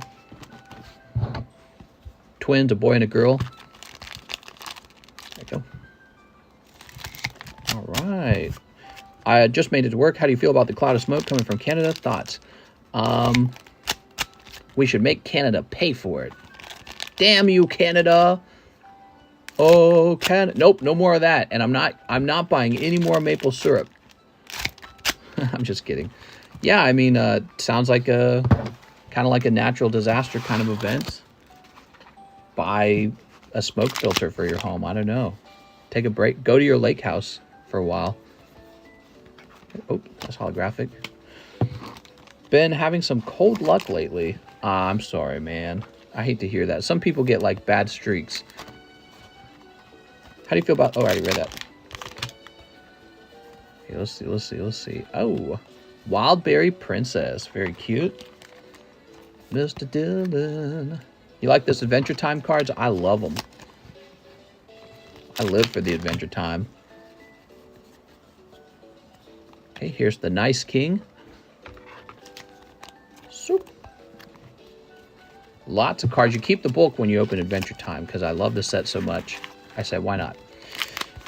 You ready? Also, it's gotten to be pretty expensive. Here's Hariyama. Quackval.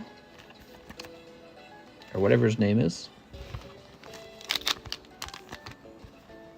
Okay, here's Lycanroc. A werewolf Pokemon. See, I thought that was pretty cool, actually. That seems to fit into the Pokemon universe. The kitty, very cute. We'll be having sex 15 times a day. Darn, still no baby. We're trying. Oh, what's this? Wow, man, that looks fancy. Congratulations. All right, that's for Dylan Edwards. I have a lake in the middle of my 5 minutes walking down the street. Oh, do you? Use a turkey baster. Yeah, turkey baster method. Oh my god, dude. There you go. Pyroar. Rawr.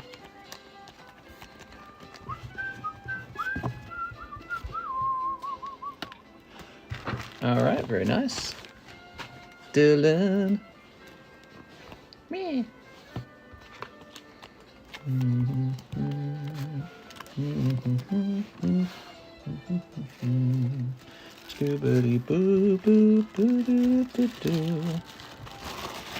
All right, excellent, Mr. Dylan. Here's your box. Japanese is doing nice. It is doing nice. Next up, Daniel Del Barrio, 1 Steamboat Willie, new bag. Okay, Steamboat Willie guaranteed in every pack. Oops.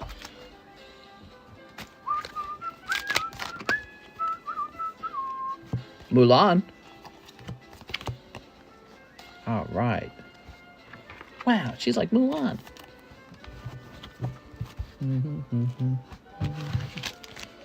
Daniel Newbag.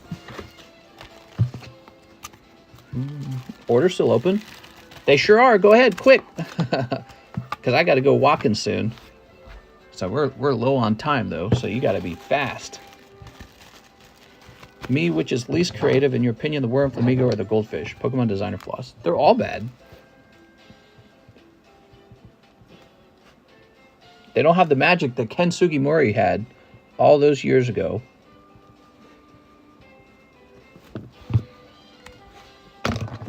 All right, Daniel. Different artist, different product, you know? Because in the end, that's all Pokemon is. It's just art. And this art is not feeling the same. Matthew Penna. 1 Lost Abyss. 1 Naruto. Lost Abyss. Yep. And Naruto. Okay, here we are. Naruto. Ta-da. That's for Matthew Penna. Least creative. How about the Varoom engine? Engine Pokemon. Just like an engine. I don't know. Actually, that one's kind of funny. The engine. But, you know, the moment they introduced Steel-type Pokemon, you know they wanted to do that, right? What do you do with Steel? You make engines out of it. You know. Next, they're going to have like a Steel Beam Pokemon where it's like a halfway constructed building like Duraludon. It's such a dumb thing. Let's see. Steel type can be giant buildings. It can be engines. It's like, all right. Here we are. I'll be walking with you. Oh, nice, man. I'm glad to hear that. Yeah, I've been walking for a full hour for like almost a month now. And I feel healthier. My legs feel stronger. You can tell I'm older because I remember all this weird stuff. What? A lot of them are not based off of animals. Yeah, I mean, there we go. I don't know what you mean by that. I think they are loosely based on animals, but they're creative. They're usually fun and creative.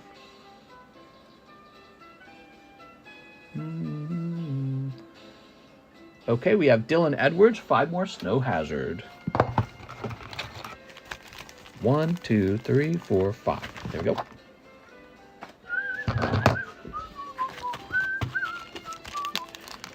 Okay, let's get this snipped. Sneep. Mr. Dylan.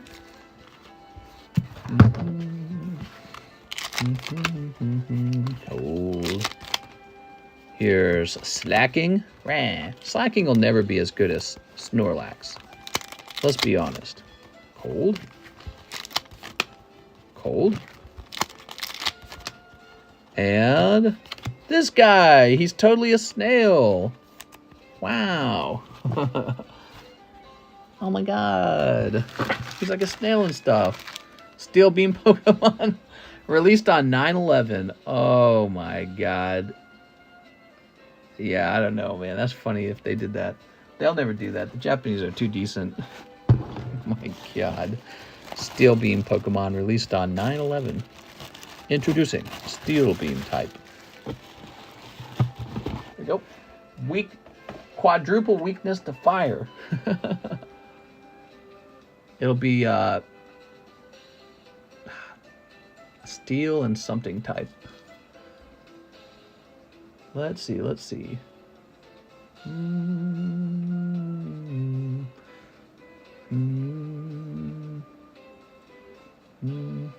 You guys are definitely tired. We only have 120 people left.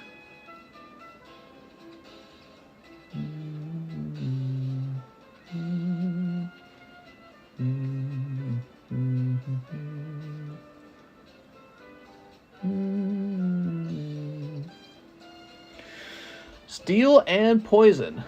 All right, it looks like we're done, guys. Did I need to wait for Cinna Afshars out again at all? King Polyrath says LMAO.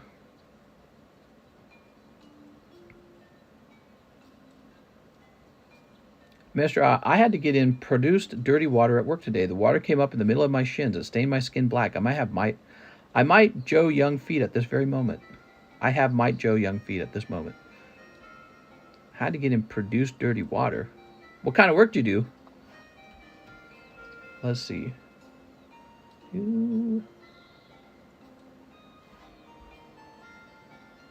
It looks like we just got another Dylan order. He says 5 snow hazard law. Did my promos for Wheat Cross get graded? How's it going, Patrick? Was it an express grade? Because I feel like I saw one sitting down there on the printer. Here we are, the label printer. There we go. I think John may want to have. He's probably waiting to do more research on it, but he might have done it already because I think that was yesterday. He just graded for another day. All right, guys, we're gonna say no more orders at this point. We're gonna wrap up. 4:30. That's late enough. I'm gonna go relax for a few minutes, and then I'll be off to do my walking stream. It starts at about 5:30 in the morning. The walking stream does. Cold. Like this Mimikyu. Yeah, so cards that are done grading are supposed to be taken a picture of and posted in the returns channel. Earthworm. There we go. Dylan Edwards.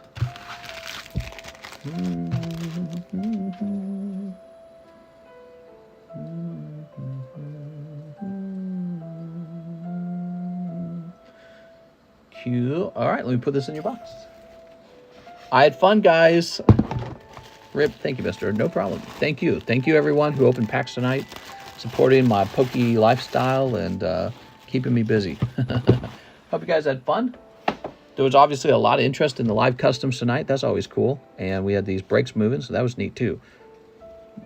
Blanking before walking improves blood flow. Oh. Water transfer for an energy transfer oil company. Oh, very cool, man. Woo. All right. Oh, tired after the long live streams, man. 4 hours. We also did like an hour and a half for the daytime stream. So together about 5.5 today. It's a lot of time. And then after we're done with the walking stream, our stream time for today will be close to 6.5 hours. My eyeball's twitching. It's like nonstop twitching. It must be really tired. See you later, guys. See you in the walking stream.